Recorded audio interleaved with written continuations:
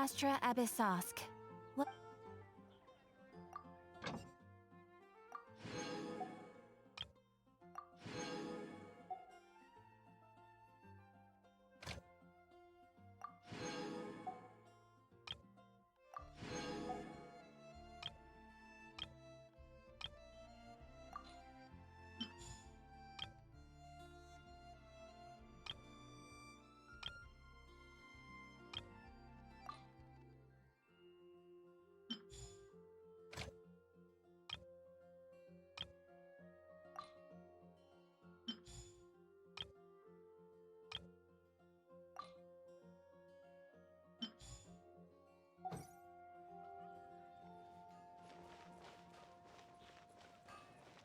When you're high up, everyone can hear your voice.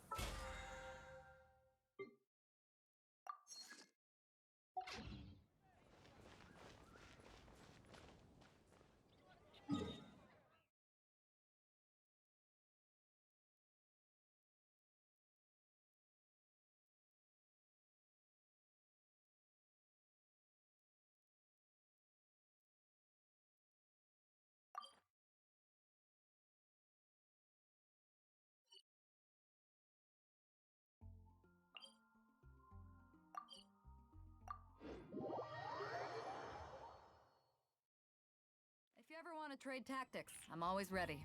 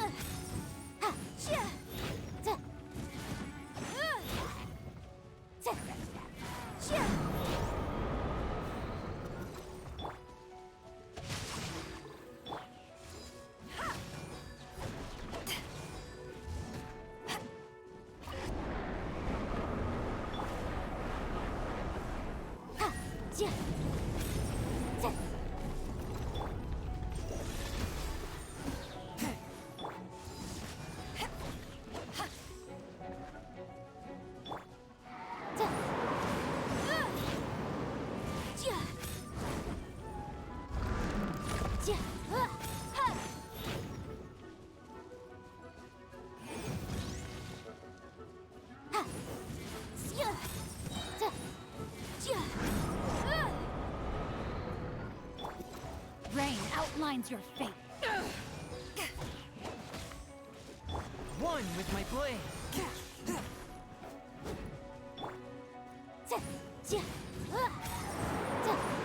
Motion to compel.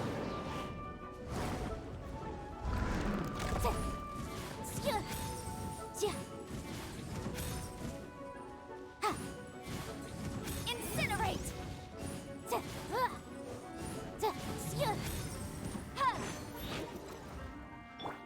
No, my sword. Back off!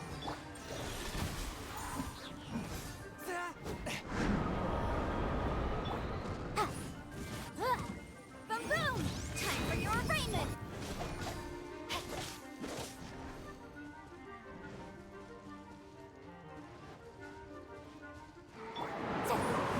Incinerate!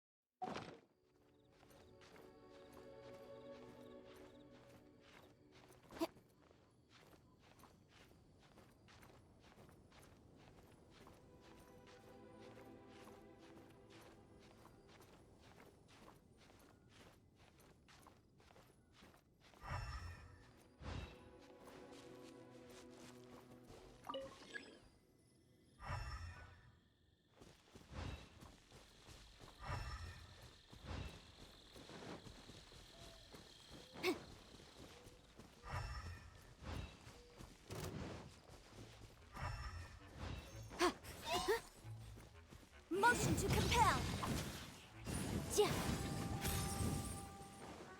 Rain outlines your fate.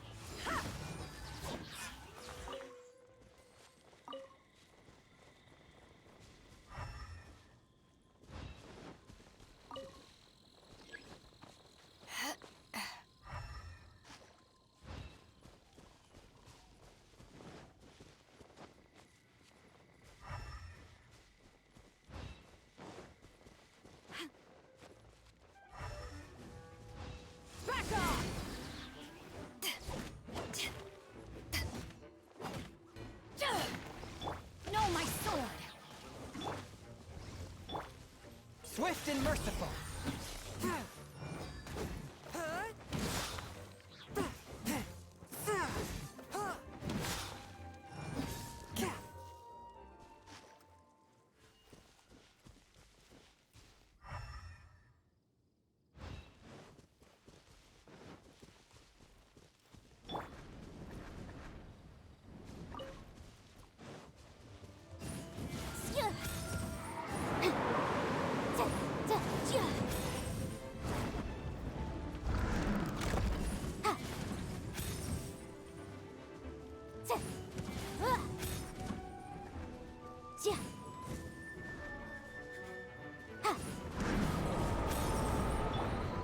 Rain outlines your fate.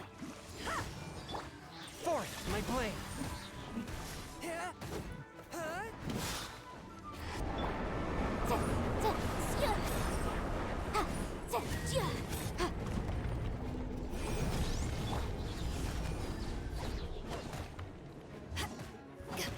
No, my sword! Boom, boom! One with my blade.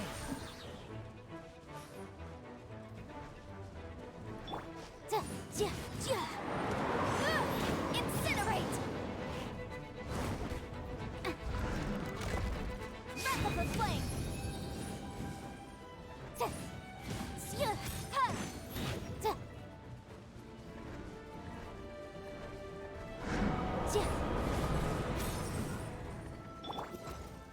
Let me weave you a verse. A touch of frost.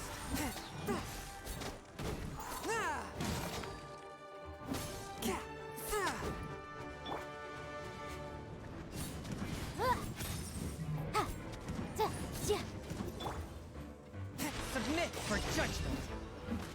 One with my blade. Boom, boom!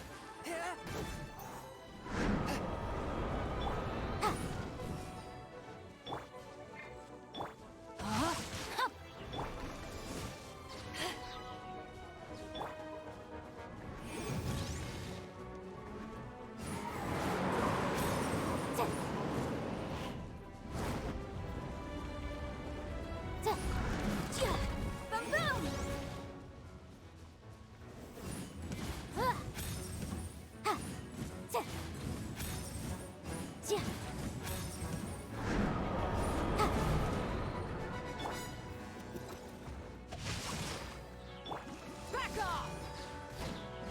Swift and merciful.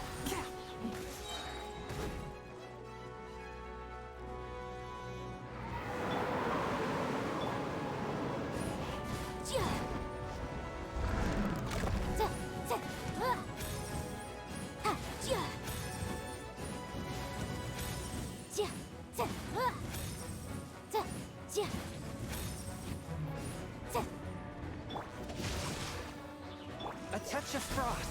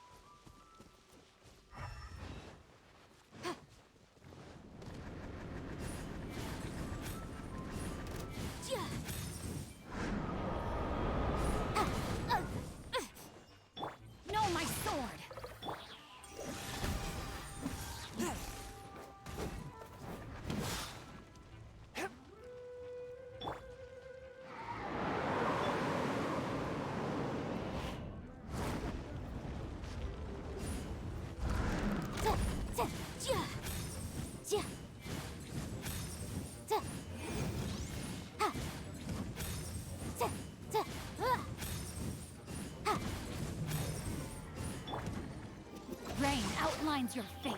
Swift and merciful.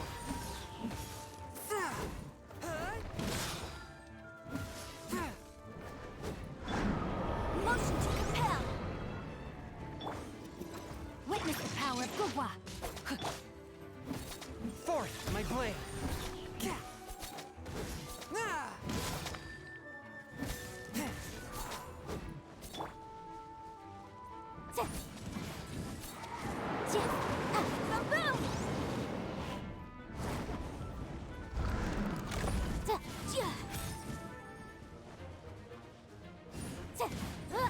Motion to compel. Ha. Ja. Ja. Ha. Ja. Ja. Boom. Ja. Ja. Sya. Ha. Ja. Sya. Ja. Ha. Sya. Ja. Ha.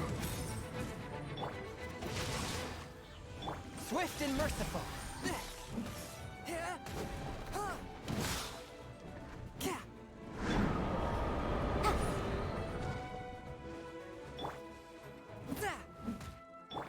Ja.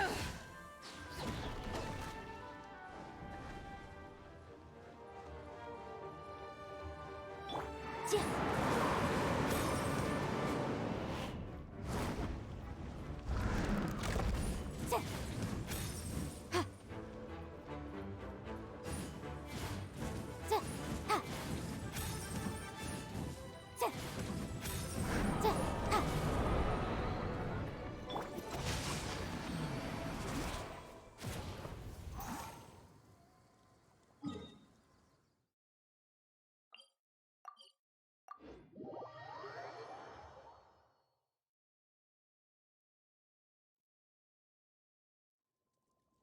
Body and mind.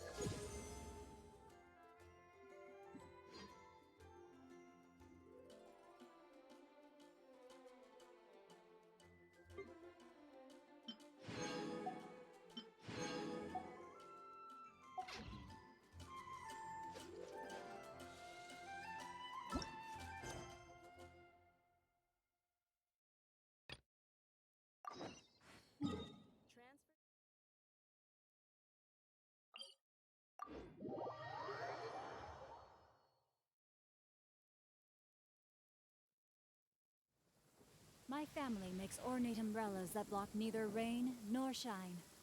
Their sole purpose is for decoration upon a wall.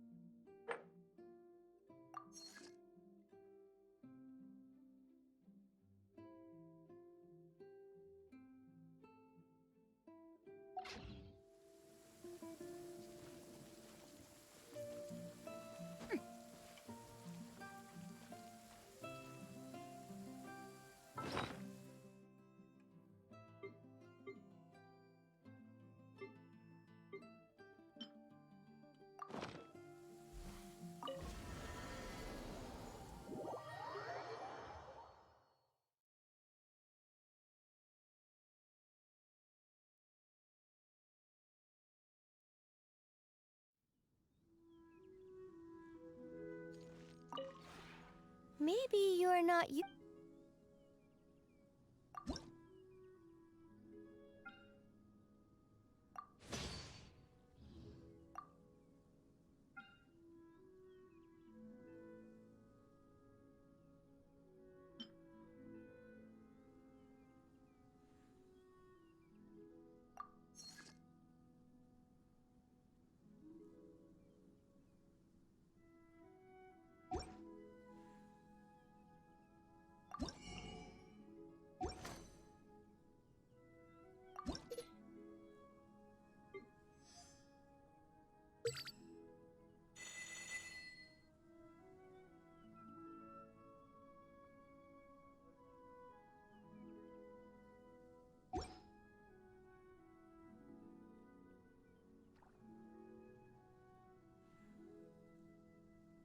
If you ever have any questions.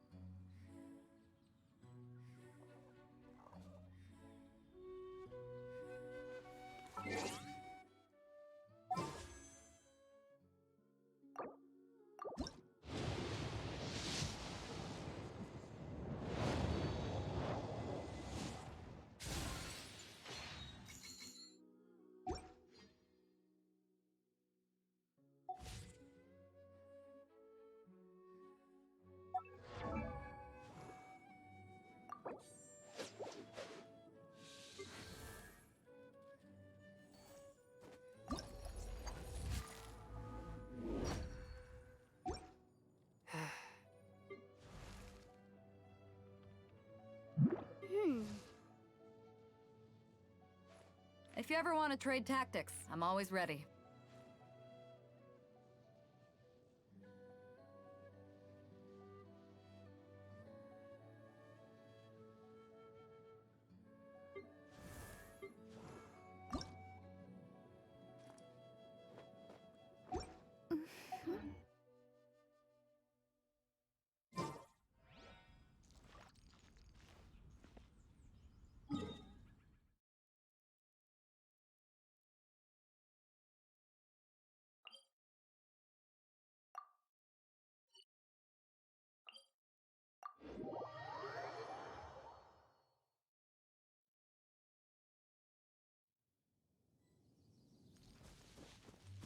Time to act.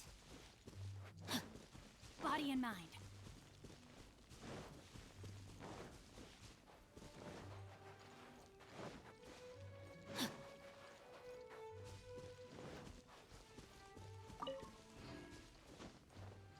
Time to act.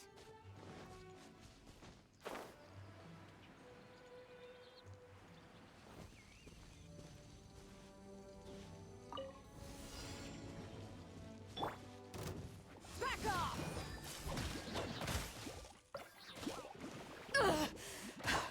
One! Swift and merciful!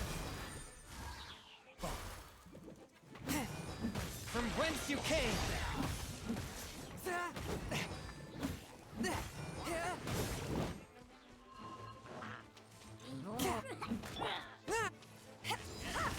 To ashes!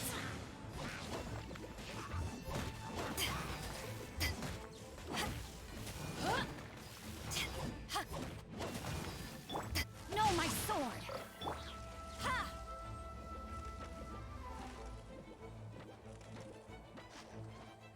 Back off!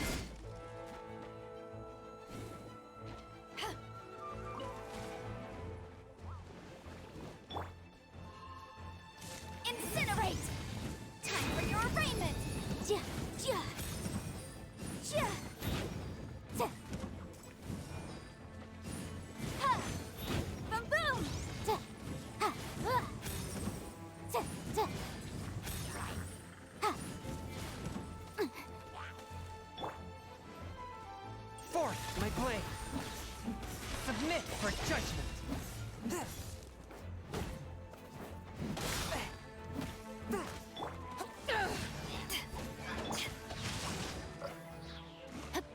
Let me read you a verse. Swift and merciful.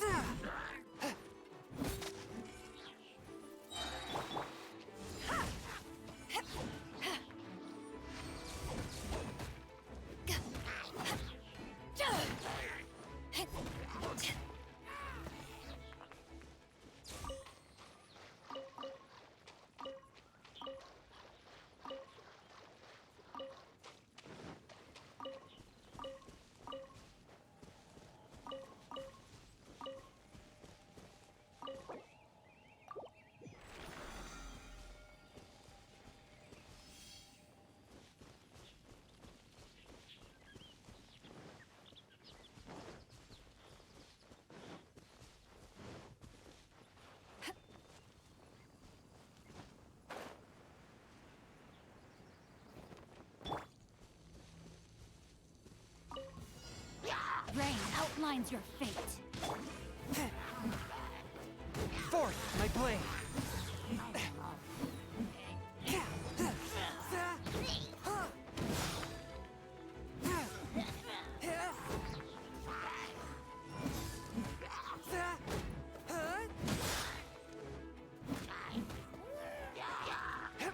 From whence you came. Back off! Power that ended Haishan!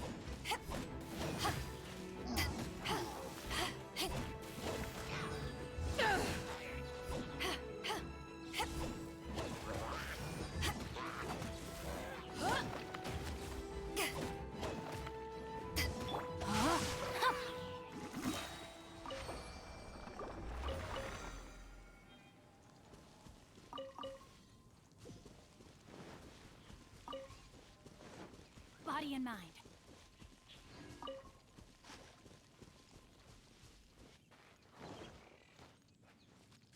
Time to act.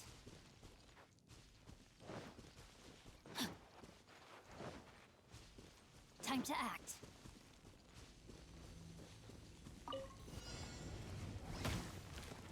Rain outlines your fate. Rain cutter. Swift and merciful.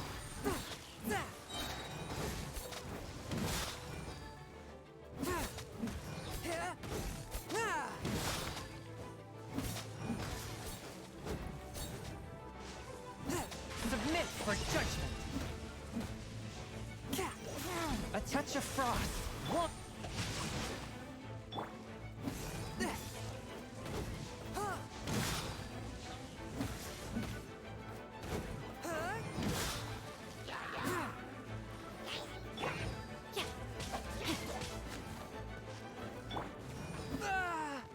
Swift and merciful.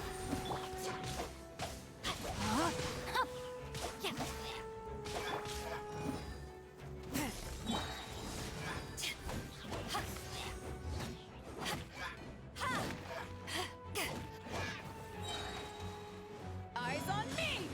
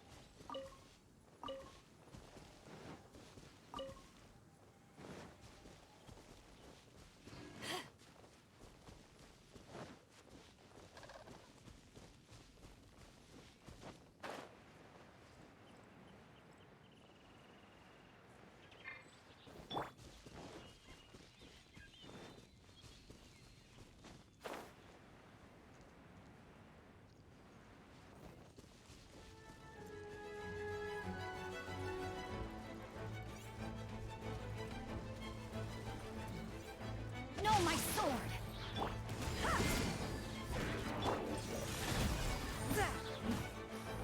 From whence you came.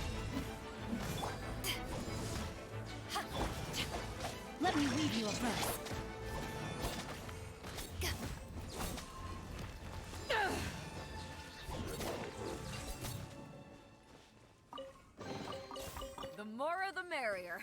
First round's on me.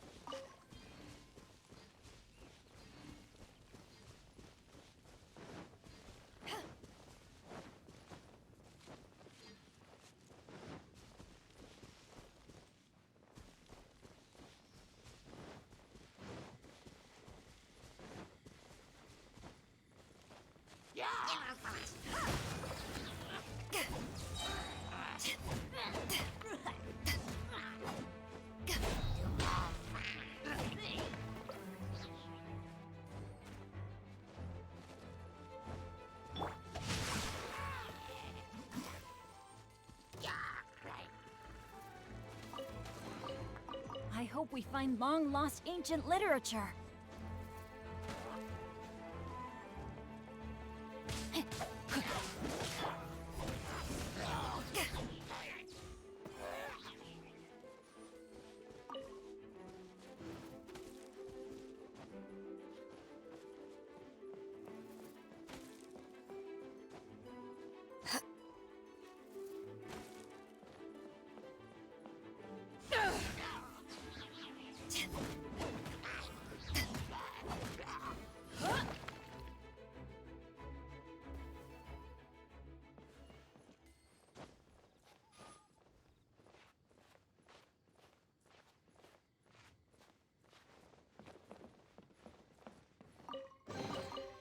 Nice. I'm starting to lose count.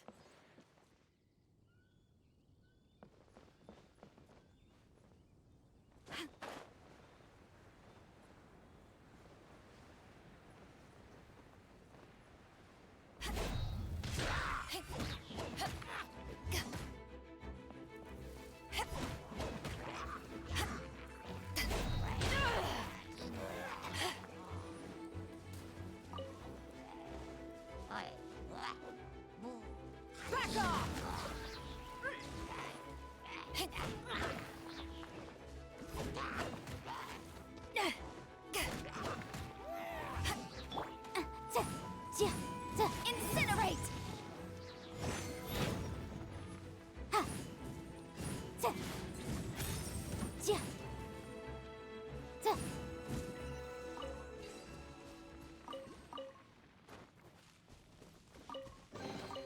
Huh. Let's appraise the value on this.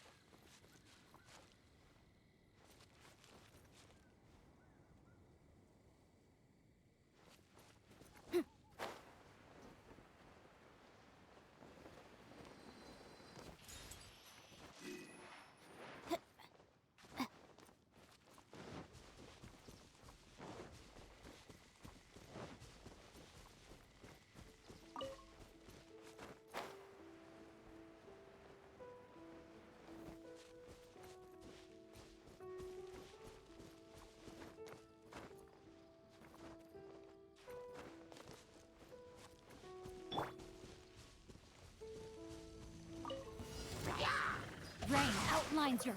One with my blade.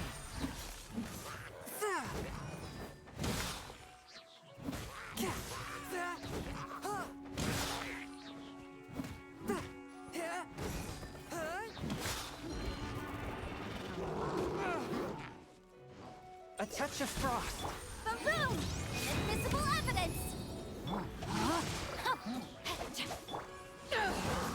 Power that ended Python!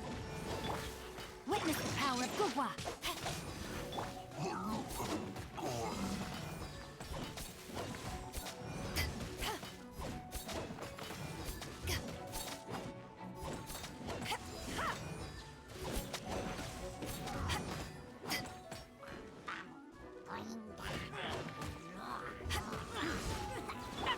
No, my...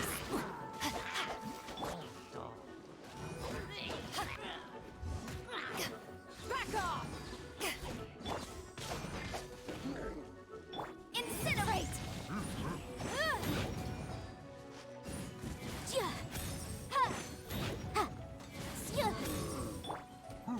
Swift and merciful. Rain outlines your fate.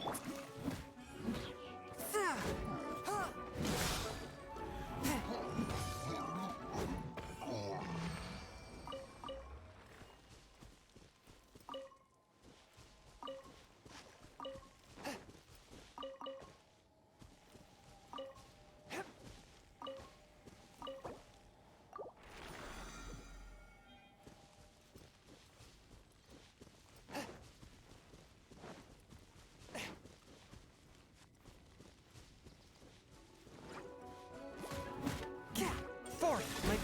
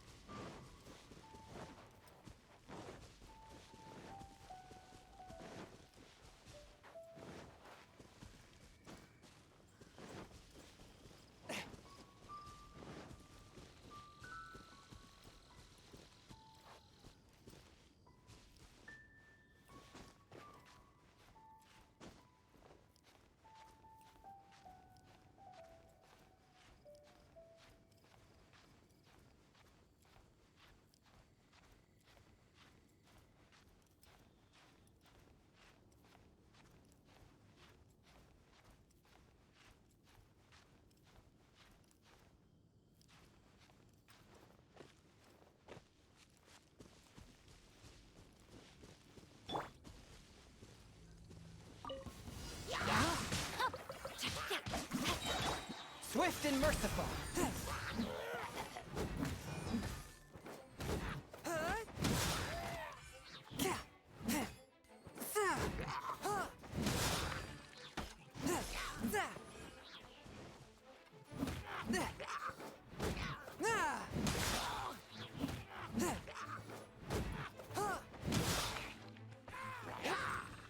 One with my blade. Submit for judgment. To ashes! No, my sword!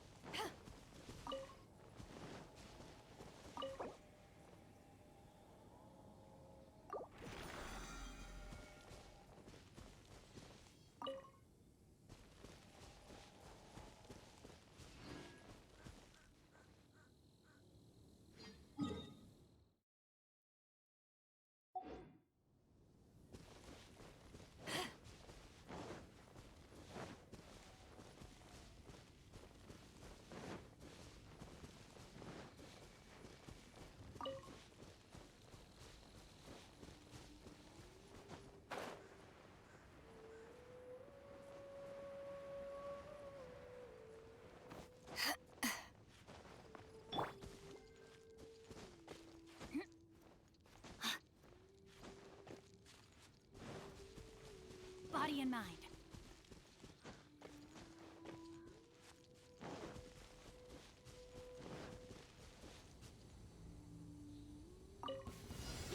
Rain outlines your fate.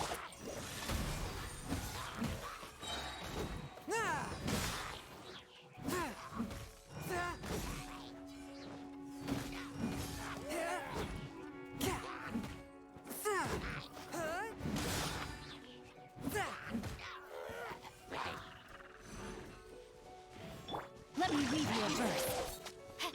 Forth, my blade, from whence you came!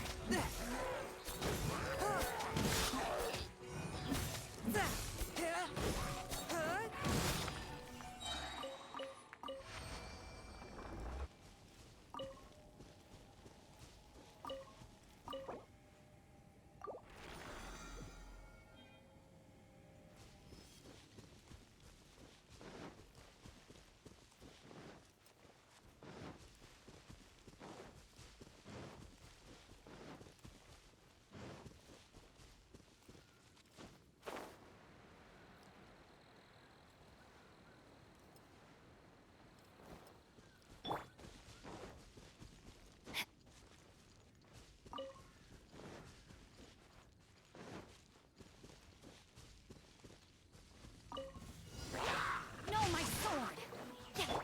Swift and merciful! Spirit blade, attack!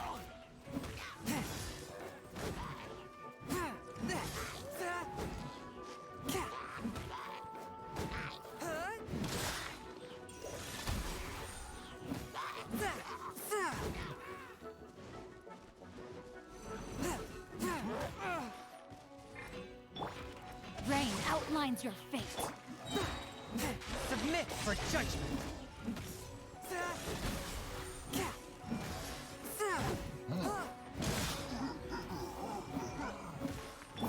Back off!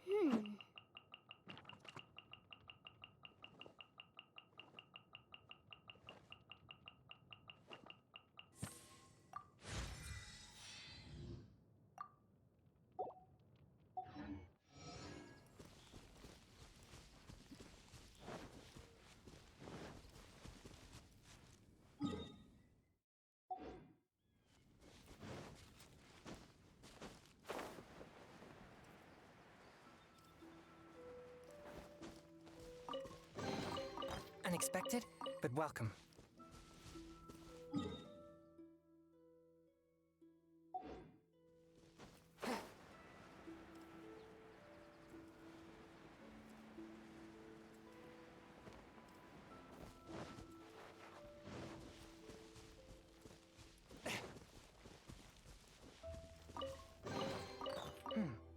Objects like this may prove useful when purging evil spirits.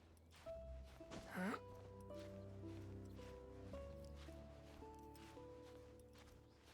Huh?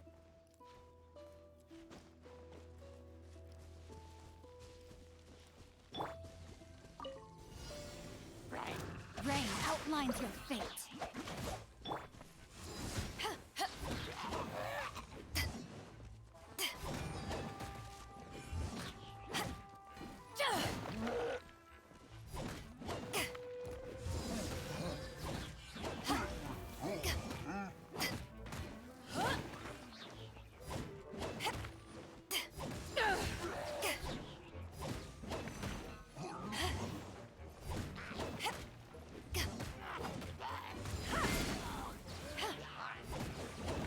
Eyes on me!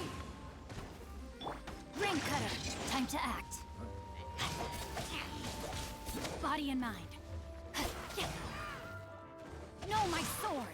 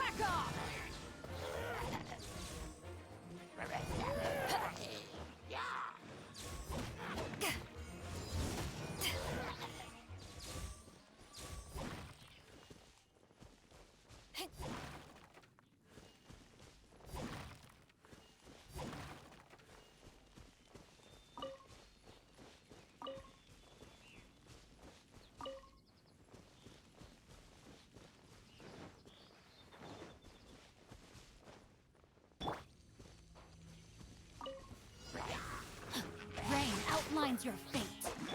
A touch of frost. From whence you came.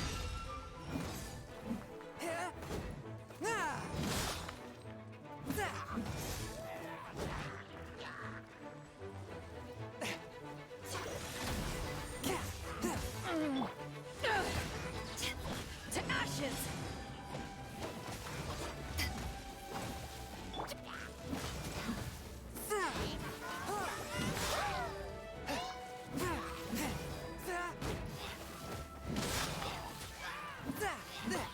No, my sword!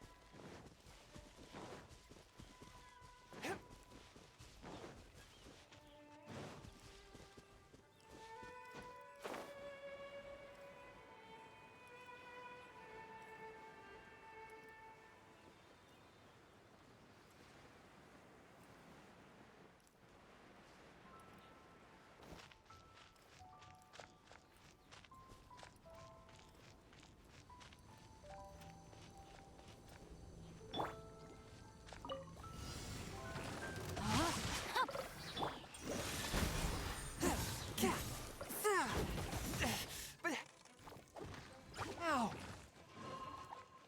Spirit Blade! Attack!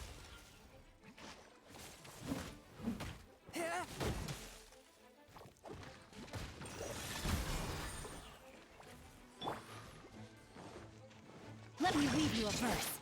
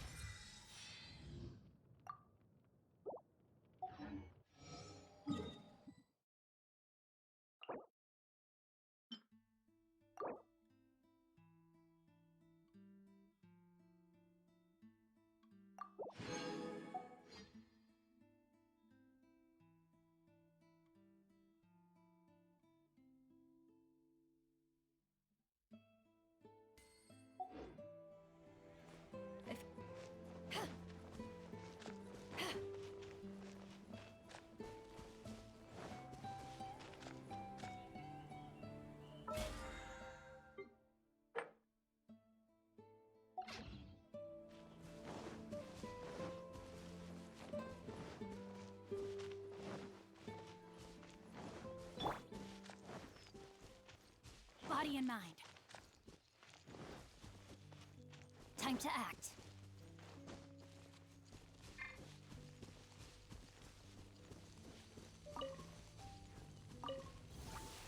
No, my sword! Forth, my blade! From whence you came!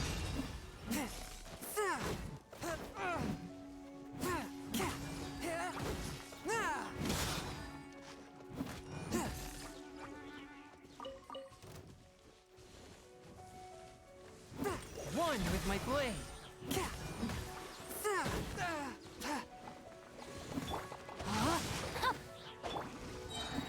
Spirit blade! Attack!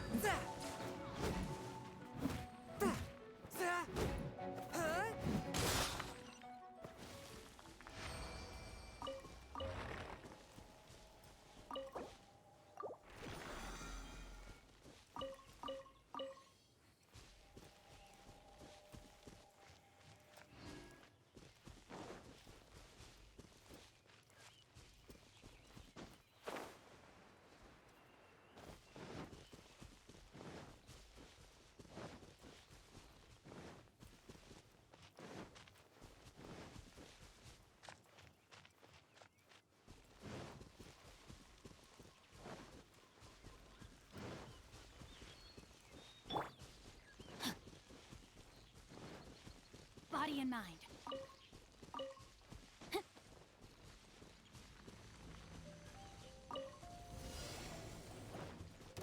Rain outlines your fate.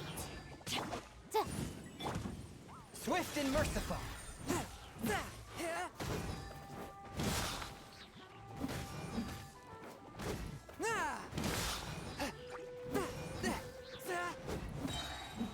Submit for judgment!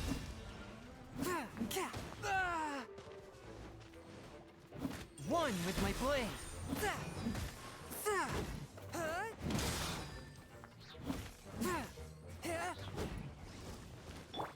No, my sword!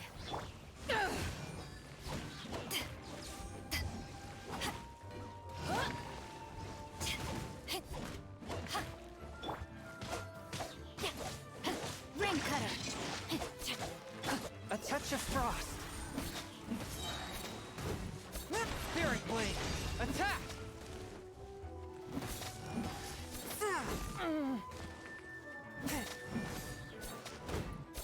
Back off! Forth, my blade!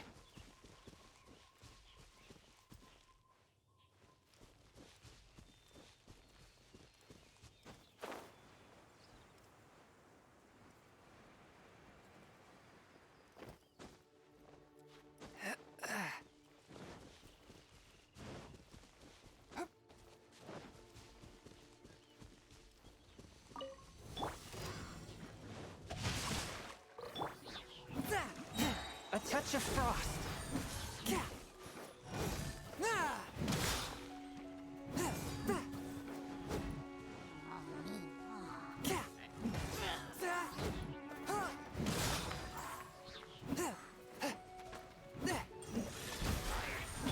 Rain outlines your fate.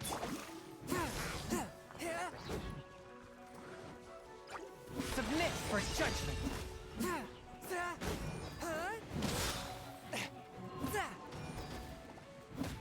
Forth, my blade!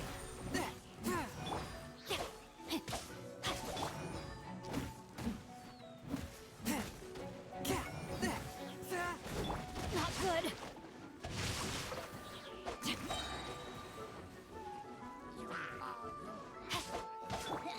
One with my blade. From whence you came.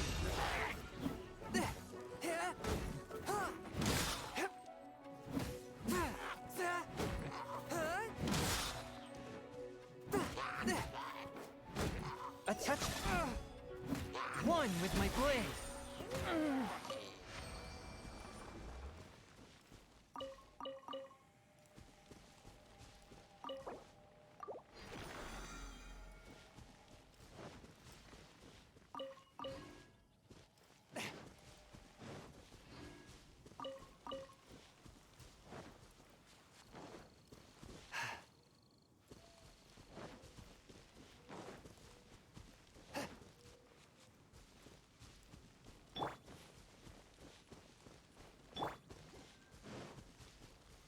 Time to act.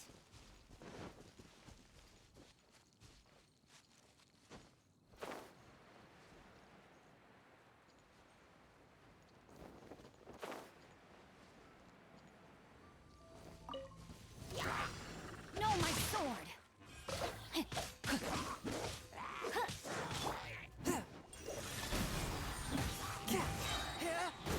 Submit for judgment.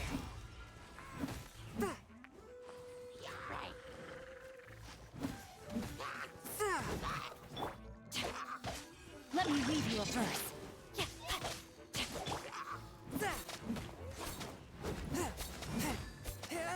Forth my blade.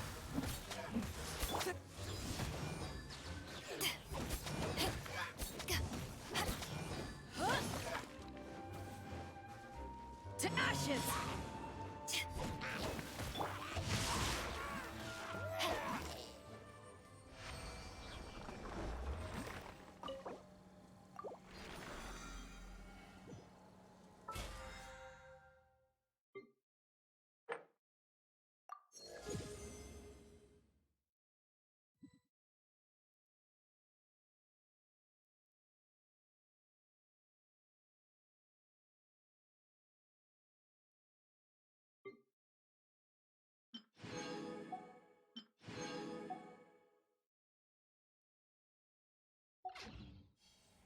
I never embark on a journey without a good book to accompany me.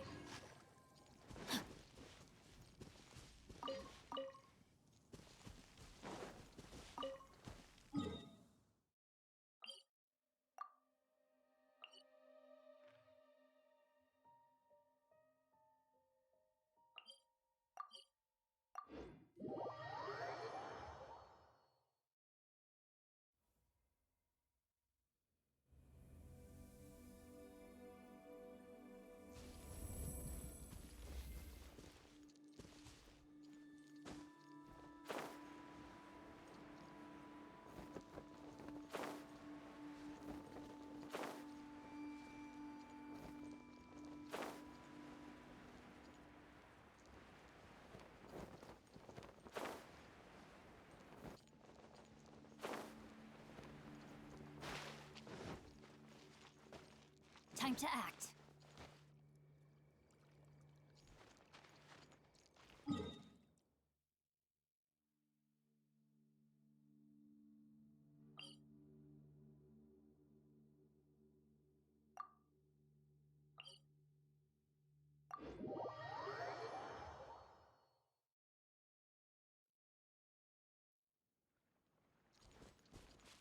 Body and mind.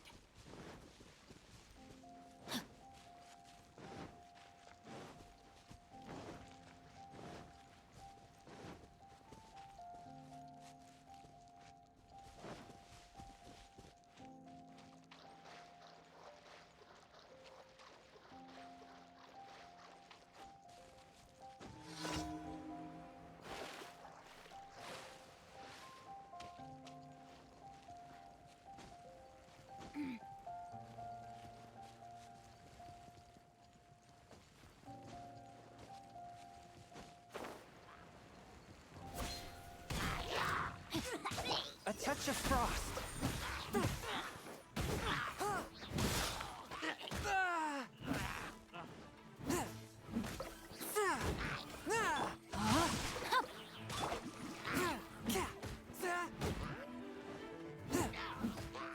Swift and merciful.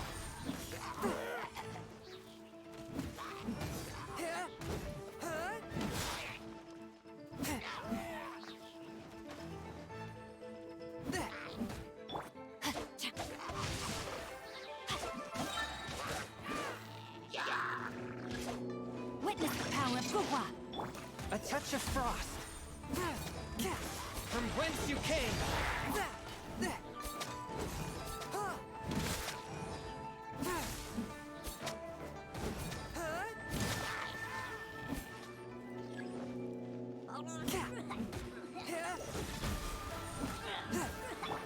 Rain outlines your fate.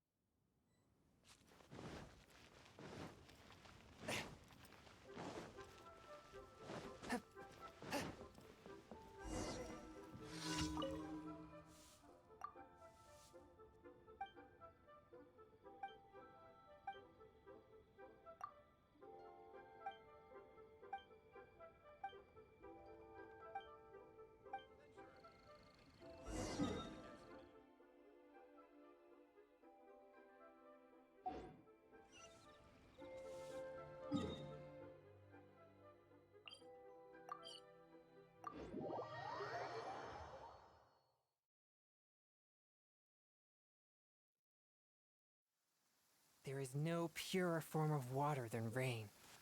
It can aid us greatly in the purging of evil.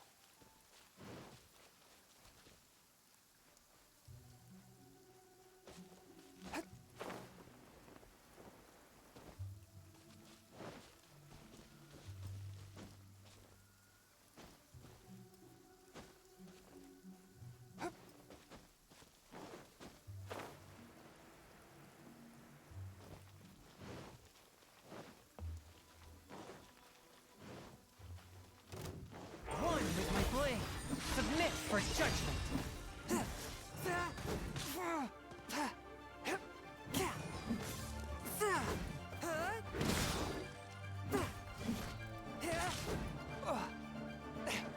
Forth, my blade.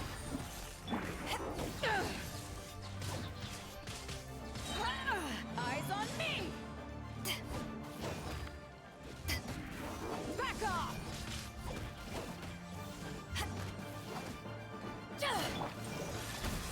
Spirit blade.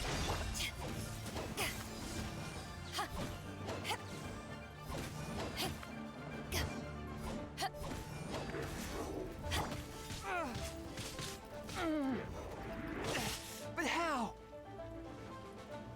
Swift and merciful.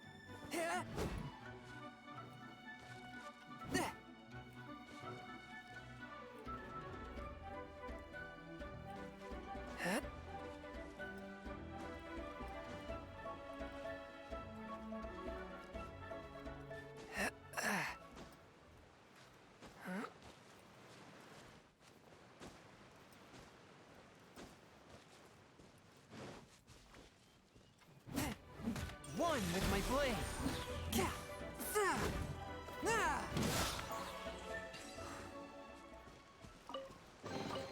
Unexpected, but welcome.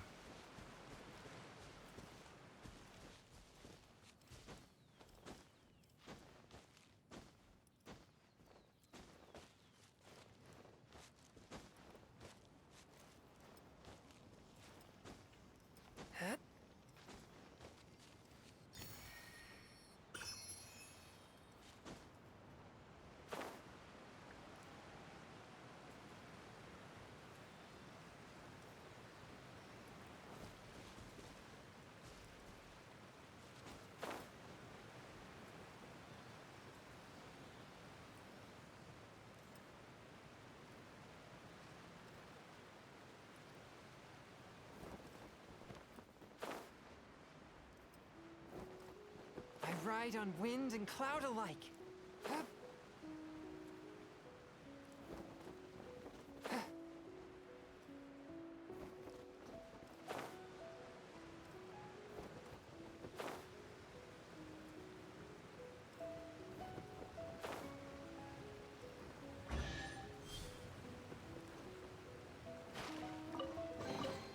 It was worth the trouble.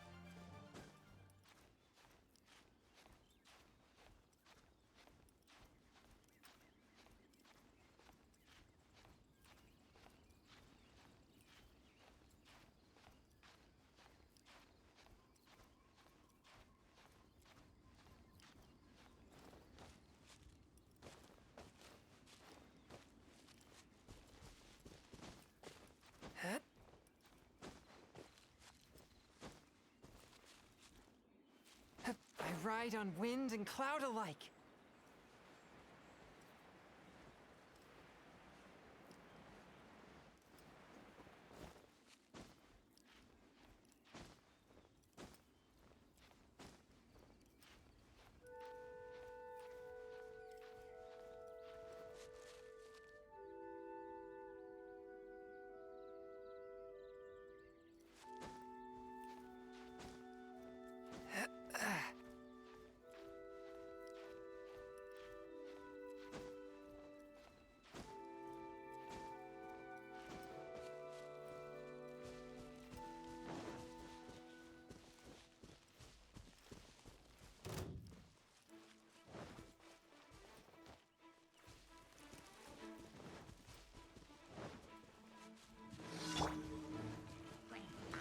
Body and mind. No, my sword! A touch of frost. From whence you came.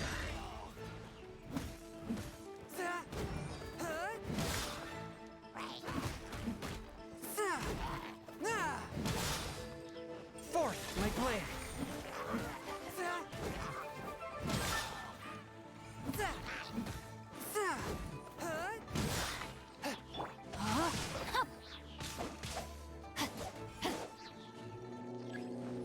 Rain cutter! Swift and merciful. Spirit blade. Attack!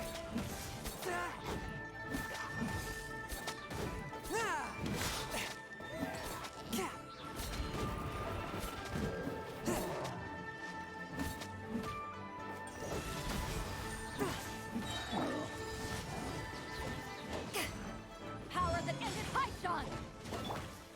No, my sword!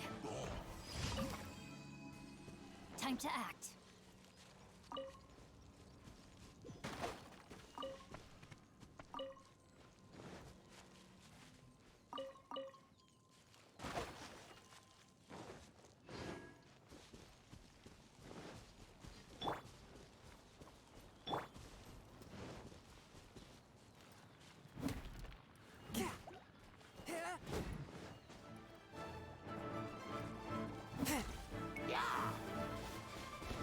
Rain outlines your fate.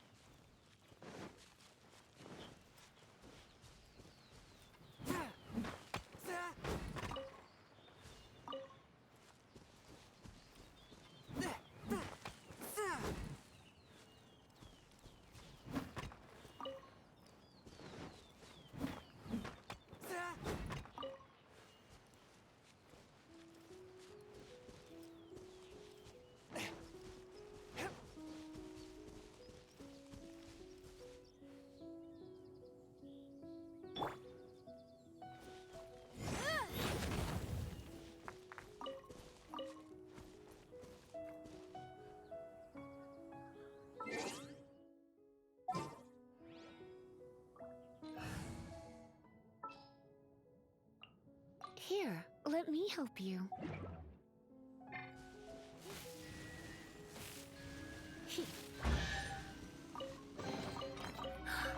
Oh my.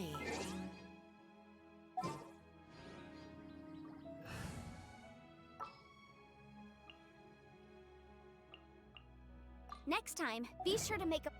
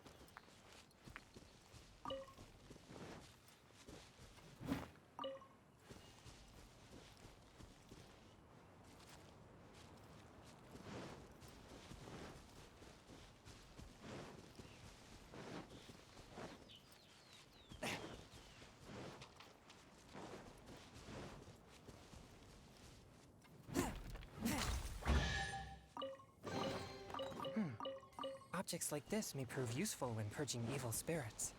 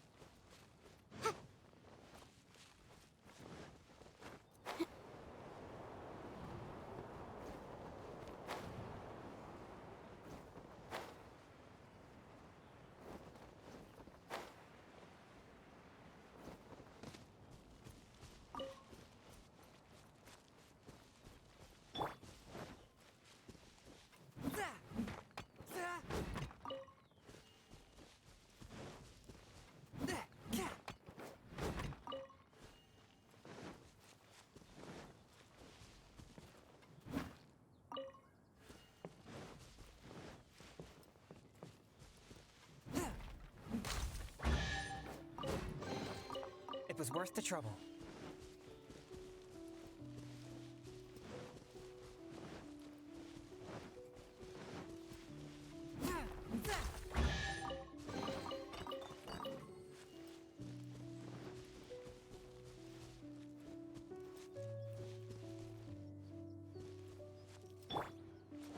Motion to compel. Ja, da, ja.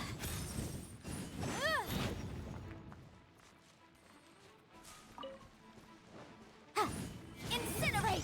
Ja, ja.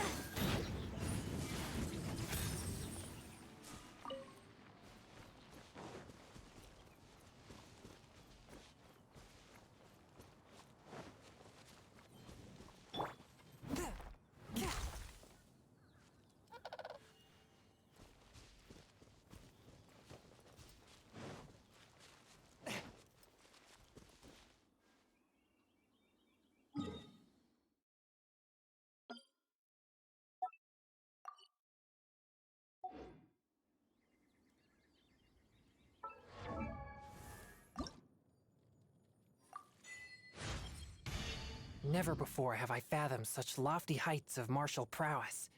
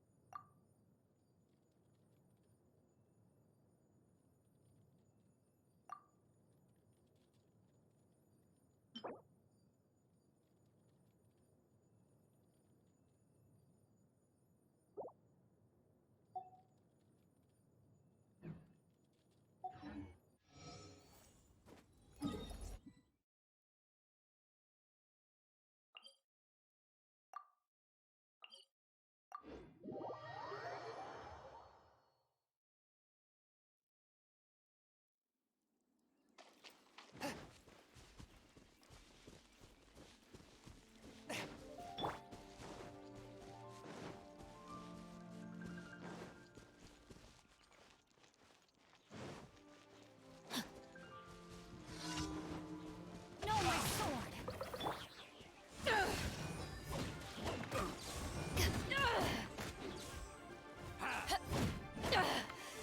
One with my blade, from whence you came!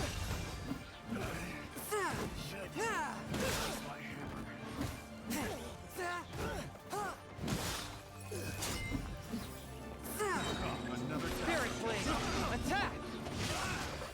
Witness the power of Guwa. To ashes.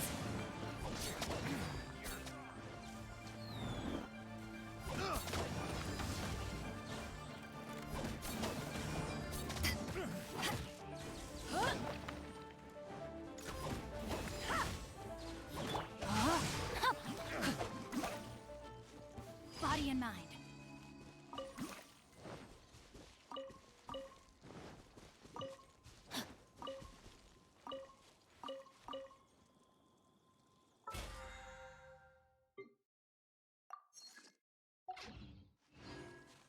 Body and mind.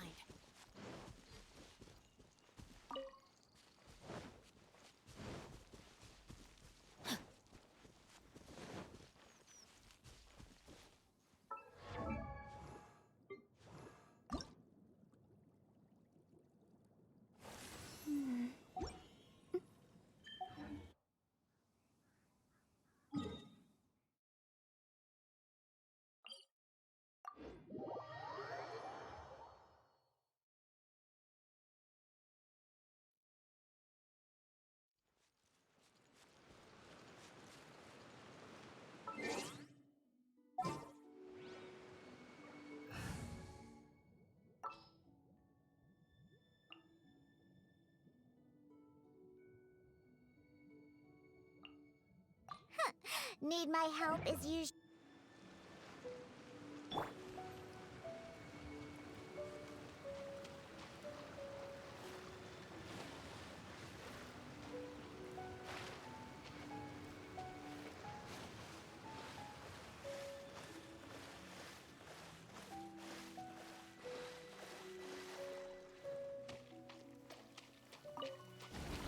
An assassin from our homeland, or a fool who trespasses upon the waters of Chingsa. Coveting the shapes of the living, pure water can take on many forms. In this way, shall water deliver your punishment.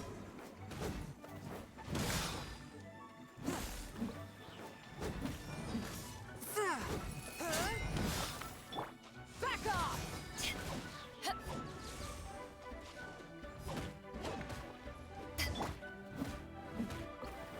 The power of water is its ability to take any shape.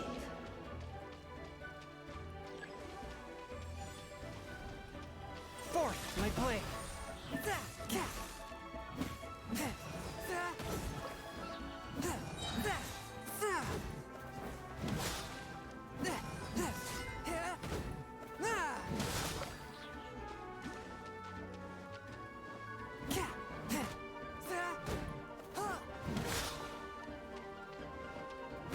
Swift and merciful. Without solid ground, terrestrial creatures become simply helpless.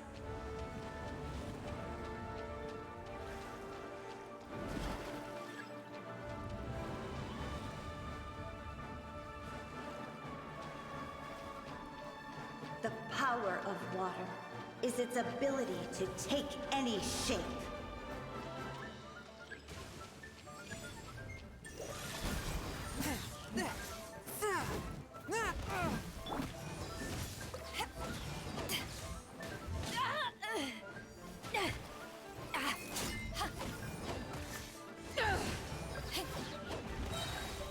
Eyes on me!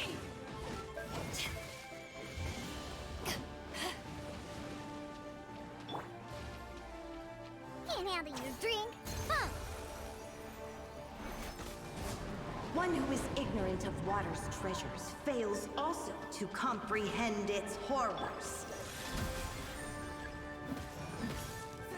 Spirit blade. Attack!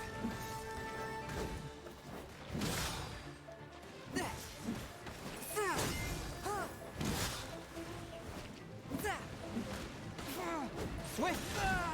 One with my blade.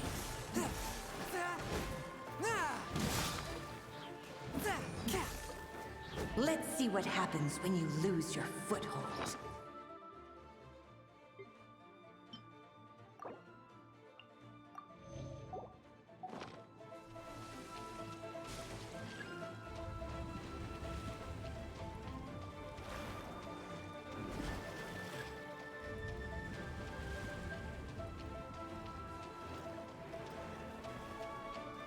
The power of water is its ability to take any shape.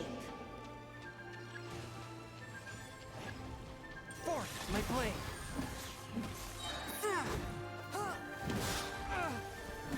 Submit for judgment.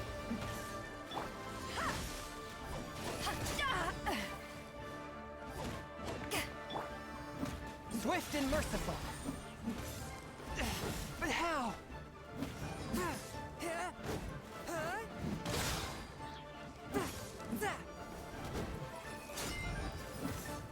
As long as rain falls and rivers flow, water will exist forever.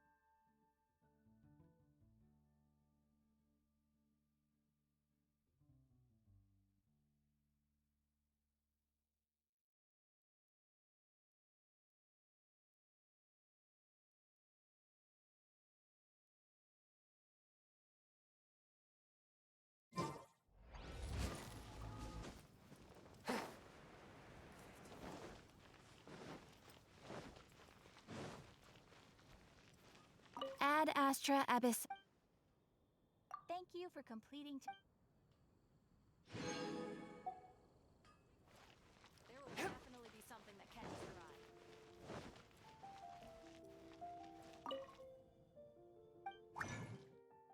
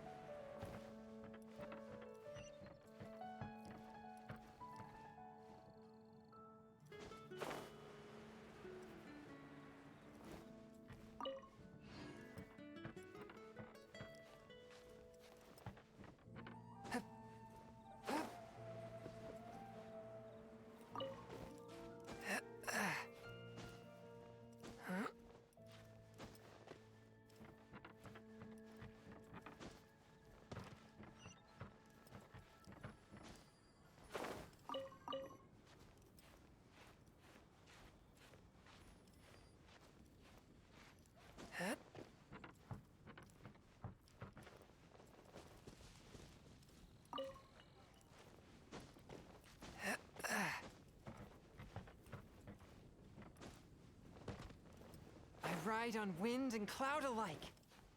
Huh?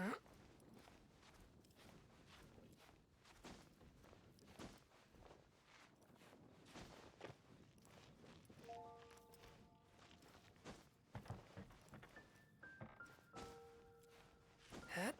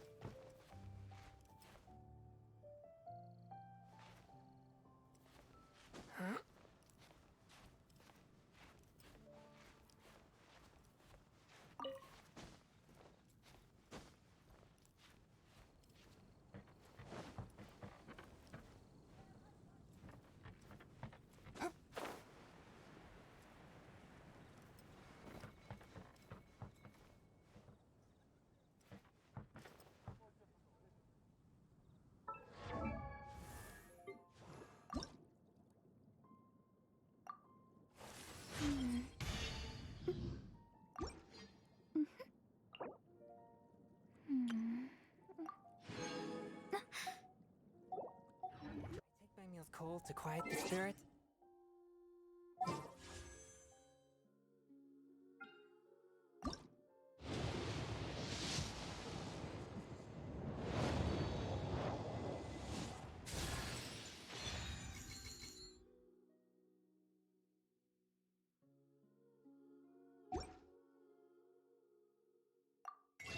And calm my vital.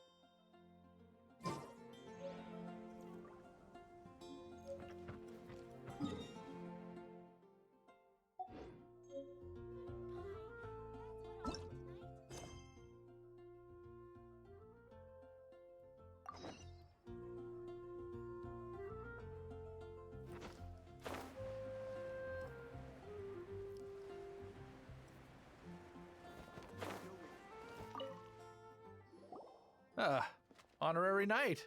Is something the matter? A stranger with an eye patch. Let me think. Oh yeah, I remember seeing someone like that. A blonde stranger dressed in unusual garb. He was wandering all over Mondstadt at first, which I found rather suspicious. So I decided to keep an eye on him for a while. I lost him pretty quickly. Still, I didn't think that this was such a huge matter that we needed our outrider to pursue him by air. As long as Master Jean is here, there's nothing to fear from some suspicious, unusual-looking person. That might be true, but if it were up to Jean, she'd take this way more seriously. That is true. But on the other hand, knowing that Master Jean may overreact to the situation is all the more reason to not tell her, no? Anyways, oh yeah, he was at Wagner's smithy for a while before I tried tailing him. He might have said something to Wagner. You should go ask him. Maybe he has more news about our stranger.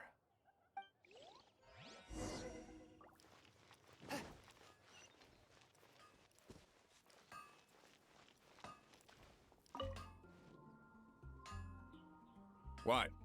You need something? Here, I remember him. He showed up a few days ago asking to buy a bunch of forging materials. Can't say I've heard of any of the materials he mentioned, though. He then had a look at the weapons in my shop before leaving. I've heard that he can be found drinking at the Angel's Share. If the Knights of the Guild want to get hold of him, that's the only place to be. The Angel's Share? Well, Master Diluc probably has his eye on that stranger too, then. Anyway, let's go to the Angel's Share and have a look.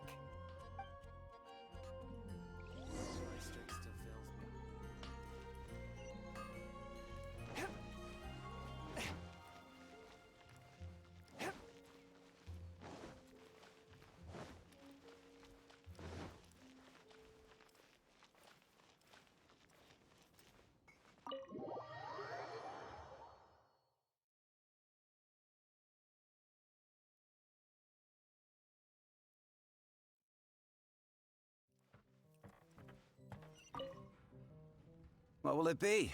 Grape juice or apple cider? Hey, Charles! Have you seen a blonde stranger who wears an eye patch around here by any chance? That I have. He comes here every night. Just a drink, though. Doesn't order anything else. He even sometimes mixes his own drinks after he orders them.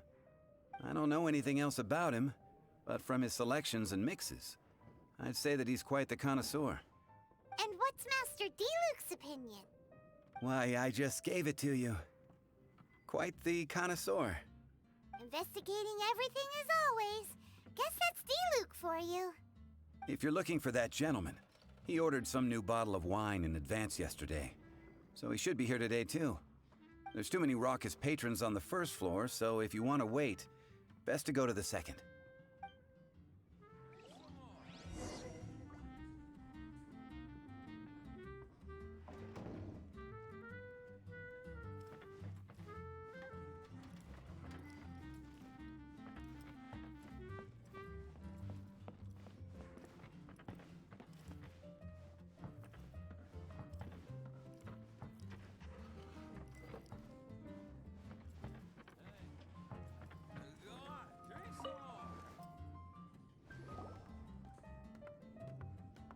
Ah, welcome, sir. The wine that you previously ordered is here.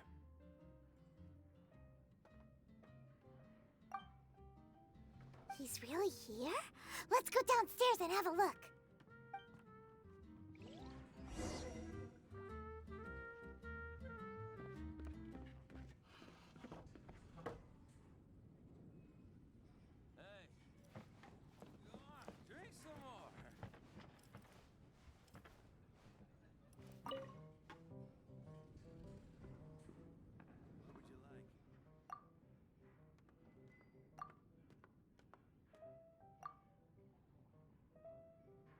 Wow, he's got no intention of paying us any mind, huh?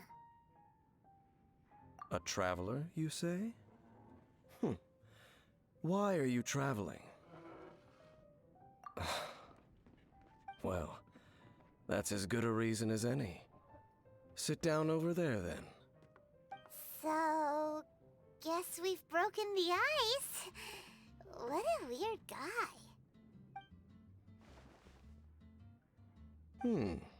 That little one beside you. That's not true, and you know it. It's indeed a good thing to have someone accompany you on your travels. My name's Dainsleif. I suppose you have some business with me? Sure. And he was so cold just a moment before. Paimon's got a bad feeling about this. But I will require advance payment. 500 mora, and 3 answered questions. The 500 is a one-time fee, and we'll settle the questions in a moment. That's it. Well, now Paimon's got a really bad feeling. That kind of compensation can't be right. Ah, thank you. Now as for my questions, I'd like you to answer them here and now. The answer to a question says nothing about right and wrong, only about differences in attitude. I only wish to know what your choices are. You need question 1. The crisis Mondstadt faced was resolved by an alliance between yourself and that Animo Archon who calls himself Venti. Who, in your view, was the key to ending that crisis? I know everything that I should. Well, answer the question. Is that your answer? I see. Question number 2. Rex Lapis, who has defended Liyue Harbor for millennia on end, used his gnosis to lay down a contract to end all contracts, of which the stipulations are still unknown. Who do you think will defend Liyue Harbor in the future, now that they've lost their deity? So that's your answer? I see. Now for my final question. This world has people who gained visions, and those who did not. Which of the two do you think hold more importance in the eyes of the gods?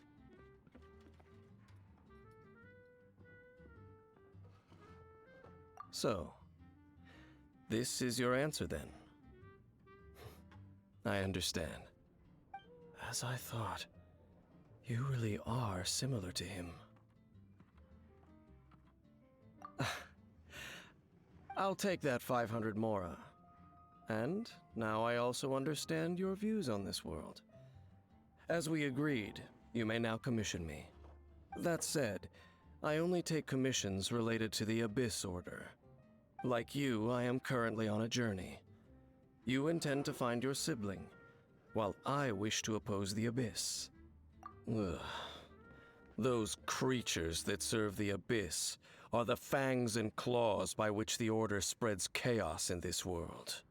I have come to Mondstadt this time while on the trail of an Abyss Herald.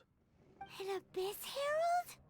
An even more twisted abyssal being, one that commands the Abyss Mages. Oh, that's right! We've just been fighting against the Fatui and Liyue, who are human too! We haven't encountered the non-human Abyss Order at all! There's some reason behind that, I'm afraid. It's possible that they may have been under orders to avoid your path. Oh, that does sound pretty dangerous. Maybe they're looking for a better time to ambush us or something. Uh-huh!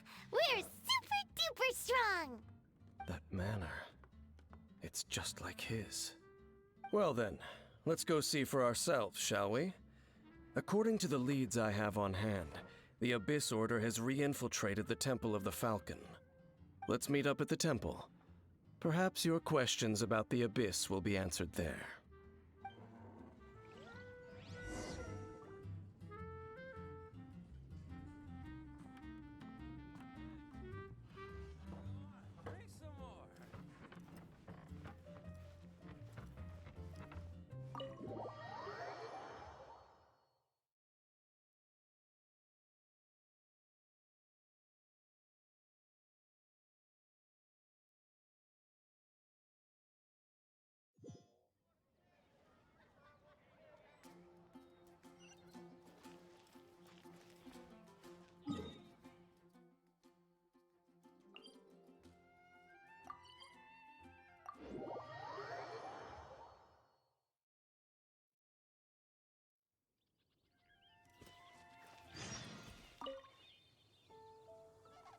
This abandoned temple does bear some marks of the Abyss, the Falcon of the West.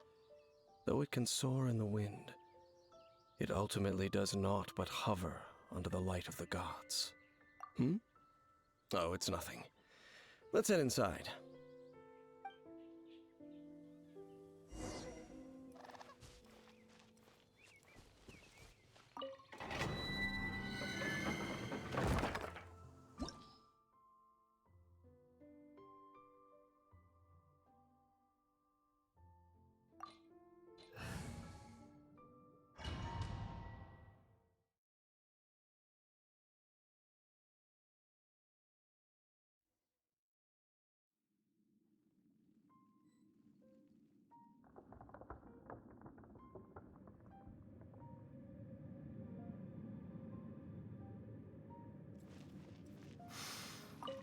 The scent of the Abyss is getting stronger.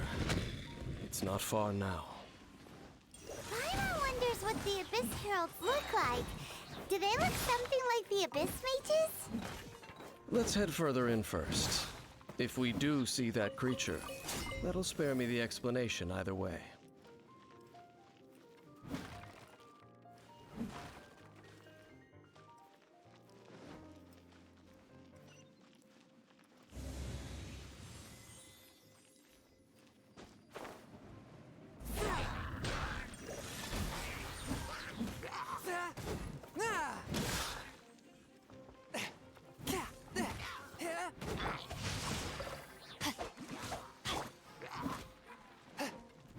From whence you came! Forth, my blade!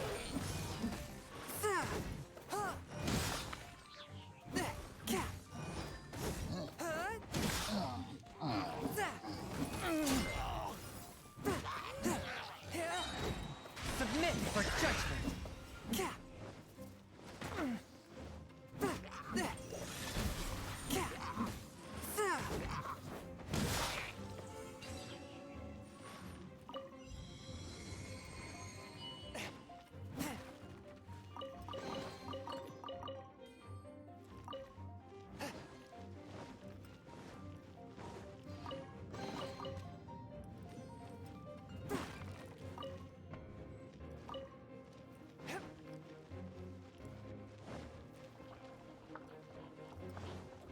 Swift and merciful. Spirit Blade, attack!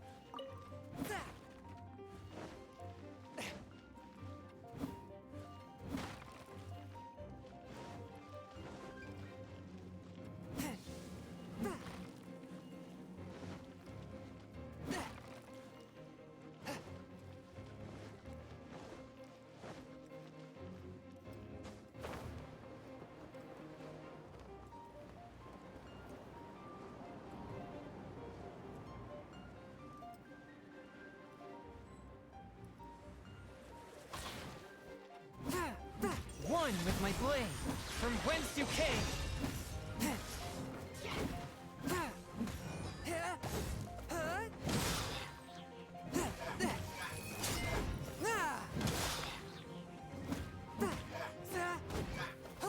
Forth, my blade!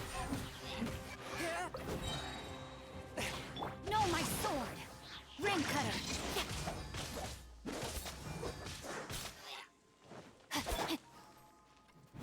Spirit Blade, attack!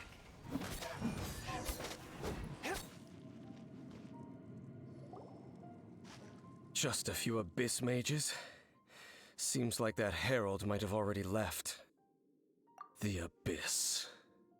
It is chaos, and it is also destruction. It is a morass of inconceivable madness that encroaches upon this world's very foundations. That is why even the Dragon of the East, a servant of a deity, was unable to resist its corrosive powers. And the creatures of the Abyss desire nothing less than the overthrow of a world ruled by the Archons. You seem to know a lot about the Abyss, Dane. Well, we do have some history. I suppose that's as far as chit-chat goes. We should head to Wolvendom. Judging by the traces I'm following, their next appearance may be within the territory of that old wolf. Perhaps we may find our Abyss Herald there.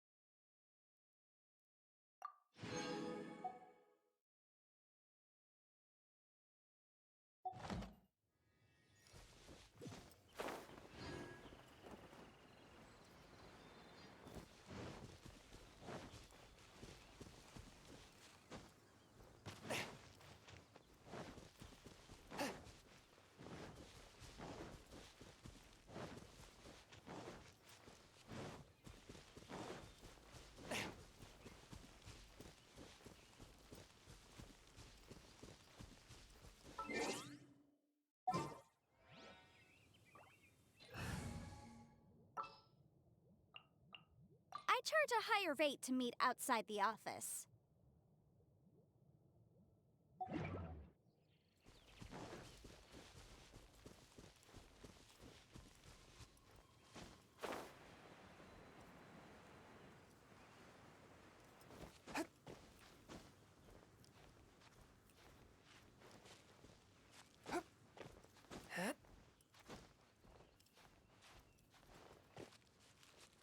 Well, we're in Wolfendom now.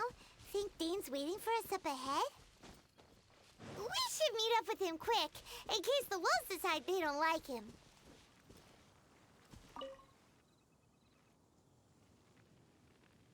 Lord of Wolvendom, great Wolf King of the North, sharp of fang and keen of claw, and yet dwelling here only. No, nor does it know me. I only know these things because a previous traveling companion of mine once wanted to hear its story. All right, let's go see if that Abyss Herald has stopped by here. But where do we begin? Are you standing here because of these strange bonfires, Dane? Indeed. See that, floating above the flames? It's an abyssal spell. Knowing what I do of the Order's habits, they've probably left similar marks behind elsewhere. Let's have a look nearby.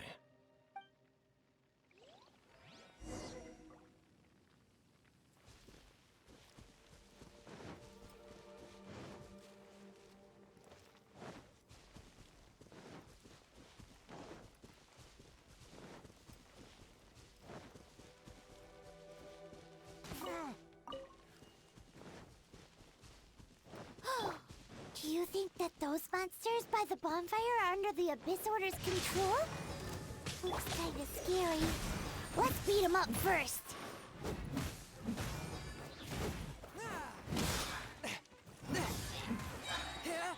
Submit for judgment.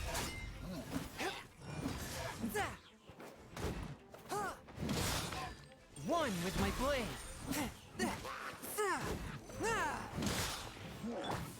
No, my sword! From whence you came. Whew, that's that. Let's go check out that bonfire. Looks like this bonfire's also got something to do with the Abyss.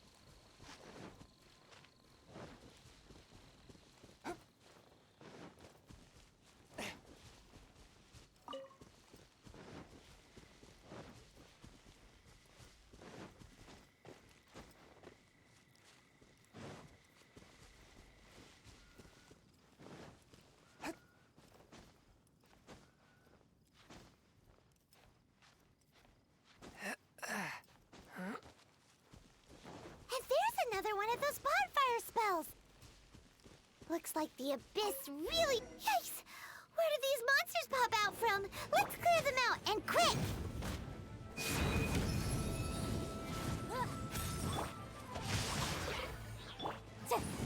Motions. Oof. Ha. Ha. Duh. Ha. Ja. Ha. Duh. Boom. Swift and merciful. Spirit Blade, attack! Rain outlines your fate.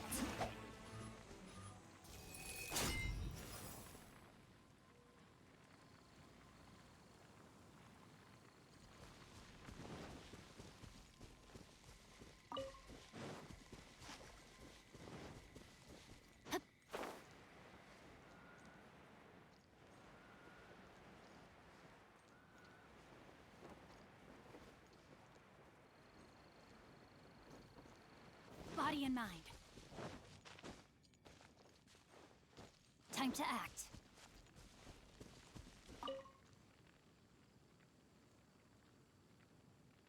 Have you finished searching? I searched around these parts and found some signs myself, but they were left behind by abyss mages, and there was no deeper abyssal power to them. It seems that even an Abyss Herald would not wish to make trouble with the Wolf King of the North. We should leave as well. If there's anything praiseworthy about that old wolf, it's his territorial nature. But now we're out of leads. Are we going to have to give up? No. There is one more place we can go. Let's get a move on then. I'll wait for you at Storm Terror's lair.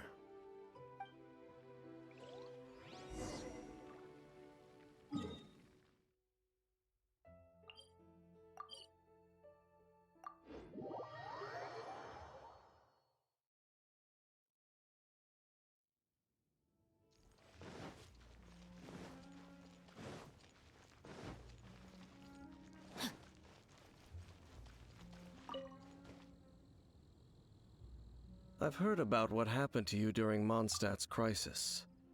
When you came, this place was known as Storm Terror's lair. But I suppose that this place is more lair than Storm Terror at this point. In fact, if my memory serves, this ruin has had largely nothing to do with that dragon for a long time. The first time I laid eyes upon the ruins of Old Mondstadt, the dragon of the East had yet to fall, much less come to nest in this place. Huh? But Paimon remembers that Dvalin first got in trouble hundreds of years ago. Don't think too much about it. Do you remember the light actuators that once sealed this ruin? If the Abyss Order is interested in this location, then they will not neglect those mechanisms. Let's go see what the situation is at those light actuators.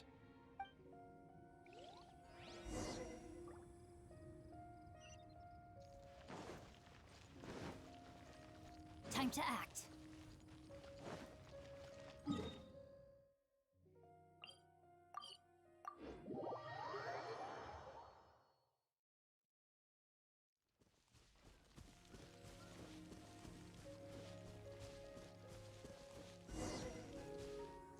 Look!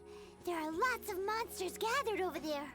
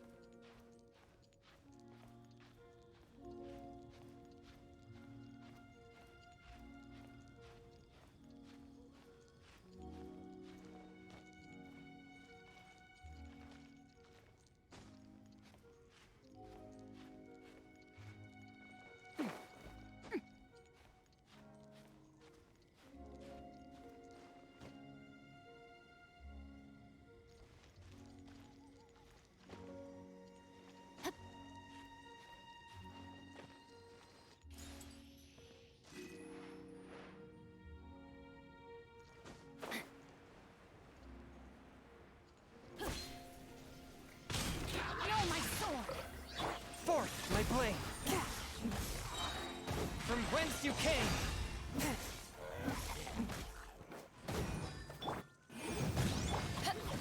To ashes!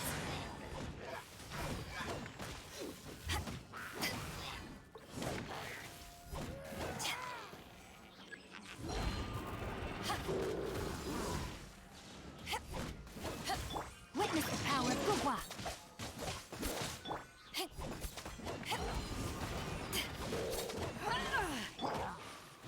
Swift and merciful! Spirit Blade, attack!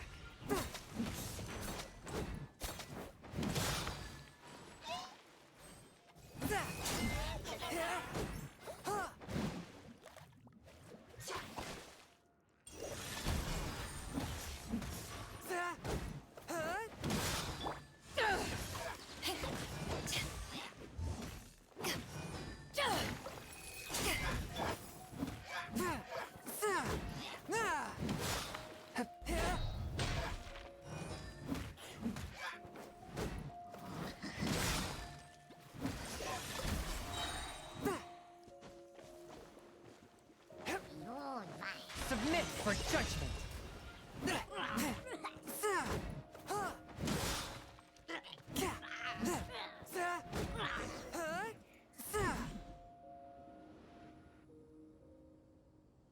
Oh, so in the end, we still couldn't find that Abyss Herald. Bummer. I wouldn't call not having to gaze upon such a creature a shame exactly. Still, I do believe that you will come across one eventually. No, you're right. If it's a really powerful monster, it would be best to go around it. How good it would be if all perils one encounters in their journeys could simply be solved by going around them. Once upon a time, yes. I simply have experience from adventuring together with that traveling companion. You know, Dane, you keep talking about that person this and that person that. Where are they now, anyway? He no longer travels. I'm afraid that traveling can be too exhausting at times. Oh, is that how it is? Well, why are you traveling alone then? I still have some things left unfinished. Once they are done, I too will return home to rest. Yep, and it's good to have a home to come back to, isn't it? We camp out a lot when we travel. Hey, once you find your sibling, we should find a place to stay too, shouldn't we? Mondstadt's Fisherman's Toast is pretty tasty, but Liyue's Wanmin restaurant is great too. Either way, we should settle down in a place where there's good food. Home. Well, it won't be too late to think about where you stay once your journey reaches its end. While you're still traveling, you should...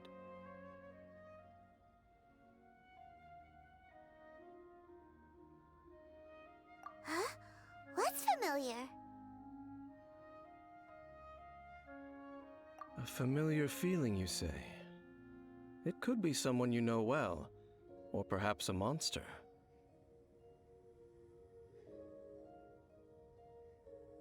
Whichever it is, we should see it for ourselves, and thus see clearly. We can reach the top of that cliff from over there. Let's go. Whoa, Dane moves really fast, doesn't he? Let's use that wind current nearby to catch up.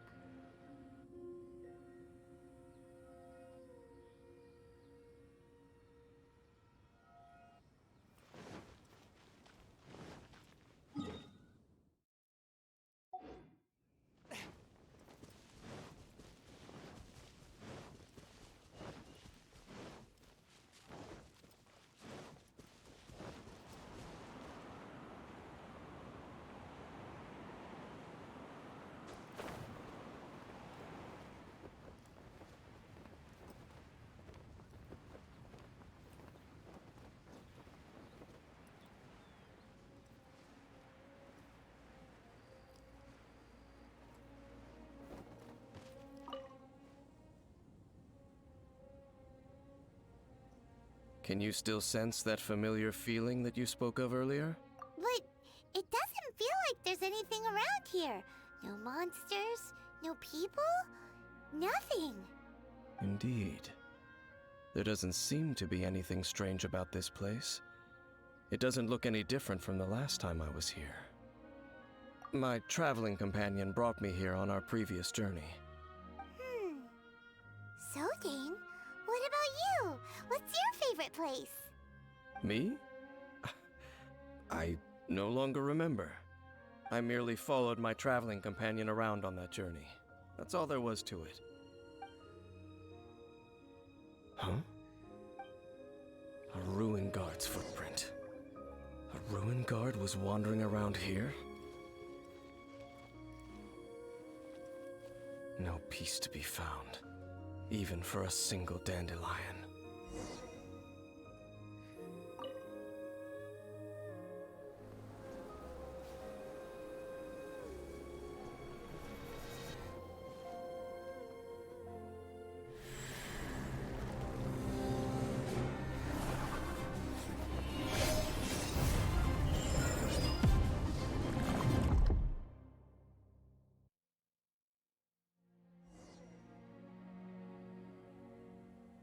What's gotten into you?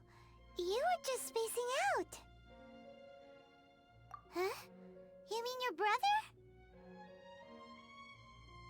But how could that be? You only touched that dandelion for a second. Perhaps that dandelion bears some sort of scent that only you recognize. As for why, has it perhaps experienced something related to you? You're saying some real confusing stuff. Do not rush. Vexation and anxiety are the enemy of rational thought. Your journey has only just begun, has it not? At least you now know that he is still on this world. At this time, the most important thing is the journey to find him itself. Yes, and this is something you must keep in mind as the meaning behind your journey. May you find your kin at the end of that journey. Well then, let us part ways here for now. Huh? You're leaving? Already? Only for now. Don't worry, we will meet again. After all, I did take 500 mora and those 3 answers you gave me.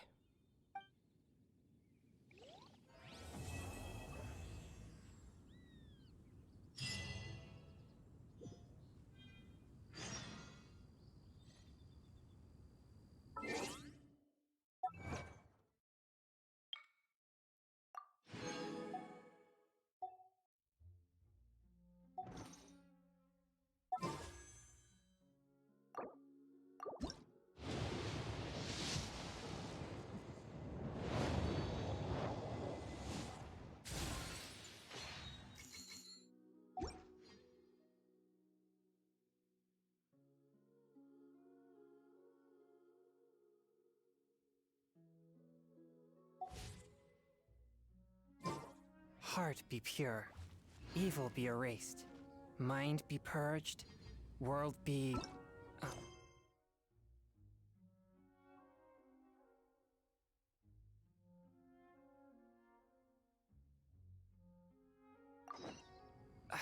I always forget that last part.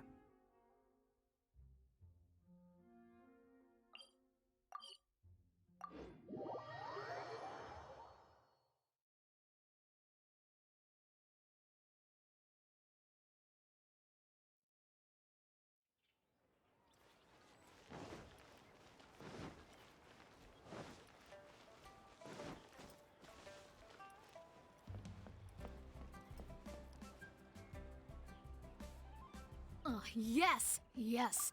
They have the audacity to go after anything! The 7 dragons, gods. No ancient artifact that relates can escape their greedy ambitions. Still, this time is different. Who do they think they are, going after the Abyss Order's treasures? Oh, Traveler, it's you. Huh? Ganyu, what are you doing here with Lan? Do you have a commission you need to post? Hello. We were just discussing the treasure hoarders. Yes. We were just saying how even the audacious treasure hoarders should know better than to mess with the Abyss. It's just too evil. But we recently received intel from the Ministry of Civil Affairs that 2 big-time treasure hoarders in Liyue and Mondstadt are planning some big joint operation. 2 big-time treasure hoarders? Yes. They're known as Big Sis of the South and Raptor of the North. Oh, Raptor!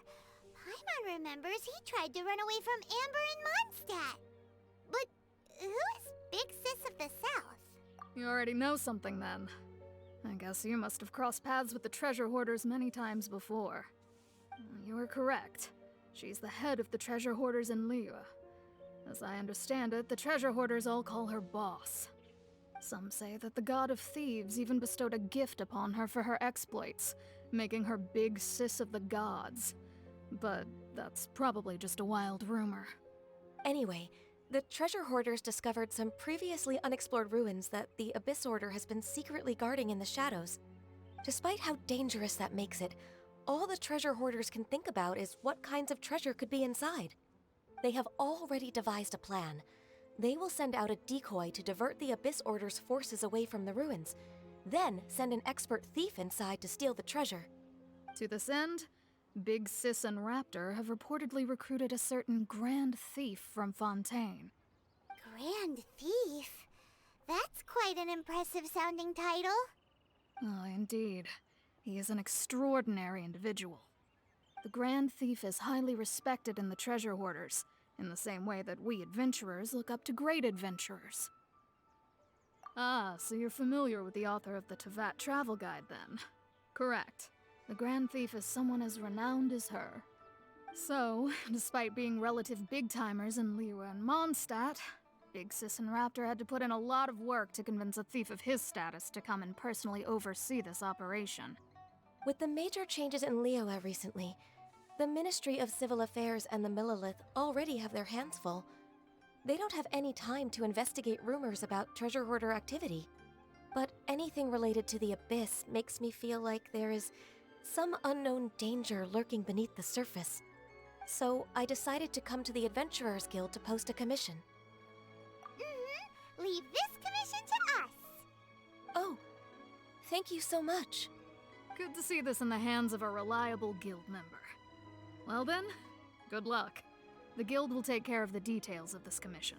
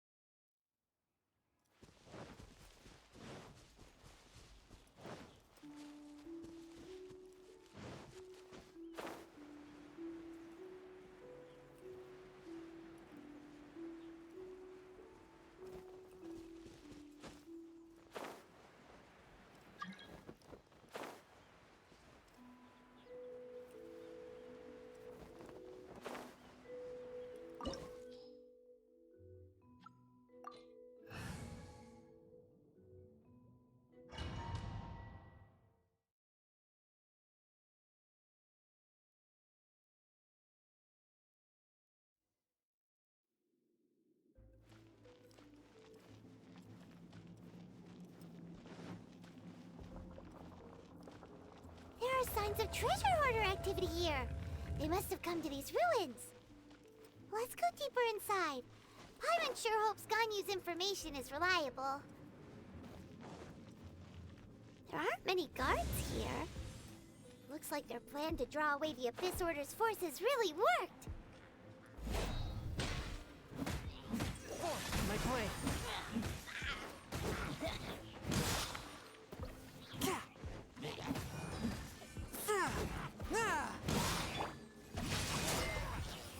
Body and mind. One with my blade!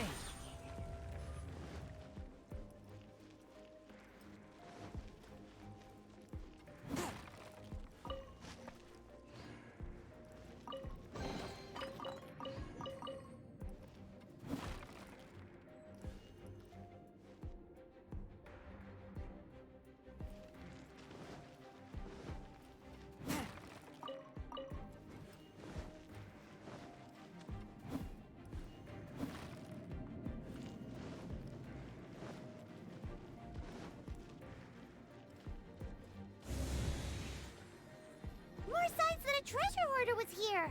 This should be the right direction. But why does it feel stranger and stranger as we make it deeper into these ruins? Be careful now. Paimon's right behind you.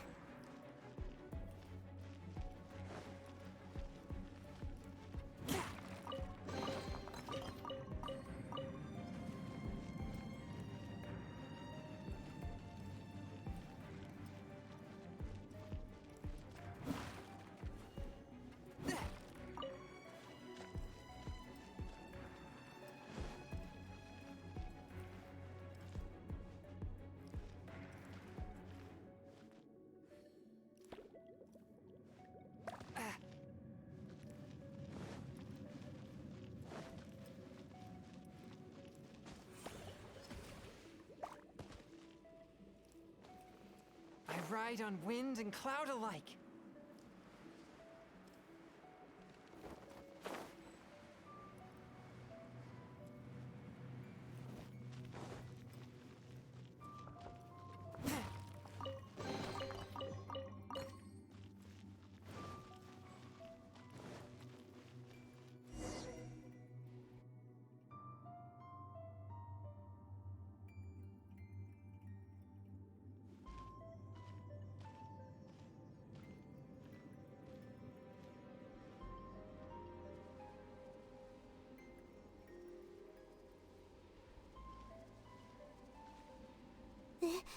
This looks like a person. Could it be the Grand Thief? Why is he in that position? Is he praying to something? That's... Why is the statue of the Seven hanging upside down? And the statue's hands... Paimon remembers they're normally holding an orb, right? But this statue is holding... What is that? Paimon has a really bad feeling about this. And the Grand Thief hasn't moved an inch. Do you think he's... Hello? Are you okay, mister?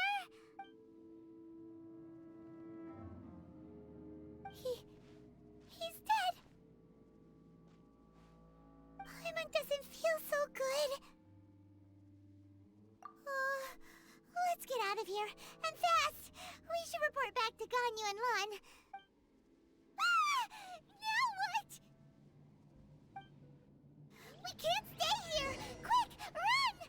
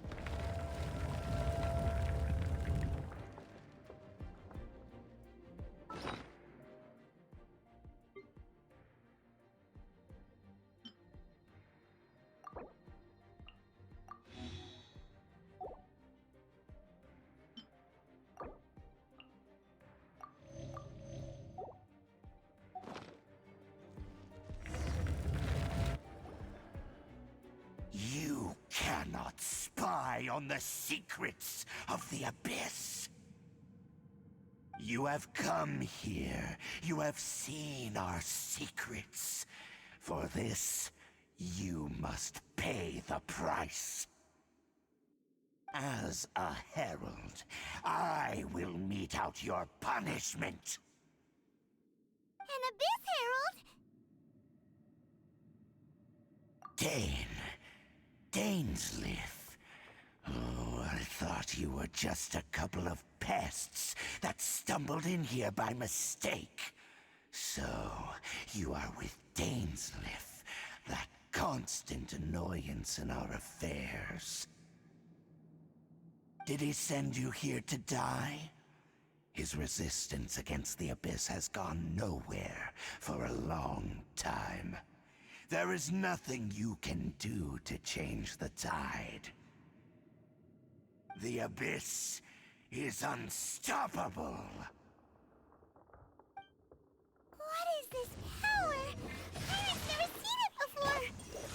Careful, please don't get cocky.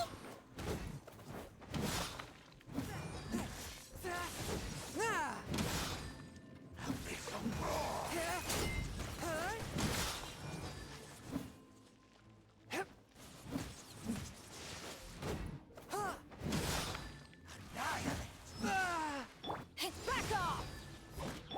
Forth, my blade!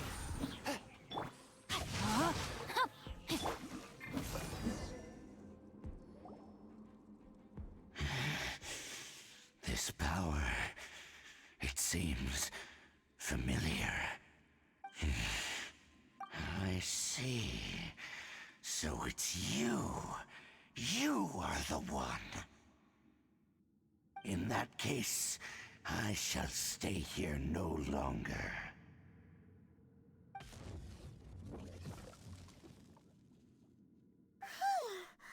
What a tough battle! Are you okay? Oh, such a strong enemy. Who knew the Abyss Order had monsters this powerful among them? Huh? What is it? What are you thinking about? Oh, right, yeah. We're near the exit now. Let's get out of this scary place before something even more dangerous shows up.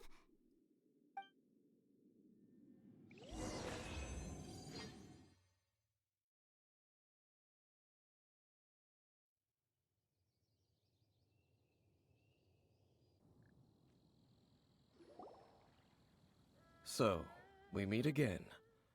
A little sooner than I had expected. Hey, it's Dane! Judging by your expression, it seems you just experienced something quite strange. Could it be that you encountered an Abyss Herald in those ruins? Huh?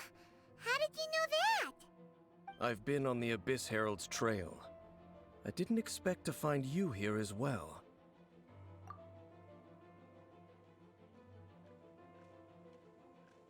An inverted statue of the Seven, holding abyssal power in its hands. No, I have never seen such a thing during my time fighting the Abyss, though I have had my suspicions. Tell me the rest of what happened in there. So you escaped the ruin depths filled with abyssal power, and then? And then, as we got close to the exit, an Abyss Herald suddenly appeared and blocked our way! We fought a big battle with that thing. Maybe it hasn't gotten too far yet. Yes, this is a rare opportunity indeed. Come, let's catch up to it. Let's go! A rare opportunity? With Dane helping out, maybe we'll be able to solve more mysteries about the Abyss!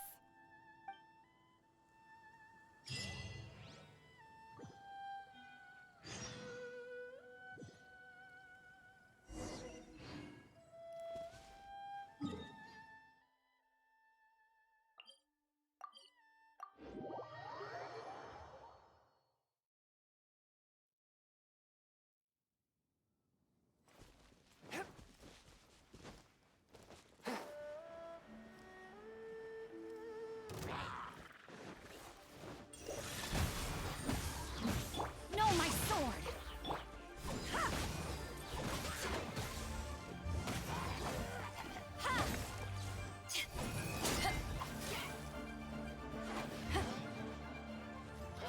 Back off!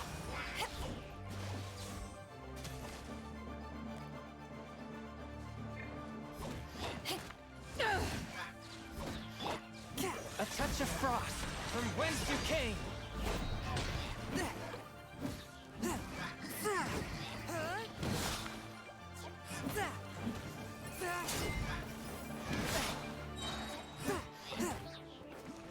Submit for judgment.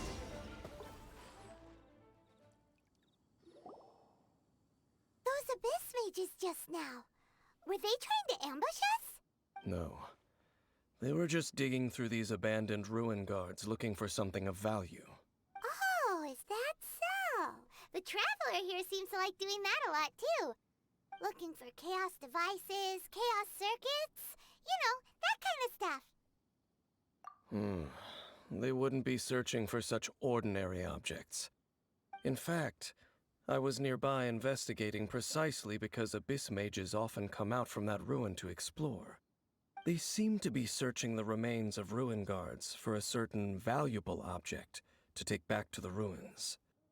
However, they look disappointed, so it would seem they haven't found it yet. Well then, why didn't you grab one of them just now and ask what they were up to? I certainly don't mean to be merciful towards these monsters of the Abyss, but I have a feeling that their plan with this object is of major importance to the entire Abyss Order. One cannot discover the truth behind it through interrogation. Or rather, these Abyss mages likely fear something else, much more than they do a painful interrogation.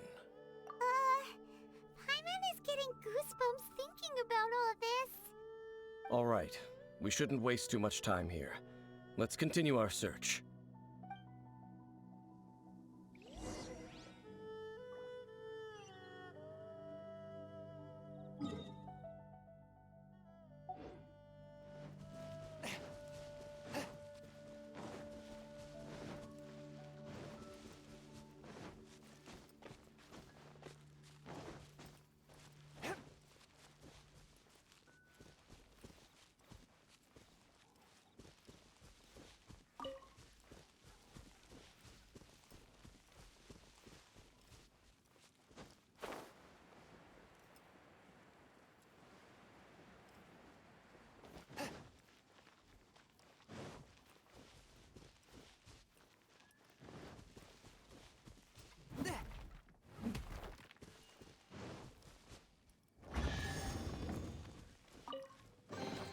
Unexpected, but welcome.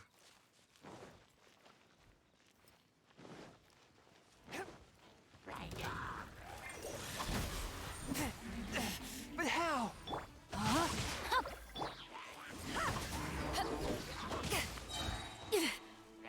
Eyes on me! Let me weave you a verse. Back off!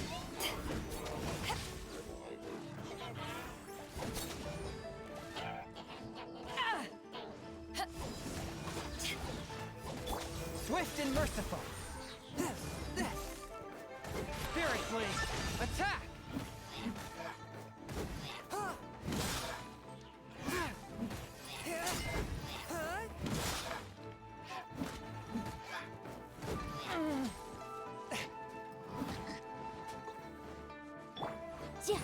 Motion to compel. Breath of the flame. Ha.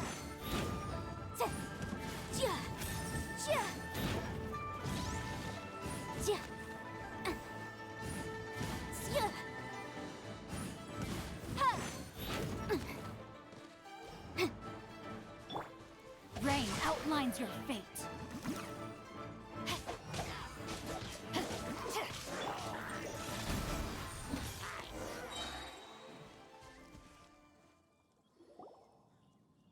Wow! Besides the Abyss Order, Ruin Guards sure are active around here. Seems wherever we find an Abyss Mage hideout, there's often a bunch of Ruin Guards roaming around too. Is that just a coincidence? Or... There are no coincidences in the world. Everything is the fruit of seeds planted long ago. Just like your appearance in that tavern. Time is just waiting for those seeds to sprout. Forget it. Just some needless musings. The connection between the Abyss Order and the Ruin Guards is by no means incidental. Rather, they are both branches that have grown out and up from the same roots below. branches? Roots? What do you mean exactly? Both originate from an ancient nation that was destroyed 500 years ago. Khaenri'ah. Huh? Khaenri'ah? Really? The Abyss Order and Ruin Guards are left over from after the destruction of that nation? Oh. Speaking of Khaenri'ah, that's really a super ancient name. Oh, right. As your guide, Paimon should explain a bit here. A long time ago, the nation of Khaenri'ah was... Huh? You have memories of being there. But that nation was destroyed 500 years ago. Is that so? Well, everyone has their secrets. You did not pry into mine, so I shall not pry into yours. But, if you would like to tell me, I will listen. So, the Khaenri'ah you saw, what was it like?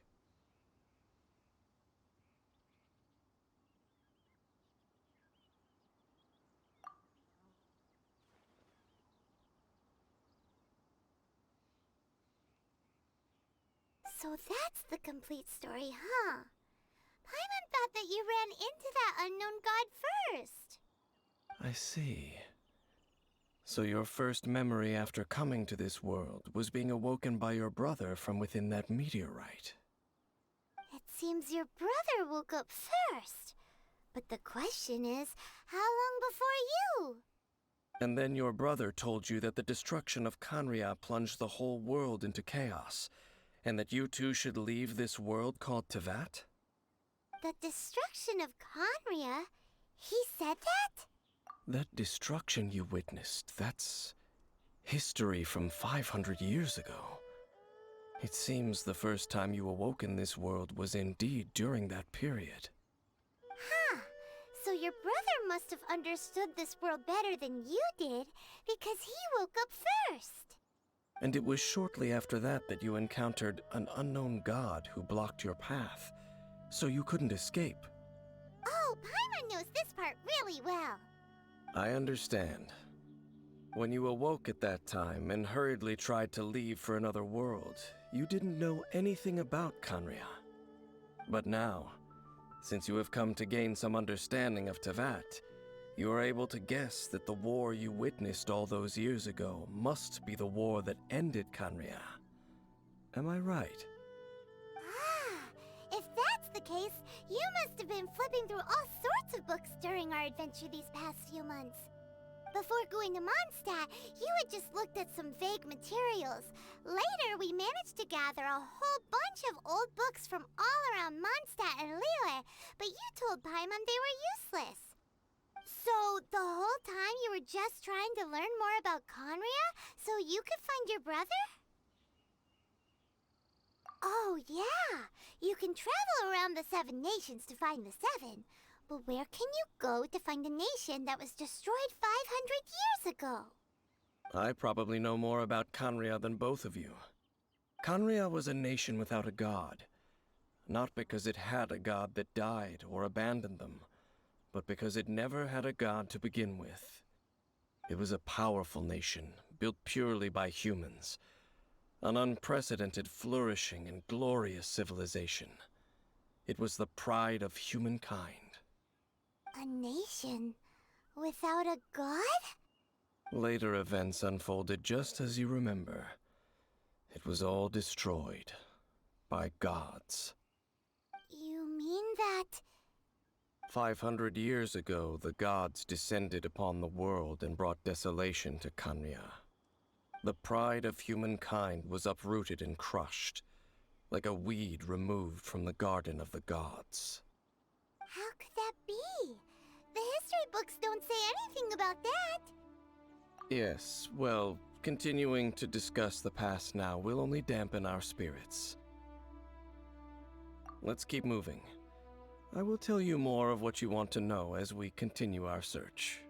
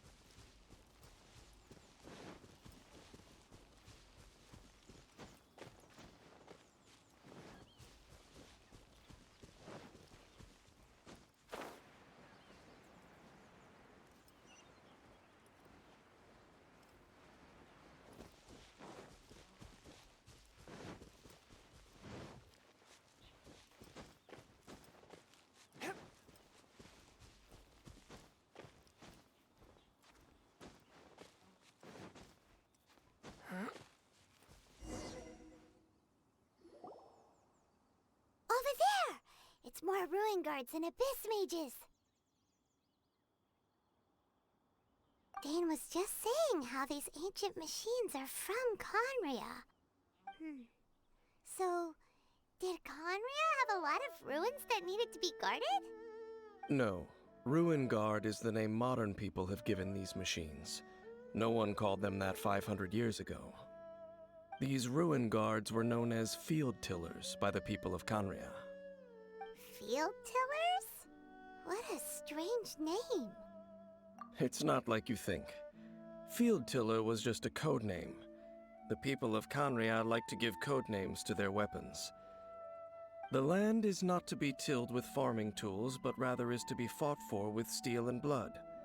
This is how the Field Tiller came about. Fought for with steel and blood? Well, that's an interesting way of understanding tilling. Paimon doesn't think it's a very positive interpretation.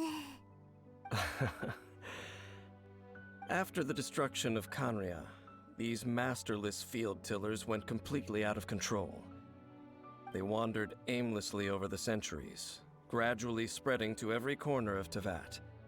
Perhaps resonating with the sorrow of other civilizations lost to time, they found their way to various ruins across the land, where they lie dormant. That sounds so sad. Once you understand more, those details won't mean much to you. But no matter their past, all that remains of them now is the danger they pose. So destroy them all.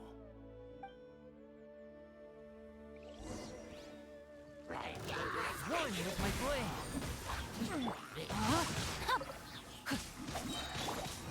Submit for judgment.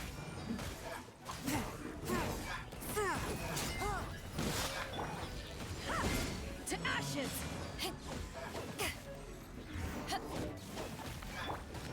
Ring cutter!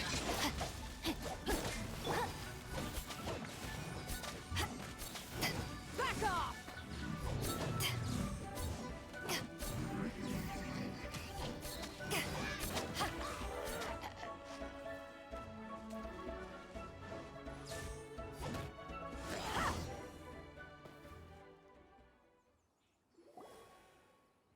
Huh? This abyss maze dropped a talisman. Could it be a communication of some kind? This talisman seems connected to the Abyss Herald. But why would an Abyss Mage be carrying it? Perhaps it really does contain information about their operation. But Paimon can't read the writing on it. Is that the script of Conria? Engulf the faith of the enemy in flame, and bring glory to His Highness the Prince. What? Is that what it says? Loom of Fate, initial operation. They, the Abyss, seem to be carrying out a large operation. The keyword here is Loom of Fate. It seems like they are still launching the operation, or rather, are still conducting preliminary tests. Loom of Fate? What's that? Is it literally a fate weaving? From the horrible feeling Paimon's been getting, those eerie ruins are super likely to be related to this fate weaving operation. So Dane, what message does this talisman contain? I'm reading it now. An ambitious operation. But some parts are difficult to understand. How so? In short, the first phase of the plan is related to Osial, Overlord of the Vortex. The Overlord of the Vortex? You mean that god in the ocean? What do they want with Osial? I know of your past heroics regarding Dvalin, and I also know of the Abyss Order's role in the Storm Terror incident. Though you may not have been aware of it at the time, you were thwarting an Abyss Order operation similar to this one. Last time it was Venti's old friend. This time it's a huge ancient god. The Abyss Order keeps setting their sights higher and higher. Will the Abyss Order use their lies and dark magic to corrupt Osial, just as they did Dvalin?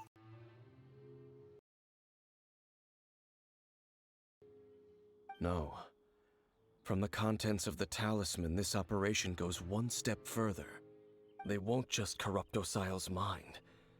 They also plan to use the ancient technology behind the field tillers to completely transform Osial's body. Is that even possible? So wait, the Abyss Order wants to make some sort of cybernetic squid god of mass destruction? Very few people today truly understand the civilization of Kanria. Though, of course, the accuracy of that understanding itself is difficult to judge. Only the Abyss Order has consistently sought out the remnants of Kanria. Despite being far from human, they seek out this lost human civilization quite persistently.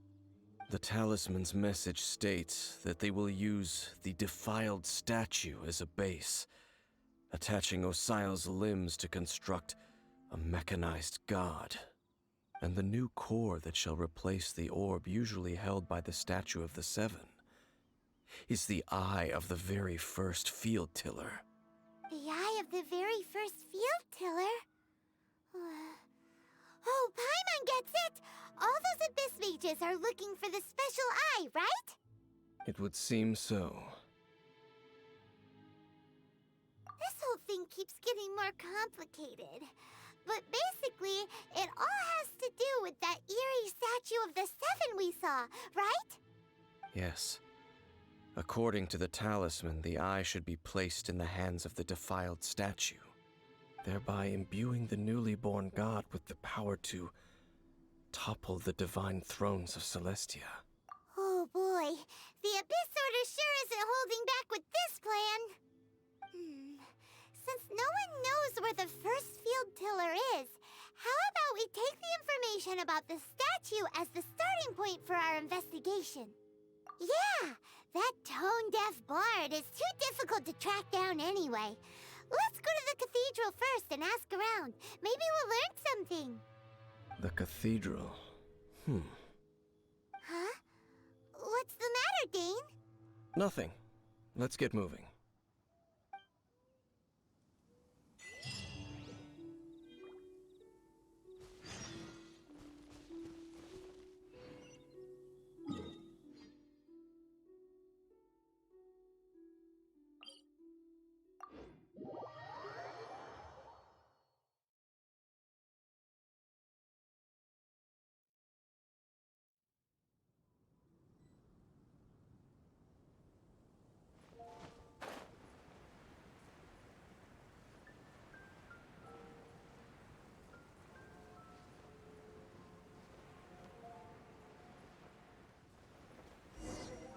A huge statue, a grandiose cathedral.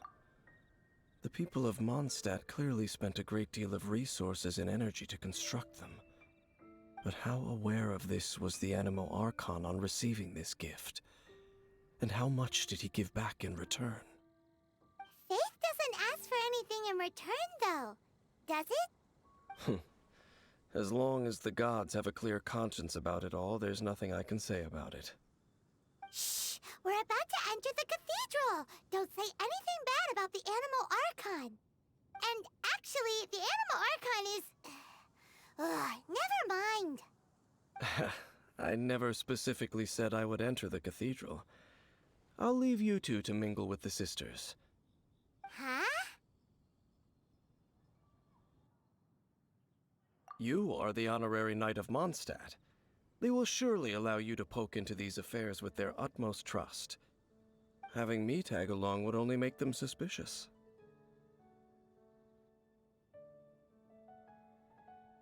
Correct.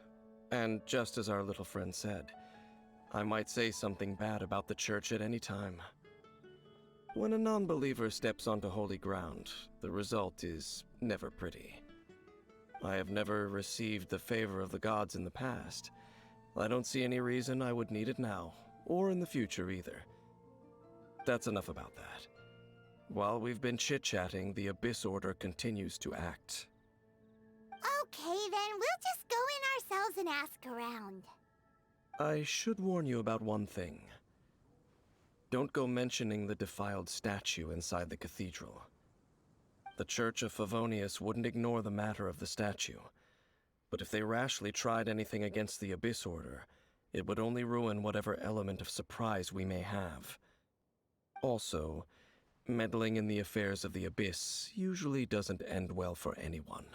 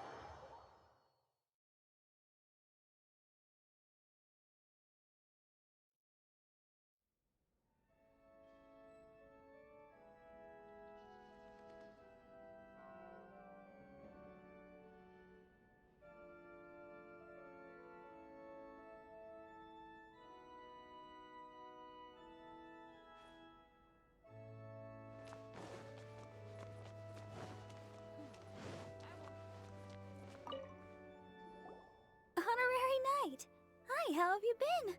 Do you need anything today? But I should first make it clear that if you need to borrow the Holy Lyre de Hermel again, we cannot oblige. It seems she hasn't realized it's just an illusion. Oh, we're here to ask some questions about something. Barbara, have you heard about the first field tiller? What's that? Field tiller. What does it do? Of course you wouldn't know anything about that. Okay, next question. Has the church ever lost a statue of the Seven? Huh? You're here to ask about that old story? Well, I didn't expect that. That was such a long time ago, barely anyone mentions it nowadays. A long time ago, there was indeed one statue of the Seven that disappeared one night without a trace. Nearly every member of the church joined the search for it, but it was never found. In the church's records, as you might assume, this incident has been called the Lost Statue of the Seven. Of course! Of course? Nothing? So do you have any other clues? Paimon means any other strange stories?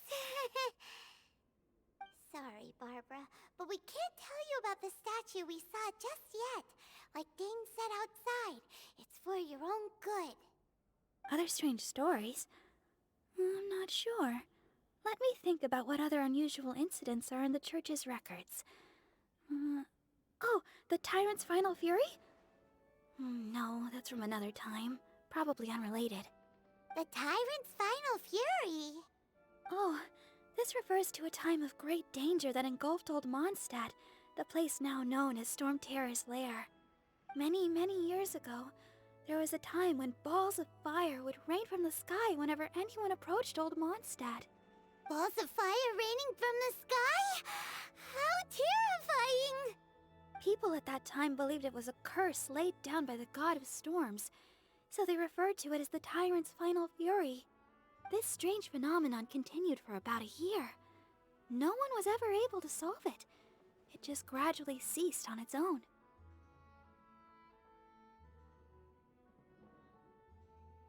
Right. Later, the theory of the Tyrant's Final Fury became less probable in the eyes of the church. Common reasoning dictates that the god of storms wouldn't shoot fireballs. Perhaps it was something else that caused the disaster. Anyway, this incident might not be related to the lost statue of the Seven, but I just can't think of any other strange incidents that might be. It's okay. Thanks anyway. There's that pointless word, thank you, again. I can never get used to hearing it. Oh, Rosaria, it's you. If you're looking for the Knights of Favonius, they're busy with those monsters again. Those monsters? Those monsters that tried to attack Mondstadt last time during the Storm Terror incident? Wasn't that the Abyss Order? They're at it again? Indeed. They're gathering in Wolvendom, causing great unrest among the wolves. Could it be that the Abyss Order is targeting the spirit of Lupus Boreas? As for what purpose, I can't say for certain. Master Jean has already headed off to Wolvendom. I must also begin to make a move myself. Then I will go as well. Master Jean said you should stay at the church and continue your work with the clergy. But you're also a member of the clergy. Right. We'll go give Master Jean a hand. Oh, okay. If the honorary knight will be there, then... But please, everyone, be careful. May the Animal Archon protect you all.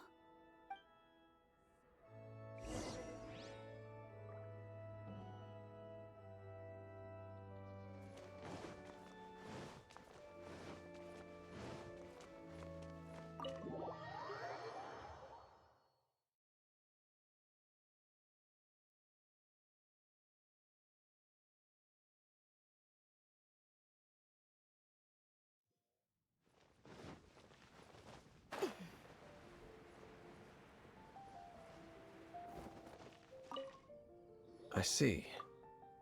Has the Abyss Order already launched a new operation? This could very well have something to do with the defiled statue. We should go as well.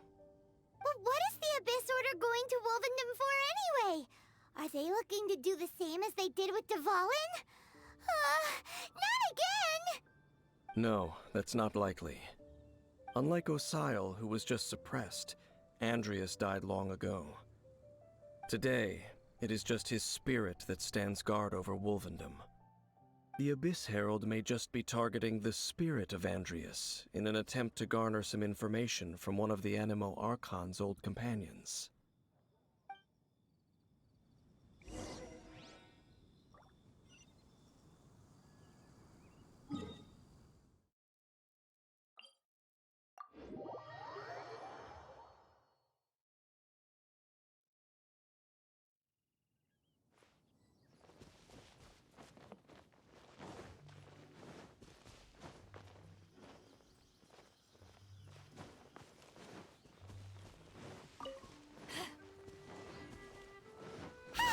The Abyss Order! Don't underestimate the enemy. Let's take them now. Spirit Flame! Attack!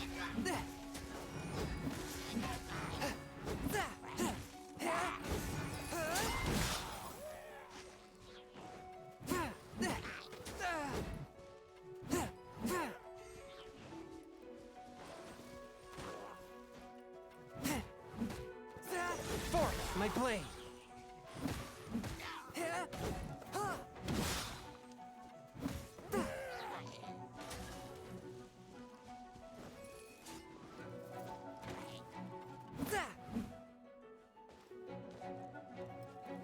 Swift and merciful! Submit for judgment! Whew. There sure are a lot of enemies around here. The closer we get to the target, the more enemies there are. Fits the Abyss Order's style. Yeah, let's go! I'm not going any further. Huh? Why not? Is it because you're afraid of fluffy animals? It has nothing to do with wolves. It's because Boreas was an ancient god, yet he willingly became a servant of the Seven. I cannot possibly agree with his actions. I don't desire any interaction with him. Besides, you're the one people like. I'm less likable.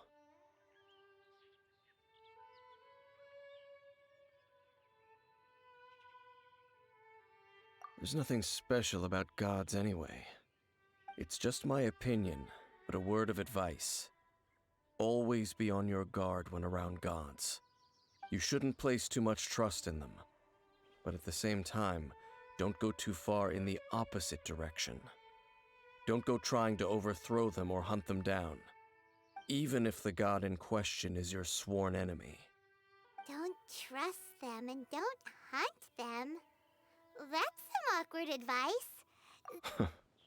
Lest I repeat the failings of my forebears, I will tell you one final fact. Huh? What fact? The destruction of the nation of Canria by the gods is the reason the Abyss Order now seeks to destroy the nations watched over by the Seven. Well, enough chit-chat. We should get back to business. I will go take care of the remaining Abyss Order members in the area. Try and keep your visit with Boreas brief. Afterward, let's meet at the entrance to Wolvendom. Up, there he goes. What a strange man. Yeah, that's true. You also keep your guard up against unfamiliar gods. At the rite of dissension in Liyue, your decision was very similar to what Dane would do.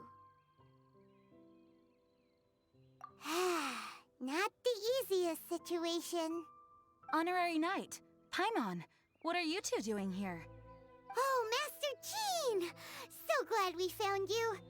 Rosaria told us that you came here to fight the Abyss Order, so we came to help. Then your help is greatly appreciated. The Abyss Order's sudden offensive is very strange. They have surrounded Wolvendom. I am preparing to send out some knights to fight back. I just scouted out all of Wolvendom, but I did not see you. Rosaria told me that the Abyss Order is going after Boreas. But the Abyss Order and Boreas... What is the connection between them? They just like to cause trouble. Do they really need a reason? The Abyss Order already went after Devalin. It's not too surprising that they would also go after another one of the Animal Archon's buddies. That is true. Regardless, whether the reason behind the present threat is clear or not, I will handle the situation. Honorary Knight, please go and check if Lupus Boreas is in any danger. This god's spirit... He does not often see people, but I hear that you have met him before. Maybe it is best that you are also the one to meet him this time. Okay, be careful. Thank you for your help, Honorary Knight of Favonius.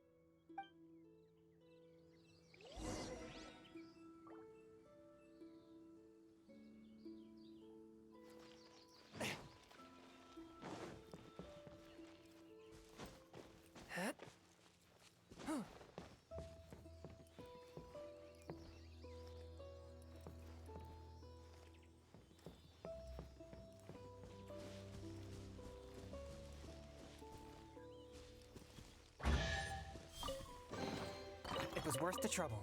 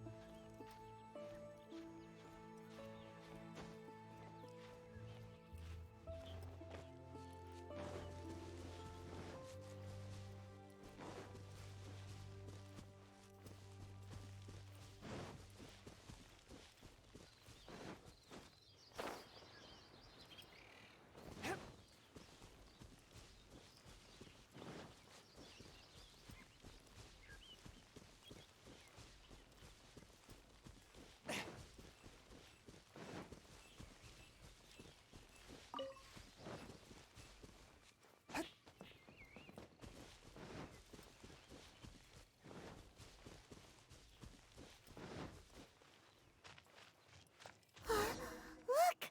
Over there, it's Razor! And the Abyss Herald!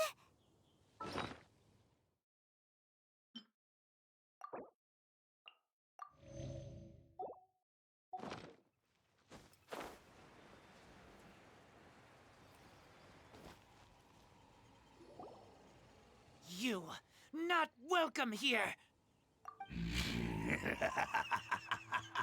So, the wolf's wretched spirit likes to raise wild pups now. You claim to be a guardian, yet your once sharp claws have clearly dulled since your days of godly glory. If you serve us, we can restore your divine powers you once held in the past. Lies. Lies.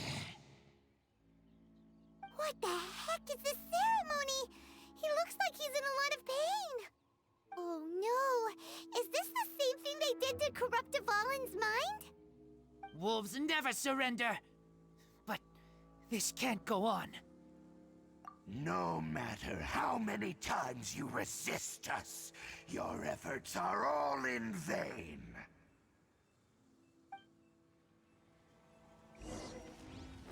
Time to act. The abyss. One with my blade.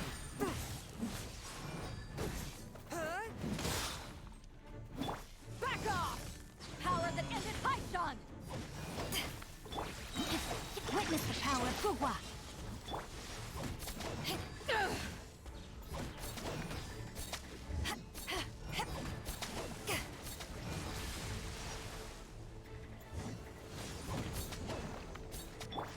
Forth my blade.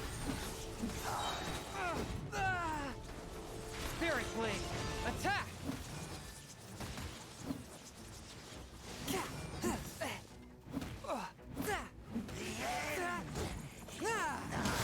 A touch of frost.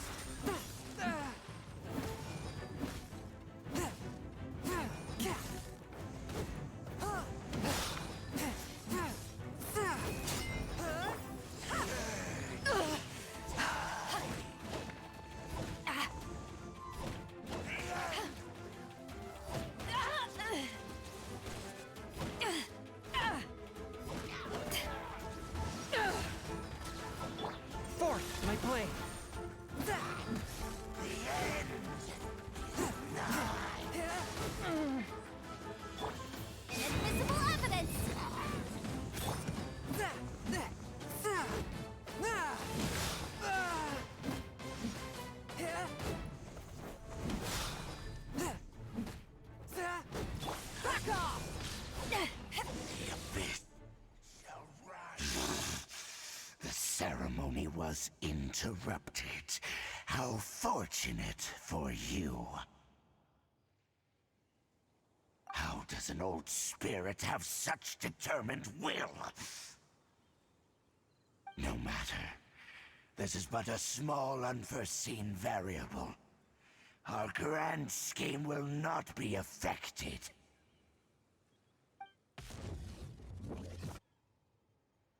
It disappeared again! Thank you. You came. Just in time. Human Lupercal. I am ashamed that you must see me in my present state. But still, the Abyss Herald underestimated my strength.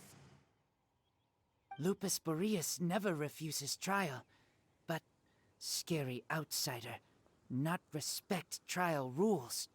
I too didn't see the trap. Wait, so you mean the Abyss Order had everything prepared to corrupt Lupus Boreas' mind, then lured him out under the pretense of challenging him in a trial? Thank you. In the future, my claws must get sharper. You smelled danger and came here? No, we heard about the danger. Paimon's nose doesn't even know what danger smells like. Besides coming to help, we actually have something to ask you about, too. Excuse us, Mr. Wolf God. Do you know anything about the first field tiller? I pay no heed to the contraptions of humans. I know not what this field tiller is. Though there was indeed one human-made machine that I can never forget. It entered into my proving ground by accident, and I mistook it for a challenger. But it could not think, only fight. It was designed as a pure killing machine from top to bottom. I eventually damaged it greatly with one of my attacks. Before it fell to the ground, it fled the proving ground. By the sounds of it, it's possible that could have been the very first field tiller, right? Yes, it could spin, leap high into the air, and even shoot fireballs. Although no match for a god, it was stronger than even many who wield visions. Fireballs? Hey, didn't we hear this somewhere else recently as well? Anyway, this pretty much proves that the first field tiller came to Mondstadt, doesn't it? It sounds like the first one was way stronger than the mass-produced ruin guards that came after. But in this story, it was damaged at the proving ground while fighting the Wolf of the North. Don't know, but did we help? Yes, you were a big help. Thanks. We need to keep investigating something super important. The Abyss Herald may have left, but the Abyss's forces are still attacking. You two be careful. Yes, I smell more danger. Bigger danger. You too, also be careful. Well, that was some good intel. Quick, let's go tell Dane.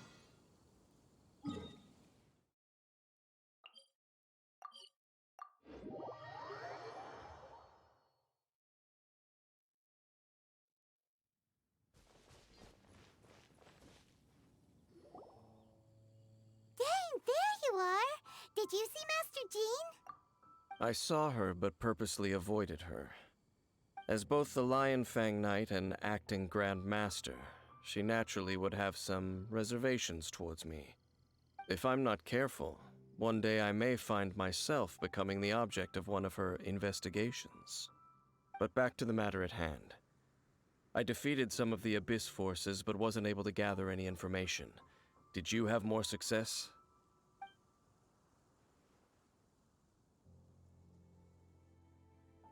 I see. Well then, we can more or less figure out where the first field tiller ended up. Huh? Really?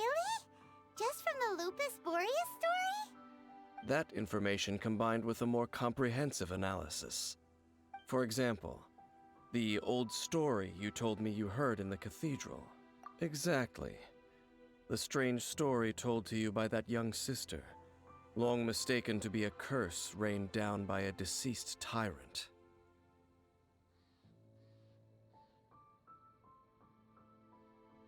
Ah, Paimon gets it! So the tyrant's final fury was really just missiles fired from the field tiller after it ran from Wolvendom. After it was damaged in the fight with the Wolf of the North, it must have wandered into the ruins of Old Mondstadt and stayed there. Then, whenever anyone got close, pew, pew, boom! It would fire a ton of missiles at them, until one day it finally broke down for good, and the fireballs stopped raining from the sky.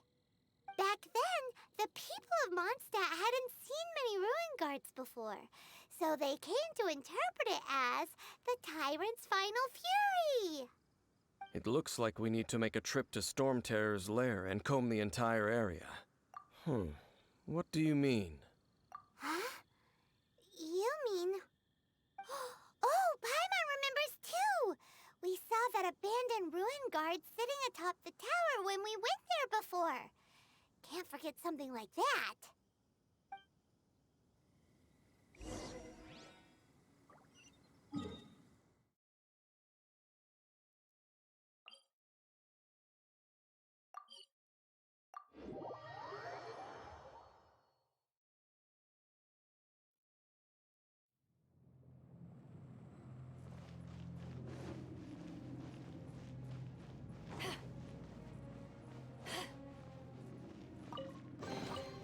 The more the merrier.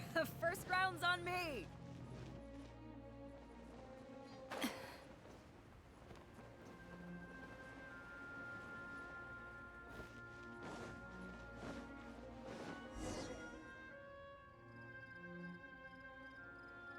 This is it, right?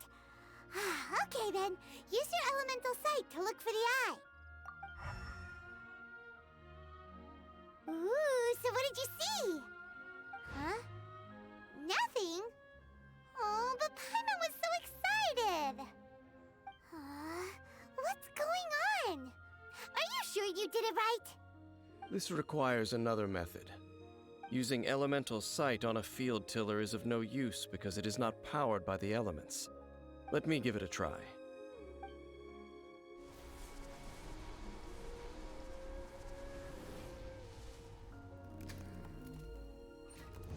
And done. Wow! It's The very thing the Abyss Herald has been seeking all along. The eye of the first field tiller. All of the ruin guards today are just replicas of this machine. As the prototype, its combat capability was unrestricted. prototype? Oh, Paimon doesn't know that word. Is it another ancient term from Conria? As the Abyss Order has surmised, if this eye is placed in the hands of the defiled statue, and if the limbs of Osial, Overlord of the Vortex, are attached to the statue, there you have a mechanized god. And this newly born god will have the power to topple the divine thrones of Celestia. Yes. Then, what should we do with this eye? No. I'll guard it myself. Huh? You? Dane? You won't go and do anything crazy with it, will you? You may doubt me if you wish, but I must ensure it does not fall into the wrong hands. No matter where we may hide it, they will find it. And as for the Church of Favonius, well, you know I don't trust them. Oh, right. But our work isn't done yet. To avoid any further repercussions, we must also take care of that defiled statue. We can't have the church get involved. Let's handle it ourselves. As for what I mean by take care of it, naturally I mean to completely destroy it. Destroy it? That's a statue of the Seven! As well as being a really important cultural relic, they're actually divine, too! Well, good thing we didn't tell Barbara earlier. Otherwise, she'd be going completely bonkers right now. Huh. Do the Seven really expect me to help them look after what belongs to them? Let's go back to those ruins and destroy the inverted statue. If we are lucky, we will also run into that Abyss Herald. I'll make sure it doesn't get away this time.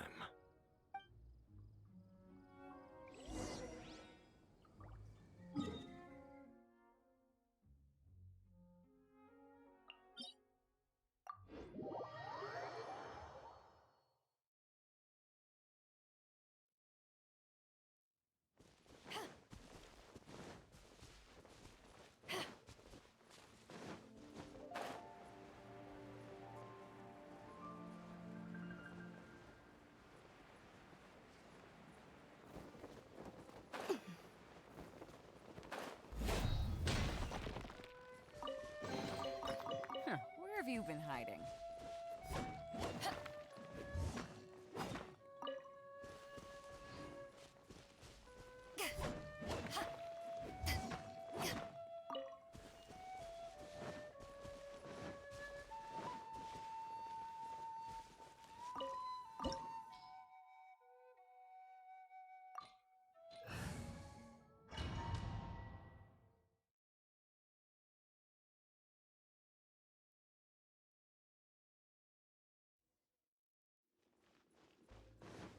So after all that running around, we end up right back here again. Look at us. We barely escaped this place last time, and now we're strolling right back in. Gee, surely we must be some of the bravest adventurers in all of Teyvat. That or the stupidest. To get to that creepy statue, we just need to follow the path we used to escape last time. That should take us right to it. Yep, that'll work. Let's go, and remember to be on your guard.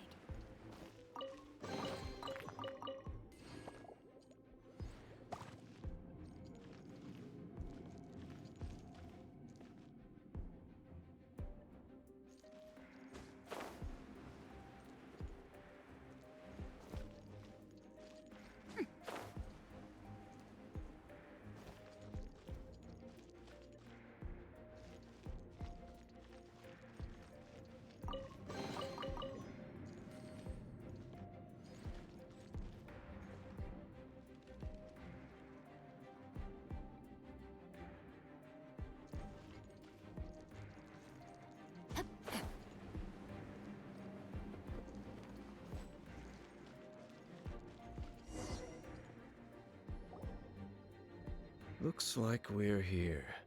An eerie, lifeless, dark chamber.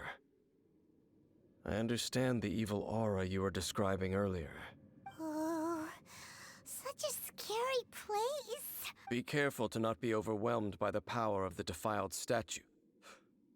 The Abyss Herald. It's here. You sense correctly. You are just as vexatious as ever, Dainsliff, enemy of the Abyss.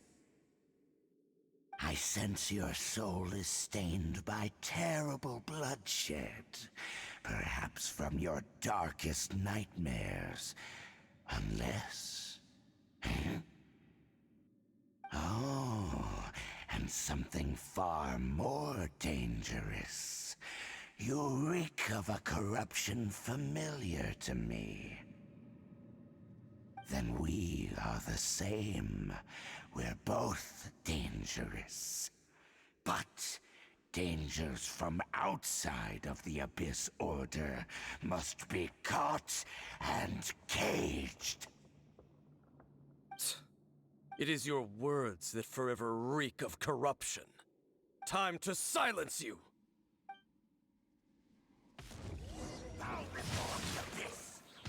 Swift and merciful, from whence you came.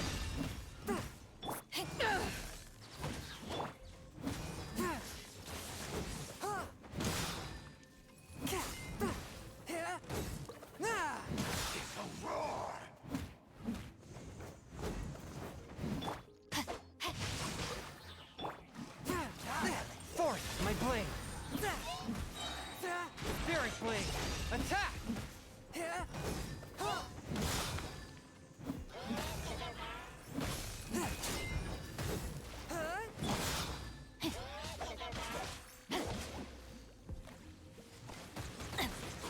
Body and mouth. Eyes on me! No, my sword! Let me weave you a verse.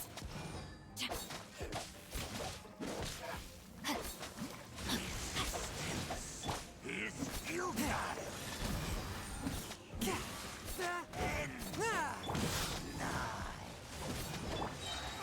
From whence you came.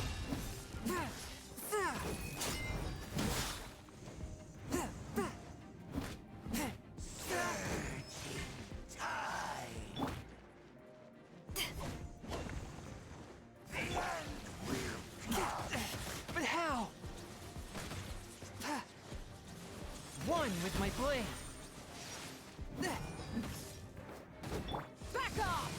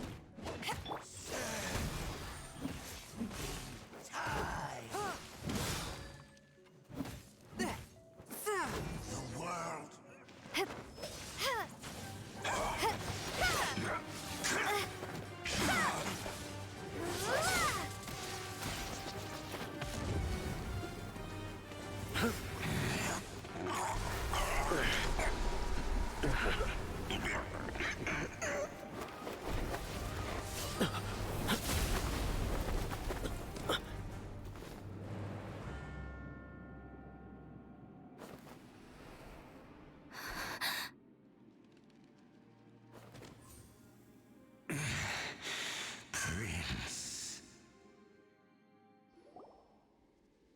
Hey! Could that be? Lumine.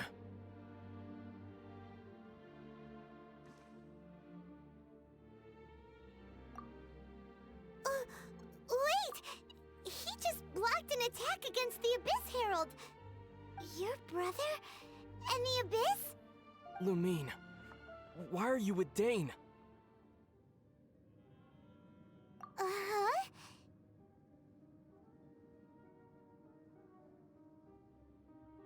Your brother knows Dane? Ether. We meet again. What's going on here? Dane knows him too? You shouldn't team up with this man. He is my enemy. Ether.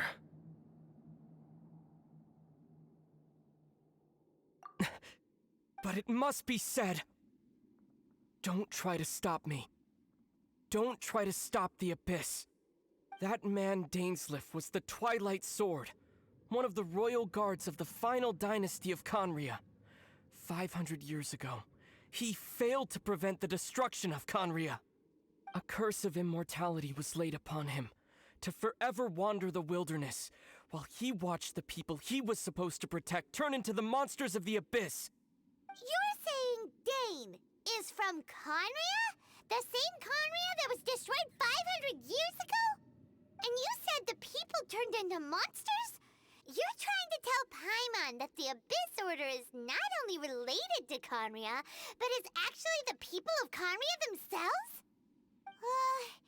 And the whole thing about Dane being your enemy... Paimon's so confused. Home. Yes, of course. Home is wherever we are together. But I cannot go with you to the next world to find a new home. At least, not yet. Until the Abyss has engulfed the thrones, my war with destiny will see no end. Listen to me, Lumine. I have already traveled through this world once. Once you reach the end of your journey as I did, you will see for yourself the true nature of this world.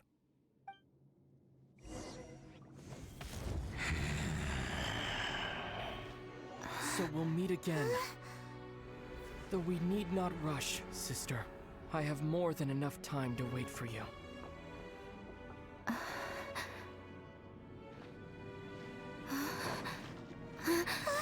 We have always had enough time.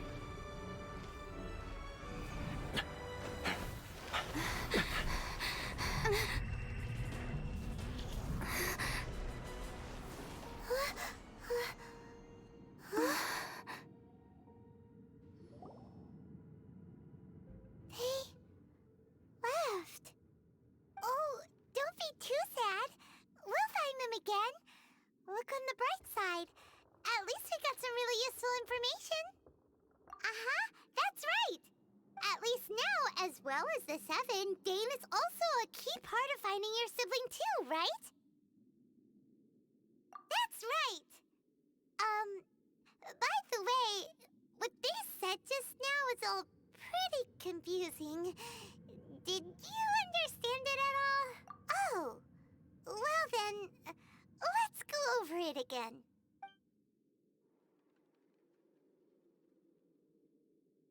First off, that Abyss Herald called your brother Prince. It seems like your brother is leading the Abyss Order. Even the Abyss Herald answers to him. Still, we don't know for sure if he's the highest-ranking leader in the organization. Also, your brother said that he wants to engulf the thrones and go to war with destiny. What the heck does that mean? Could it be he wants to destroy the Seven and the Seven Nations? Next thing, turns out the Abyss Order monsters are really what the people of Conria turned into after their nation was destroyed. This story is just plain terrifying. And Dane is from Conria too. He witnessed its destruction 500 years ago. But he didn't turn into a monster. And now he's fighting the Abyss Order. So that's why your brother said that Dane is his enemy, right? But if the monsters of the Abyss are the same people that Dane protected all those years ago, then why is he enemies with the Abyss Order now?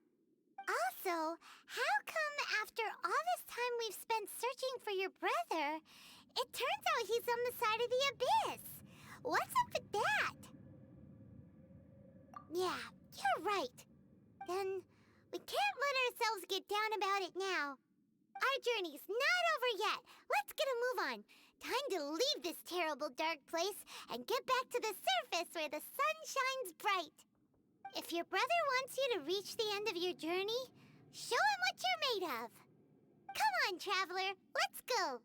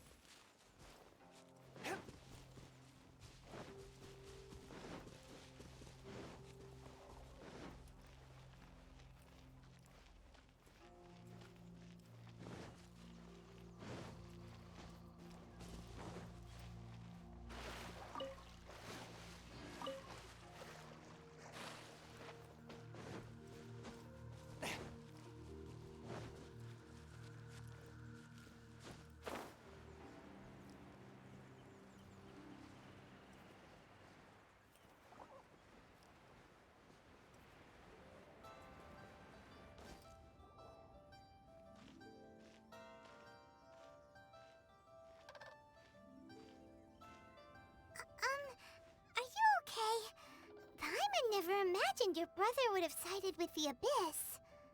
Well, keep your chin up. Paimon believes in both of you. And when the going gets tough, the tough get going. Right?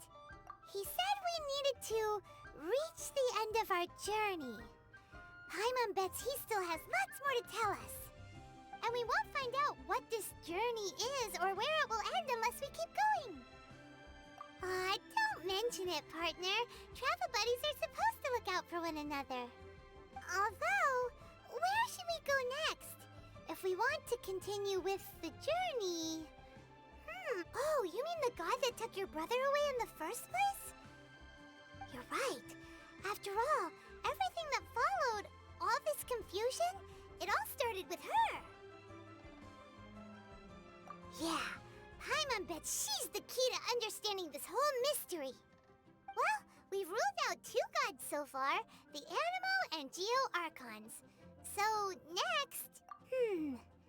Paimon doesn't think we can simply walk into Inazuma. Zhongli said it was a closed nation. We'll have to find some other way in. Why don't we ask someone from Inazuma how to gain entrance?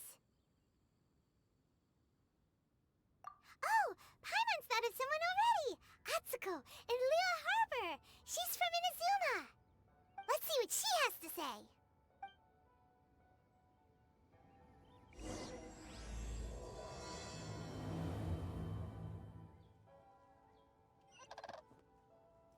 I ride on wind and cloud alike.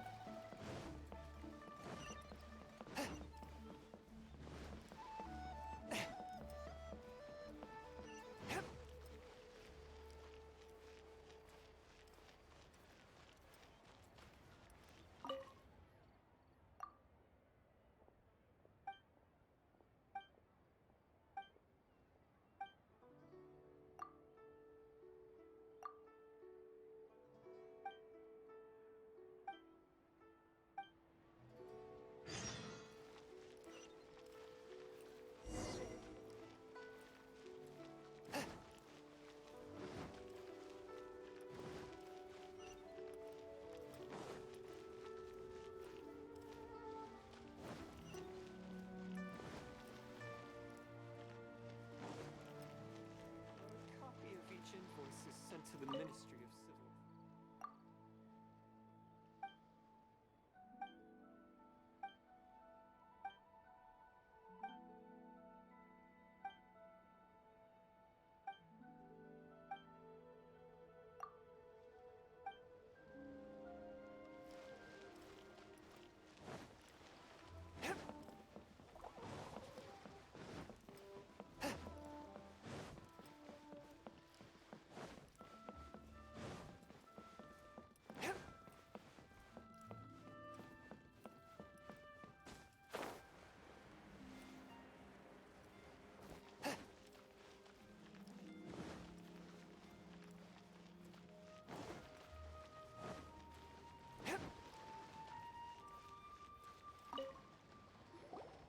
Oh. Hello.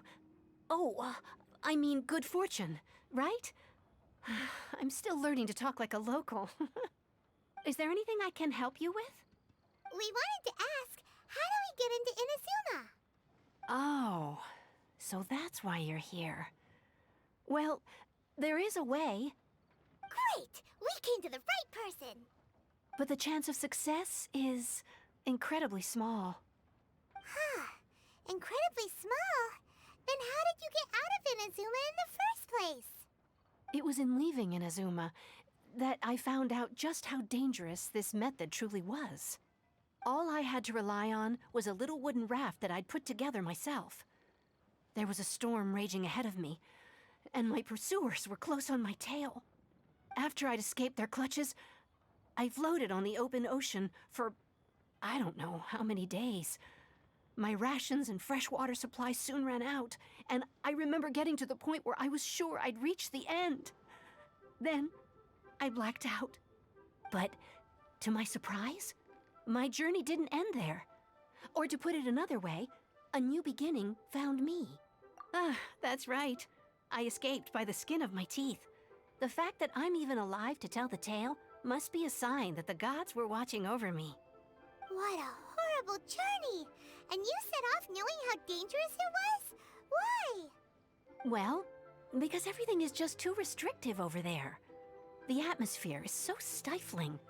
The Kanjo Commission subjects everyone leaving or entering the nation to a protracted approval process, and I felt like I didn't belong there.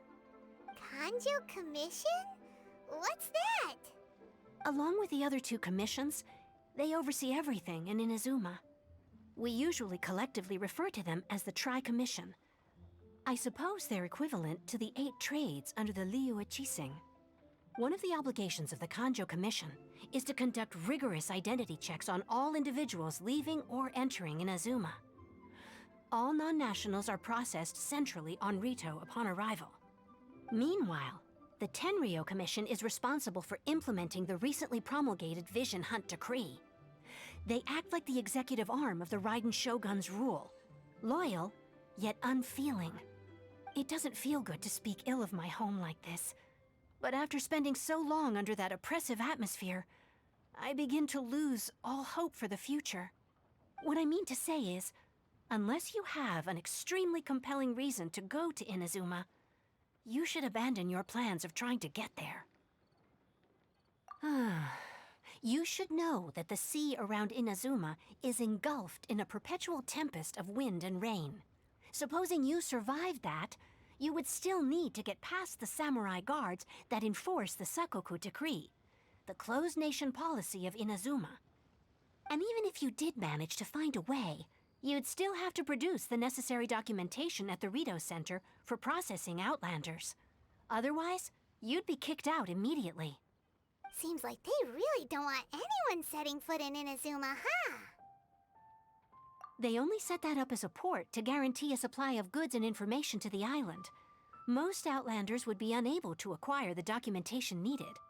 But if you really are set on going, there is one thing you could try.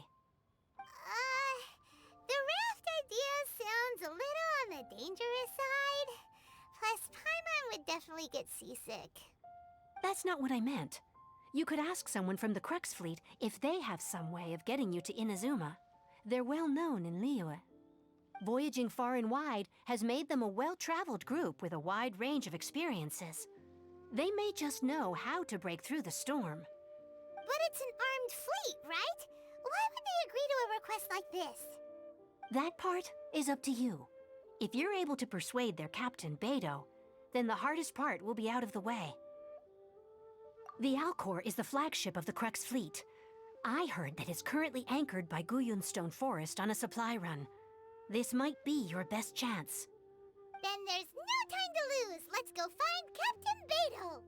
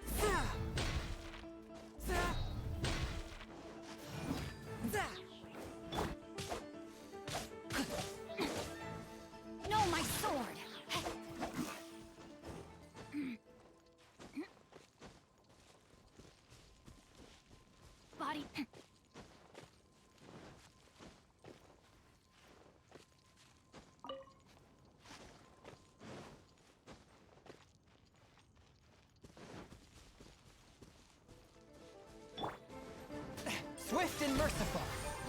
Submit for judgment. Rain outlines your fate. Back off!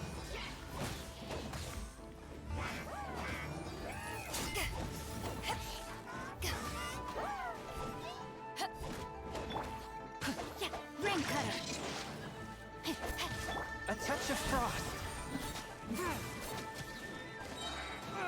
Spirit blade. Attack! Boom!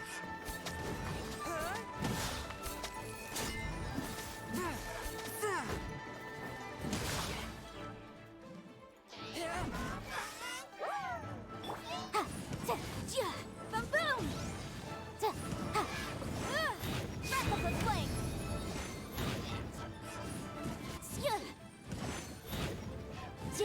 Motion to compel!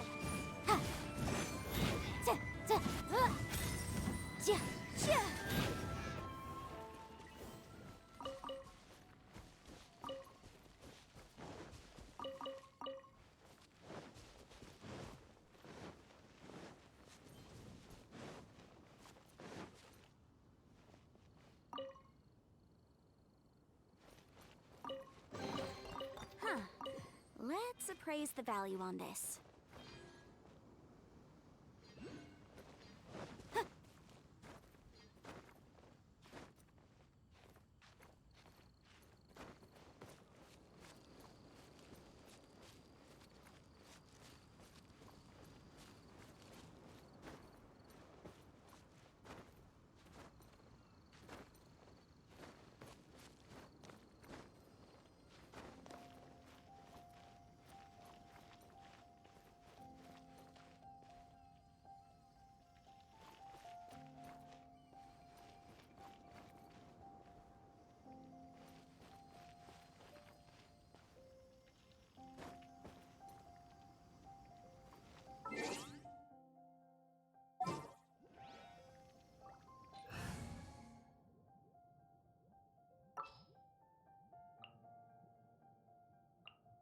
There's still a long road ahead.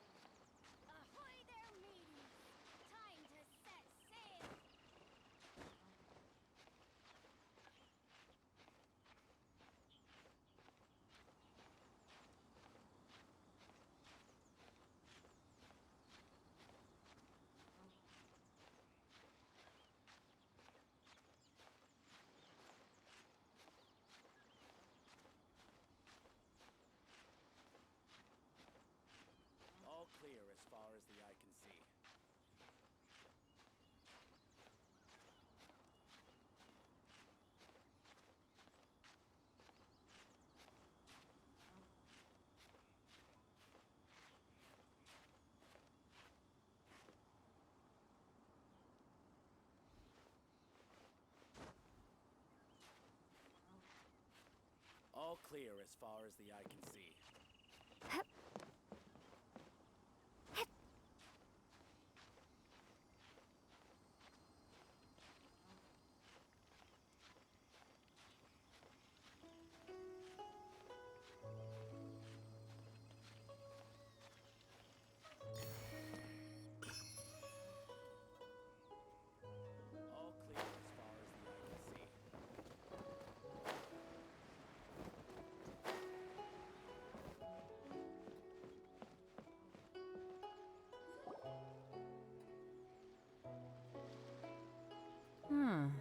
Who have we got here?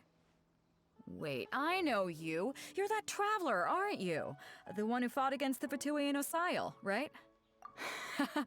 Ningguang told me about you. A traveler of great insight and remarkable skill has saved Liyue, she said.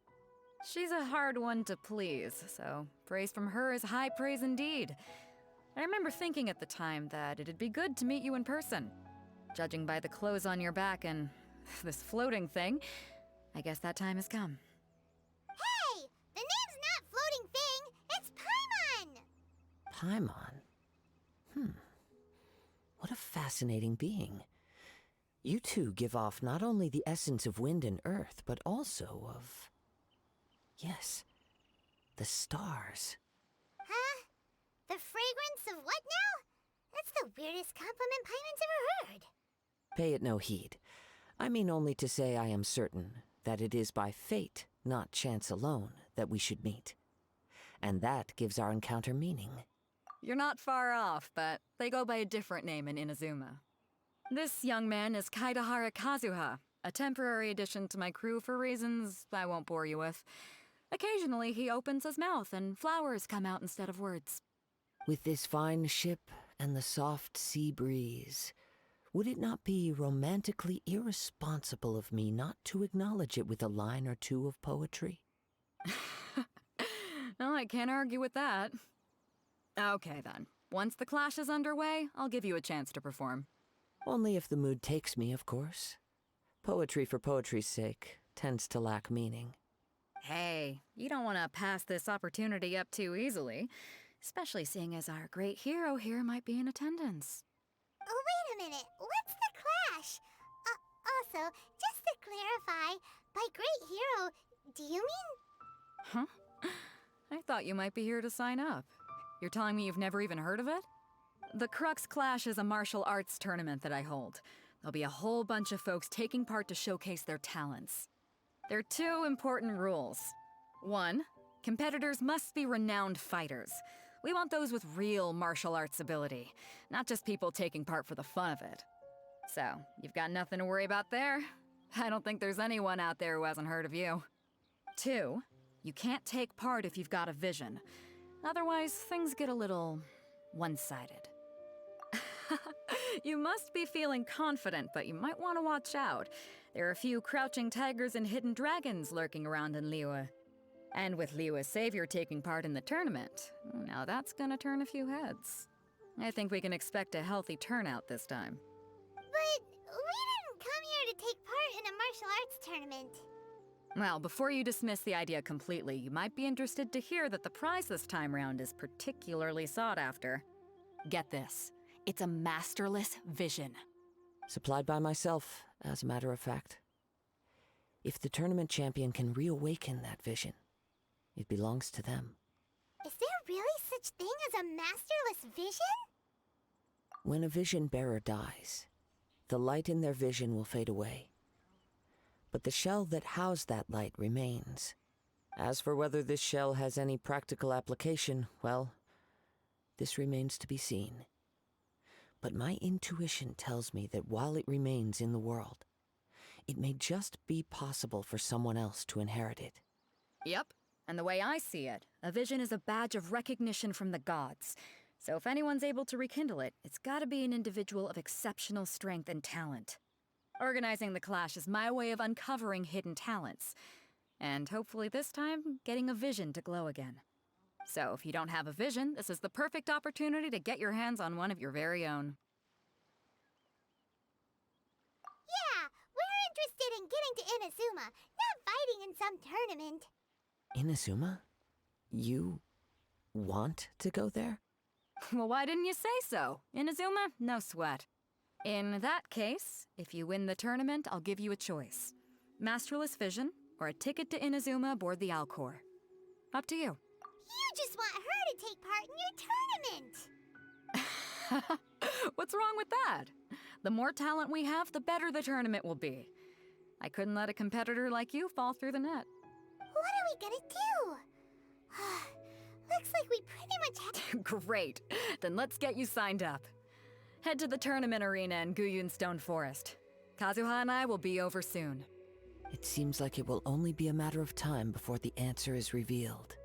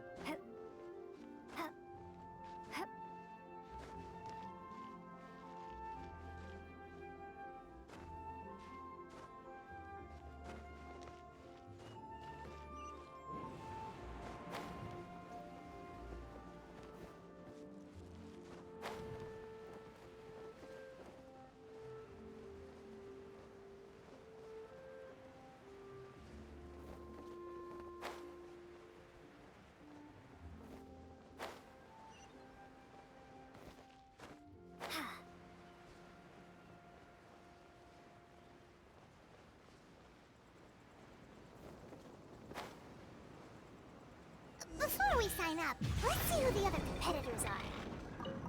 Beto said that they had to be renowned fighters.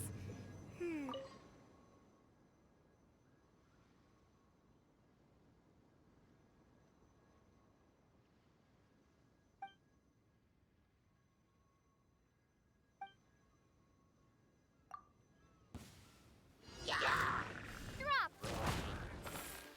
No, my sword!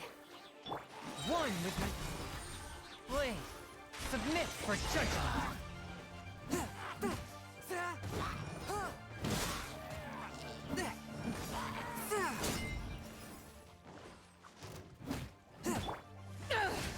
Power that ended Python!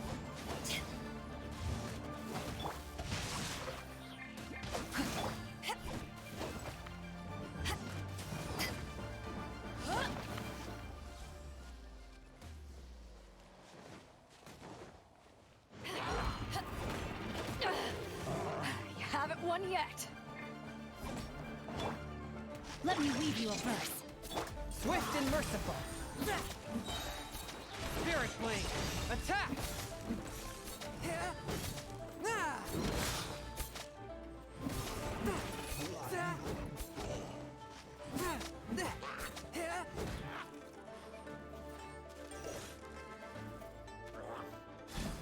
A touch of frost. Rain outlines your fate.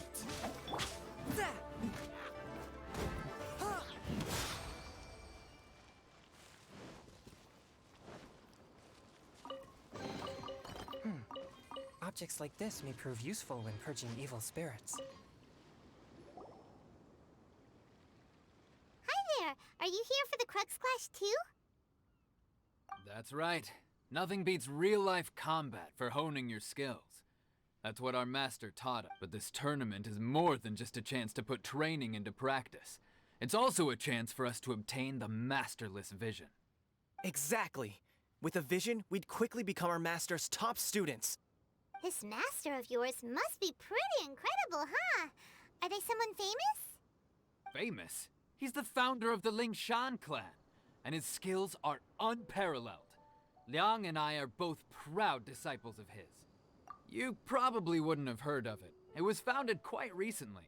The clan is nowhere near as famous as the master himself anyway. He's got to be a grand master or something. He's created many different styles of kung fu, and countless other clans have borrowed extensively from him. To the Lingshan clan, he teaches a special technique known as force dispersal. Force dispersal? It's a type of breathing exercise where you can train yourself to harness the energy around you and neutralize attacks without moving an inch. For example, our master can use it to alter the path of an attacking fist, or change the direction of an incoming stone, all without breaking a sweat. One time, he sent a challenger flying into the air without lifting a finger. It sure is, but it's extremely difficult to cultivate this ability. We've been training for ages and we're still getting to grips with the very basics. There's no way we could use it proficiently yet. We're clearly not that naturally gifted, or we would have at least gotten the gist by now. If we don't start making progress soon, we'll probably run out of money to pay the tuition fees and still have nothing to show for all our training. There's a tuition fee? Of course! This is a grand master we're talking about here. He doesn't have time to waste. If you want face-to-face training, you've got to show you're sincere about it. But here we are, having trained under him directly all this time without even a hint of improvement. Master is getting increasingly impatient with us. Recently, though, we heard that a vision bearer joined the Guhua clan and made pretty much instant progress in their training. So, if we can get our hands on a vision too, maybe we can finally make our master proud.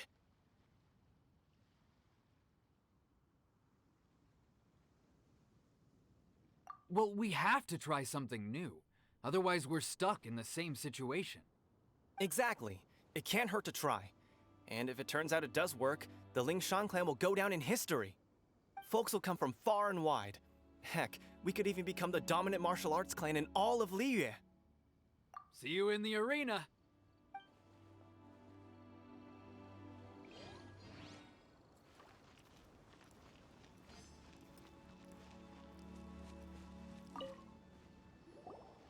Hello?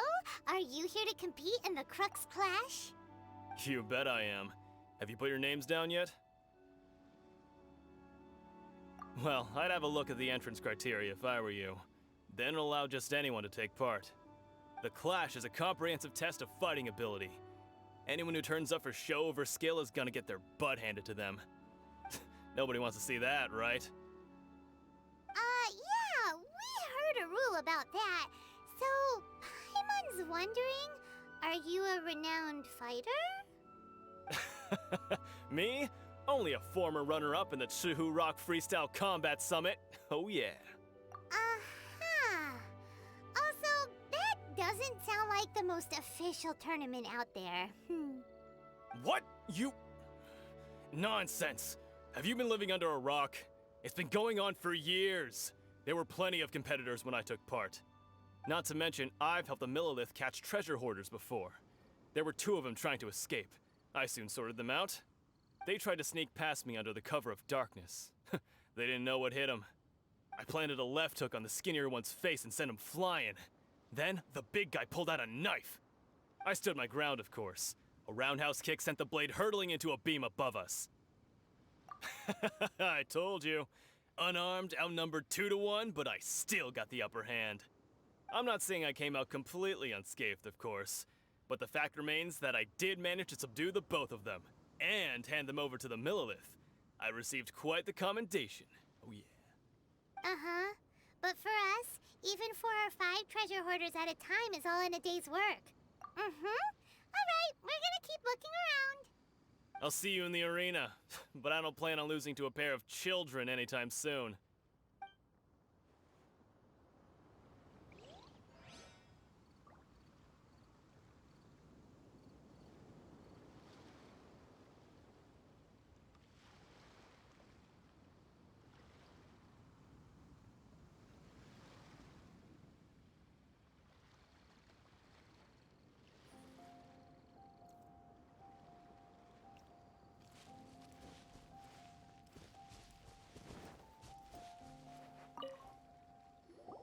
Hey, youngster. Are you here for the Crux Clash too? If so, seems I found myself another new adversary. So you're also here for the tournament? You better believe it. I wouldn't be here if I didn't think I could walk away as a champion. For me, obtaining a vision is the final and most important piece in the puzzle that is my life. No. It's not about what I want to do. This is about who I want to be. I am looking to become a perfect person.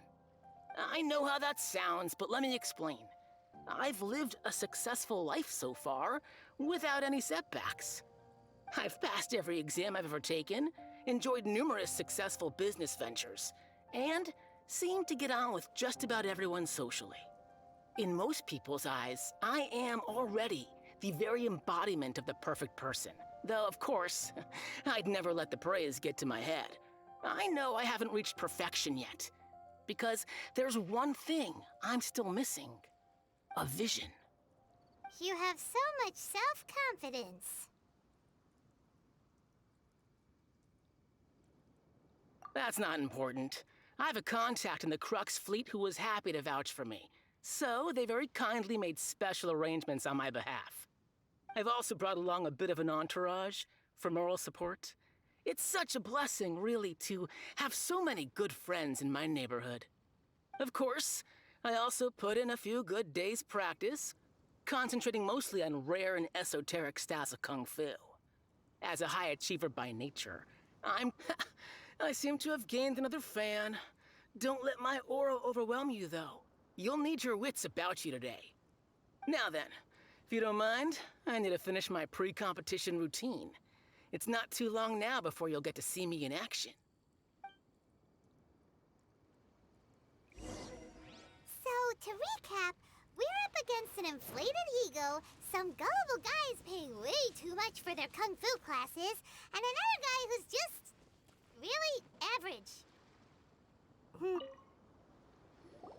Chinksa Village arm wrestling champion, huh? All right, you're signed up. Next, please. What's your name?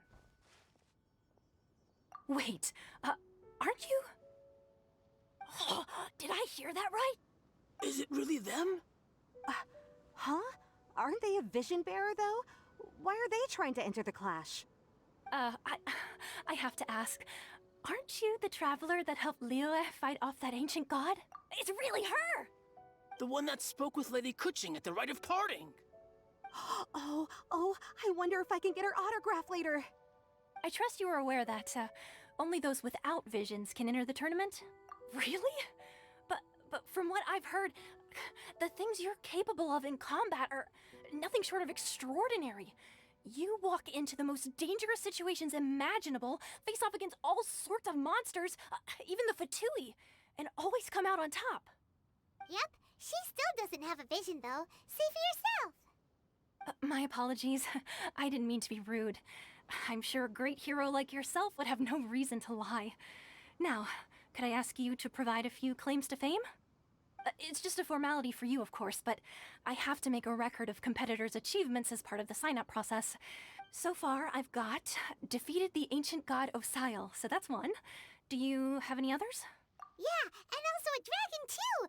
Put down Battle with Storm Terror. Whoa. Might as well declare her the champion already. I wonder if it's too late to withdraw. Okay, that's plenty. Actually, this is the most dazzling track record I've ever seen. By a long shot. Right, your registration is complete. Now, a brief word about the prize. A great hero such as yourself can surely only be here for one thing. To win the tournament and claim the grand prize, namely, a vision. Oh, we're not here for that. We're here because Captain Beidou promised to take us to Inazuma if we win the tournament. There's another prize, too? Oh, first I've heard of it. Beidou must have upped the stakes this time to attract top talent. But why would anyone want to go somewhere as dangerous as Inazuma? I see. So, I take it you discussed your terms with Beidou in advance, then? Well, I'm sure a great hero has an important reason for being here. Anyway, the qualifying rounds are about to begin. I'll leave you to your preparation. Hey, so Paimon's thinking about that whole no vision bearers rule in this tournament. Even though you don't have a vision, most people in Teyvat think that you can't manipulate the elements without one. So Paimon thinks you probably shouldn't use your elemental abilities during the tournament. You know, just to avoid any misunderstandings. In any case, looking at the competition, it should still be pretty easy for you to win. Alright, it's showtime! You seem like you're raring to go. Are you ready to compete? Good. Then please follow me into the arena.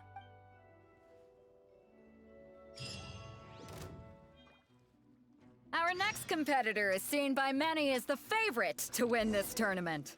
Her first bout begins now! You? You're the hero they're talking about?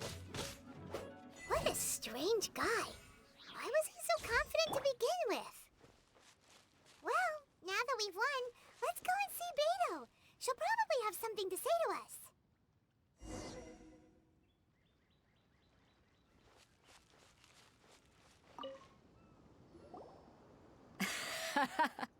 I knew I wouldn't regret introducing you as the favorite. So, what do you think, Kazuha? She totally dominated that guy and did it with style, too. Impressive. But I also observed our favorite exercise some restraint, as if to protect the opponent from serious harm. Well, I fought my fair share of battles, both big and small. And I say, after the show she put on just now, she's more than convinced me of her ability. So come on, we all know you've got a wide vocabulary in there. Can't you spare a word or two to congratulate our up-and-coming champion? All right. Let me think how to aptly phrase these words of praise. You fought well. All right then. I was thinking your inner poet might want to join in the fun, but I guess I shouldn't put you on the spot like that. You know, a lot of competitors came to me saying how surprised they were that Liyue's hero was entering the tournament. And since you signed up, we've had many others do the same, with more than a few top-tier fighters among them. I'm sure lots of them are here to find out how they stack up against you. Well, since everyone sees you as the one to beat, I figure I should start treating you that way too. For one thing, we don't want you wasting all your energy in the early rounds fighting people who are well below your level. Not to mention, you must be itching to fight someone in your league too, right? So, I'm putting you straight through to the semifinals. Huh? But we only just started the qualifiers. Seems like a crazy system if we just skip straight to the semifinals. This is how Captain Beto works. You won't persuade her otherwise. Besides, at your level, you would have made it to the semifinals anyway. Huh. To be fair, Paimon was thinking that too. All right, I'm gonna watch some more of the tournament. If there's any potential contenders for you out there, I want to know who they are and what they're about.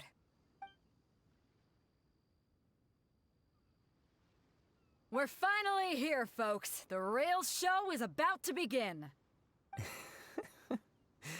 The captain seems to have high hopes for this tournament.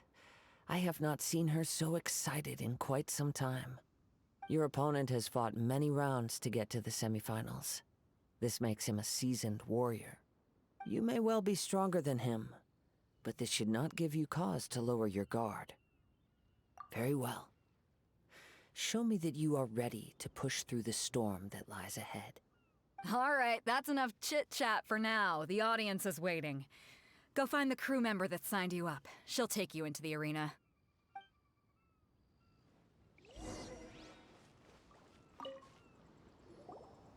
Your opponent in the semifinals is new to the Crux Clash, but he has quickly become the dark horse of the tournament.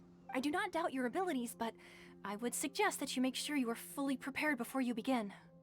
Relax! My girl's at the top of her game! She ain't gonna— Don't worry. Take some time to compose yourself. At last, the moment we've all been waiting for. The semifinals have begun. Who's it gonna be this time? The hero or the dark horse? I don't care about the prize. You're a strong opponent.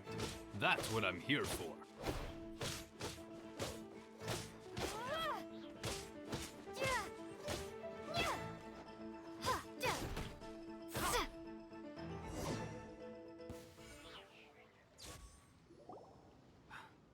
I'm sweating all over. It's a good feeling. Congratulations. I was beaten by the best.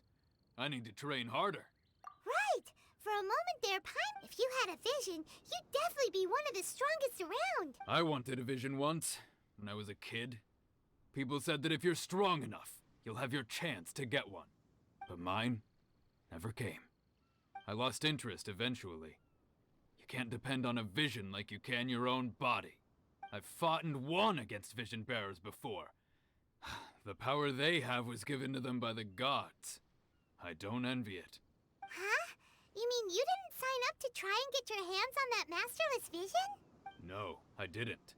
I only wanted to pit myself against other fighters and see who was the strongest. Only in defeat can you understand your weaknesses and learn from them. So I'm pleased with today's outcome. I don't often have the pleasure of experiencing defeat. Wow! Now that's true strength talking. If you have the chance in the future, please come and spar with me again. I will be stronger next time. By the way, do you know who else made it into the finals? Is it gonna be someone even tougher than you? Whether they'll be as tough as me, I don't know. But what I have heard is that they're extremely quick. So don't get too cocky. There he goes. Maybe we should ask around, see what we can find out about our opponent in the final round. Paimon thinks we might need... Ah, it's you! I watched your match. What a stunning performance. I myself was eliminated in the third round. Shame. If only I could have advanced one more round. Maybe next time, huh? By the way, do you happen to know who else advanced to the final round? Why, yes. He's the same one who defeated me. He is a formidable opponent, quick on his feet and swift to take advantage of his opponent's missteps. I faltered for but a brief moment, but before I knew it, he had me on the floor. Given my stature, I have no fear of squaring off with physically strong opponents. But faced with a nimble, agile opponent such as him, I found myself completely out of my league. Still, I'm sure he'll be no match for you. Hey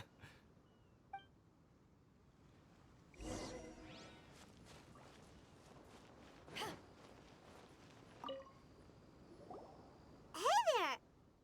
Well, where did the other guy go? He tried to use force dispersal to deflect a punch, but instead he took it straight to the nose. There was blood all over the place. His opponent was pretty freaked out by it. He kept asking him, "Why didn't you dodge?" But he was pretty much out cold by that point and couldn't reply. "Why don't you dodge?" they ask. Because to not dodge is the very essence of Lingshan clan kung fu. It's just that he hadn't quite mastered it yet. Don't even get me started. I spent all my energy helping him get from here to the boat to take him back to the harbor. But by the time I got back, my scheduled match time had already passed and I had to forfeit. I don't dare tell my master about this. Otherwise, I'd never hear the end of it. Sorry, I shouldn't be complaining in front of you like this. I'm afraid I'm still a bit out of sorts at the moment, so I probably won't be able to help you with whatever you were here to ask me about. Oh, alright then. Hope your buddy makes a swift recovery. Hang in there. Thanks, I'll do my best. We still haven't got any useful information yet. You gave an outstanding performance. Truly commendable. I could sense that you're not familiar with bouts of this kind, and it could have cost you the match. But you were quick to adapt, and managed to claim victory over your opponent. In fact, I discerned this not from what I saw, but what I heard. The ground beneath your feet, and the pattern of your breathing. But it is nothing remarkable, for I discerned nothing more than Captain Beto did. He's right. But in my case, I was purely relying on previous experience. I guess not using your elemental powers must be quite new for you, huh? We wanted to ask about who our opponent will be in the final round. Do you think they'll be stronger than the one we faced in the semifinals? Not exactly. Contenders that reach the finals aren't necessarily stronger. They tend to have something unique about their style. As for the guy you'll be facing, his skill lies in his speed, and he has superior form. It's also obvious that he's seen his fair share of battles. What's the matter? Worried that you've bitten off more than you can chew this time? If that is the case, then I have a proposal for you. Let's go somewhere a little quieter, shall we? I haven't properly introduced myself yet. In the land of Inazuma, I was a wandering samurai. Yeah, we could tell that from your getup. But at the same time, when you talk, you don't really sound like someone who's used to waving a sword around. It is true that I am versed both in literary and martial traditions. But on the straggling path of a wandering samurai, is there harm in acquiring a surplus skill? I do not mean to flaunt my martial prowess, but I myself have witnessed reputable fighters hailing from across the lands. I do possess some knowledge regarding your opponent's particular skill set. Given your talents, a few hints from me will be all that's necessary to bring your opponent down. Hang on. Don't you think you're bending the rules a bit there? Gathering intelligence is an essential part of any duel. You must know your enemy. Besides, our favorite here has fought many battles on their journey from Mondstadt. Such impressive feats require more than just bravery alone. You betcha! Wait a second. We never told you that we've been to Mondstadt. Does one not leave a trail when traveling through the wild? In return, nature also leaves its traces upon you. However, there is only so much that can be discerned from these traces. I sense that many things about you elude me still. These are the things I am curious to know about. Come with me. Some post-match entertainment is in order.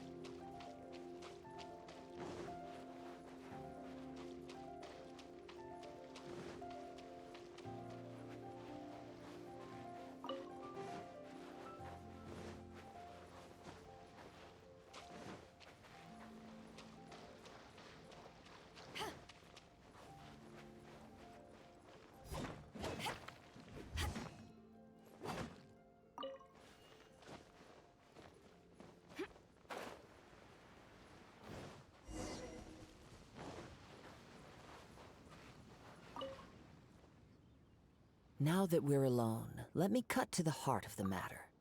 You are skilled in manipulating the elements, and not just a single element, but multiple. Paimon knew that you were hinting at something from the moment we met. You've known all along. That's right. If the other contenders were to catch wind of your elemental abilities, let's just say, it would cause some unwanted misunderstandings. If I'm not mistaken, you share these considerations, given your reluctance to use elemental skills even in the heat of a match. When I talk about that which I see or hear in you, this is not poetic symbolism at play. I mean these things in the truest sense possible. Since a young age, I have been attuned to the tidings of nature. I hear the breath of the wind and the whispers of the leaves. It is things of this nature that I also hear from within you. Nothing more. As crazy as all that sounds, somehow Paimon still believes you. My humble abilities are negligible compared to your incredible feats. To think a human could wield the elements without a vision. And not to mention your incredibly complex scent, like that of some mysterious being.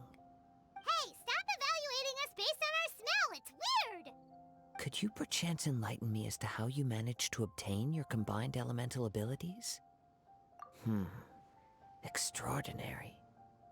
So then, might I be so bold as to inquire how exactly it is that you learned to channel elemental energy and even wield it in combat?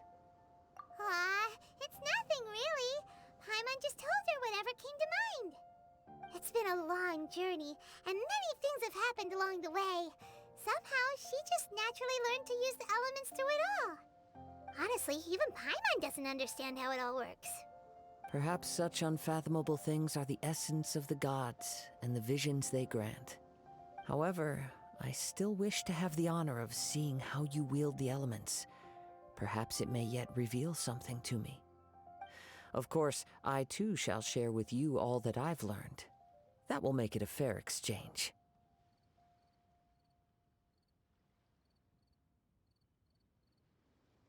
Now then, let's test your skills, shall we?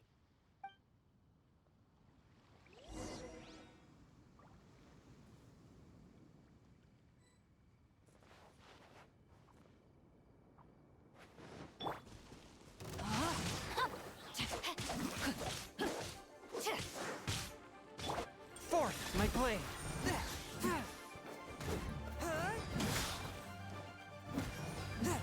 Submit for judgment!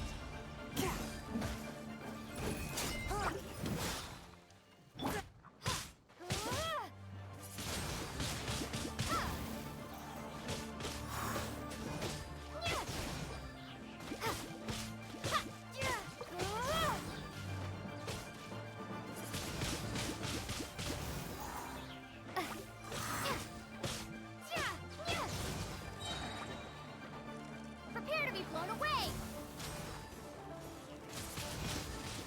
Windblade!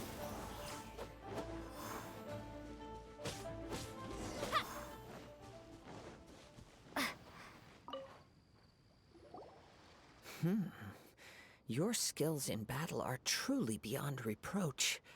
Even with your opponent's speed, he shouldn't be able to overwhelm you.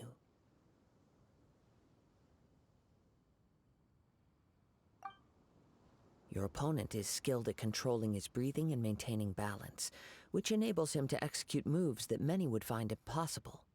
He relies entirely on the element of surprise to defeat his opponents. In other words, as long as you remain mindful of his ability to detect weak points, then his attacks should pose no threat to you. Please, save your thanks. If anything, I should be thanking you for the opportunity to witness your command of the elements that defies all known principles. The world is a truly mysterious place, it seems, and one will always encounter that which is still unknown. You seem kind of obsessed with visions, but don't you already have your own? Why are you so intent on exploring the connection between visions and the elements?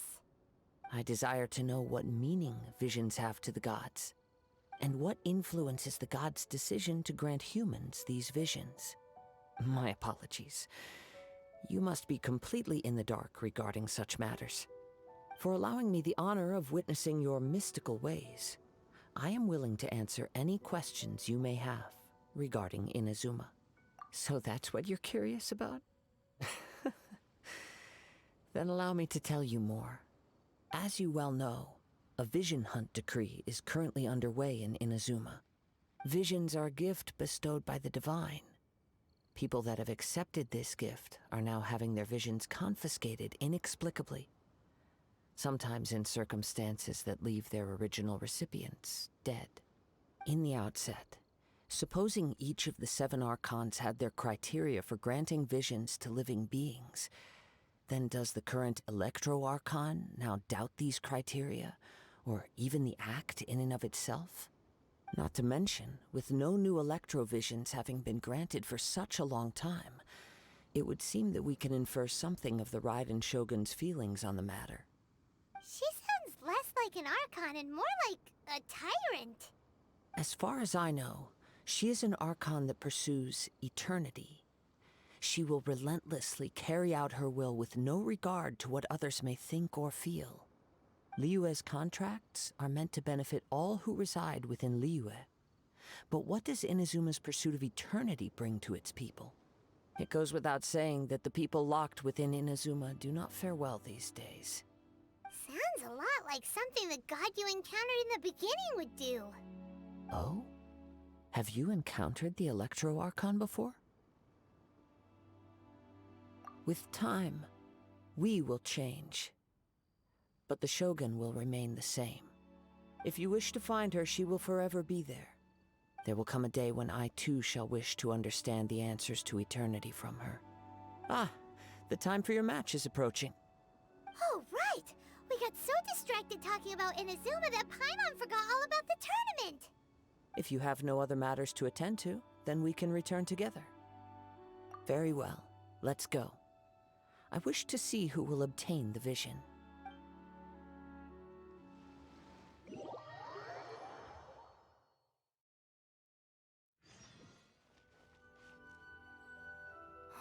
Why isn't he here yet?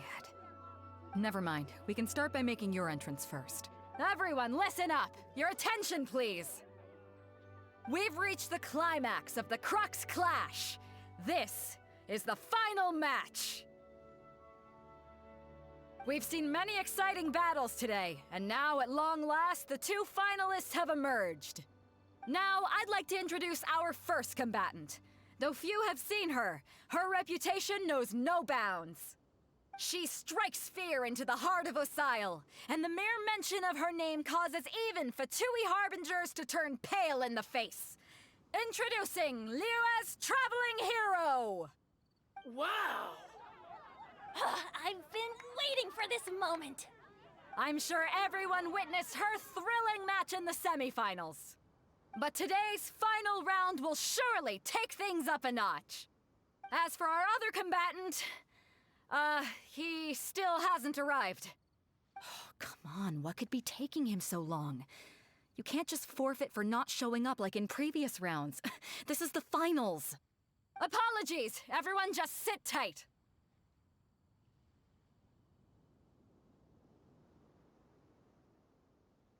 We've got no other choice. If he doesn't show up, we'll just have to postpone the match. Wait a moment.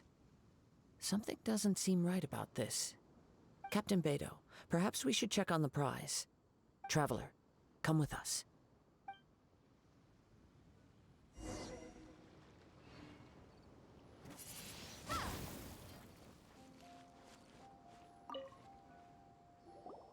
Let me see. It's gone all right. The vision is missing. Huh? Did somebody steal it? Who would dare do such a thing in broad daylight? We don't know when it was taken exactly. I never thought that someone here would have the guts to cross Captain Beidou. No need to worry. Even the craftiest sleight of hand does not escape nature's watchful gaze. The culprit has only acted recently. They will not have gotten far.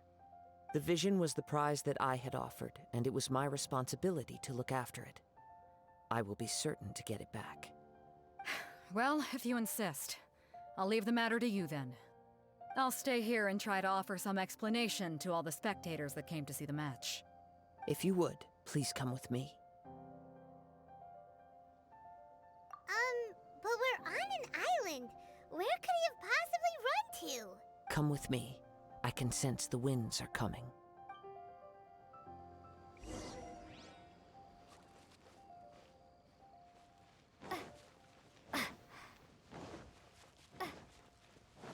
Huh? A wind current? The winds have come at an opportune moment. Let's seize this chance. Ride the winds upward. From there, we can continue our search for clues.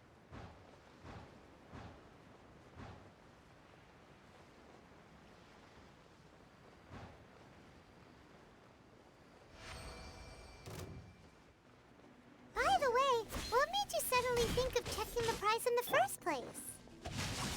I heard it the moment it was stolen. Well, then why didn't you stop him? You'll see, shortly.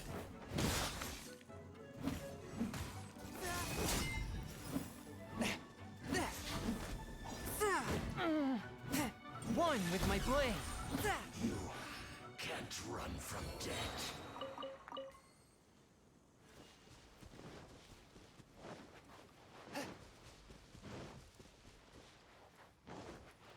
The winds are guiding us forward. The culprit is on the opposite shore now.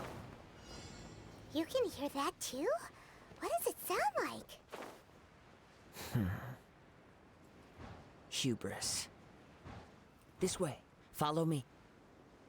There may be an ambush waiting for us up ahead, but I trust that you are well prepared for such a scenario.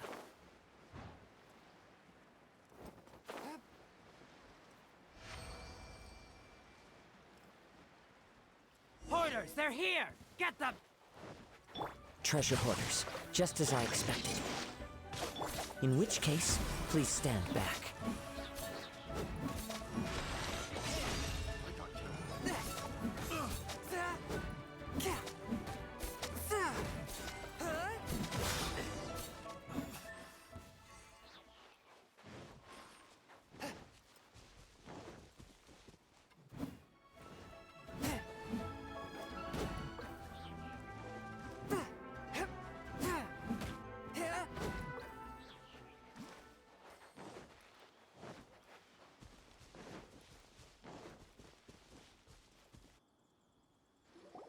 You caught up with me? How is that possible? I had even prepared a boat to ensure a quick getaway, and still you caught up to me! No boat could ever match the speed of the wind. The wind? What are you talking about? Oh, I get it. Your vision. Drat! If I only had a vision! Or, if I could activate this one, then you'd never be able to catch me! This has nothing to do with visions. You may be skilled at vanishing from a crowd, but it seems you know precious little about how to conceal yourself from nature's gaze. Additionally, your chosen escape route was flawed for reasons that are too numerous to go into, and on top of that, I could hear your boasting and proud laughter in the wind as I was pursuing you. In other words, you failed to meet any of the basic criteria for a grand heist. Namely speed, stealth, and style. You... But most disappointing of all is the state of the vision in your hand. It appears that the vision doesn't respond to human desire indiscriminately. Fine! I admit it. I've had my eyes on this vision for quite some time now. I decided to register after hearing that this fighting contest was full of a bunch of lousy fighters. I fought my way to the finals and... Aha! So you were supposed to be our opponent!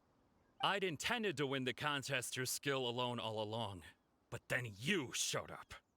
After watching the semifinals, I knew that I didn't stand a chance. But I wasn't about to give up on the vision so easily after coming all this way. Since there was no use in trying to face you in the match, I decided to put my skills to good use while everyone's attention was on you and Beto. I was convinced I prepared thoroughly for my escape, but somehow... After all I went through to get it? I think not. I know an empty threat when I hear one. Fine. But you'd better mean it. It didn't activate once I took it anyway. It's nothing but a useless shell to me. You know, according to the laws of the sea, the penalty for stealing is breaking the culprit's arms. Huh? You're not serious, are you?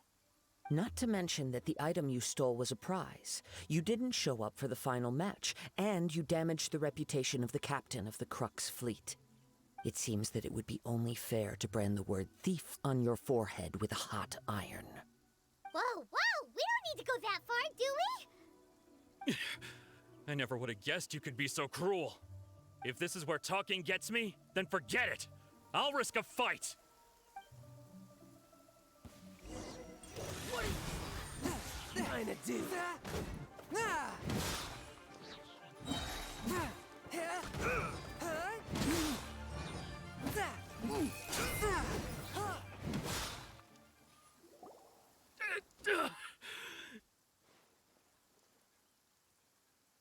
No! Do what you want, but please, don't brand my forehead, please! He has persevered to the bitter end, and now death looms near.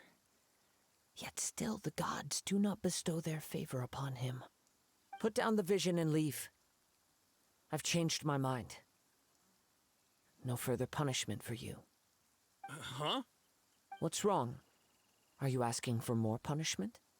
It's up to you. Such willingness is commendable, and fits the way of the samurai. No need for that. Thank you for releasing me. You truly are generous. Huh? Paimon doesn't get it. Were you just trying to scare him? I take no pleasure in frightening others. I was just testing all possibilities while the vision remained in his hands. When people are forced into a corner, That is when their greatest strength will appear. I thought it may be an opportunity for him to awaken the vision. But unfortunately, nothing happened. Yes, I wanted to know whether it were possible for an extinguished vision to be reawakened. From the moment he stole the vision, I decided to use him for this experiment.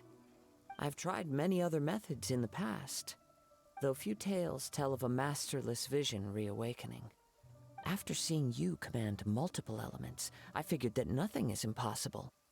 Come, why don't you give it a try? The vision didn't seem to respond at all. I see. So you are also unable to rekindle the vision. No matter. This was expected. I suppose this vision is still mine to take for now. Yeah, what's the story behind this vision anyway? The story begins with an old friend. He was once a good friend of mine. One day he asked me about a sword art of which he had heard, the Musono Hitotachi. I told him it can only be witnessed when divine punishment is administered. It is the pinnacle of the Raiden Shogun's skill, a symbol of ultimate power. But he replied, there must be one who can withstand it. There will always be those who dare to brave the lightning's glow. Then, the Vision Hunt decree arrived. People's aspirations were stripped away as the Raiden Shogun began to construct her ideal of eternity. While I was fleeing from place to place, I heard that my friend had challenged the Vision Hunters to a duel before the throne. A solemn yet brutal challenge. The defeated face divine punishment, while the victors gain a second chance. Perhaps he thought he of all people should make a stand. Coming face to face with the Musono Hitotachi was all that he truly desired, after all. When I arrived at Tenshukaku, the duel was over. I heard his sentence of divine punishment, his severed blade hitting the ground. Perhaps that was the glory he had yearned to witness. In his last moments, what expression was on his face? Before I knew it, I had stepped forward and snatched the dying vision and was running from the scene. All I knew was that I mustn't let his hope, which burned so brightly, become buried among the ice-cold statue of a god. Perhaps one day, I may come to find that all I have done is meaningless. But as a wandering samurai, I find meaning in traveling and the sprawling beauty of nature that lies along the way, while still retaining the warrior way in my heart. Kazuha! It's just another way of saying I do as I please. All right then, it's time we returned. Allow me to gather the wind for us once more.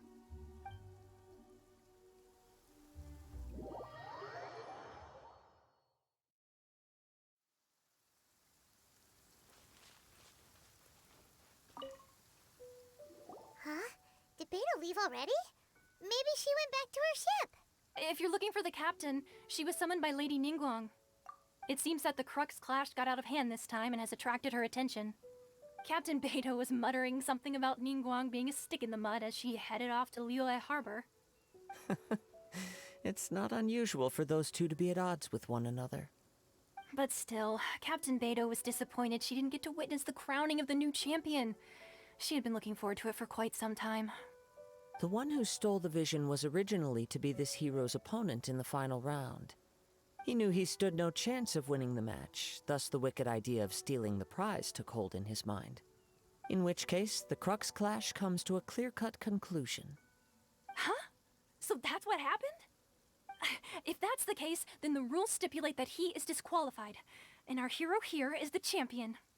Paimon thought we'd win and all, but not like this. It doesn't matter. As the saying goes, honor given is honor deserved. Now, let me go prepare the champion's medal to award you. Yes, I believe so.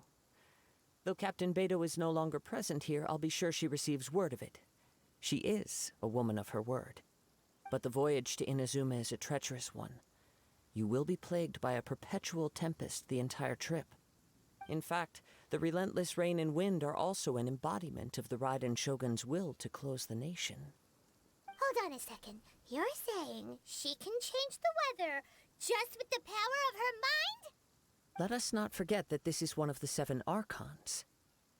If Liyue's Morax could form Guyun's stone forest by casting down his stone spears, then it should come as no great surprise that the Raiden Shogun is capable of summoning an eternal tempest. Suffice it to say that if you wish to journey to Inazuma, the Alcor will need some time. You will be notified once all the preparations have been made. In the meantime, I intend to embark on a journey of my own. I will travel all across the vast lands of Liyue in the hope of finding a way to reawaken the vision. Paimon believes you'll find a way for sure. Thank you. May both our journeys prove meaningful. One final word of warning. The part of your journey that lies after the storm may well prove to be the most arduous.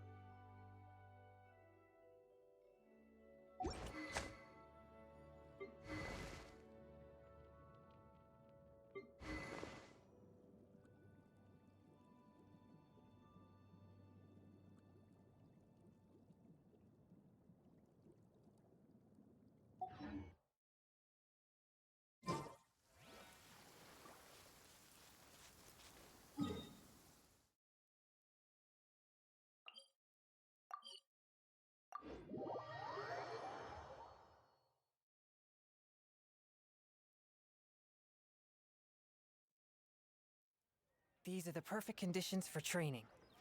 Come on, Traveler. Train with me.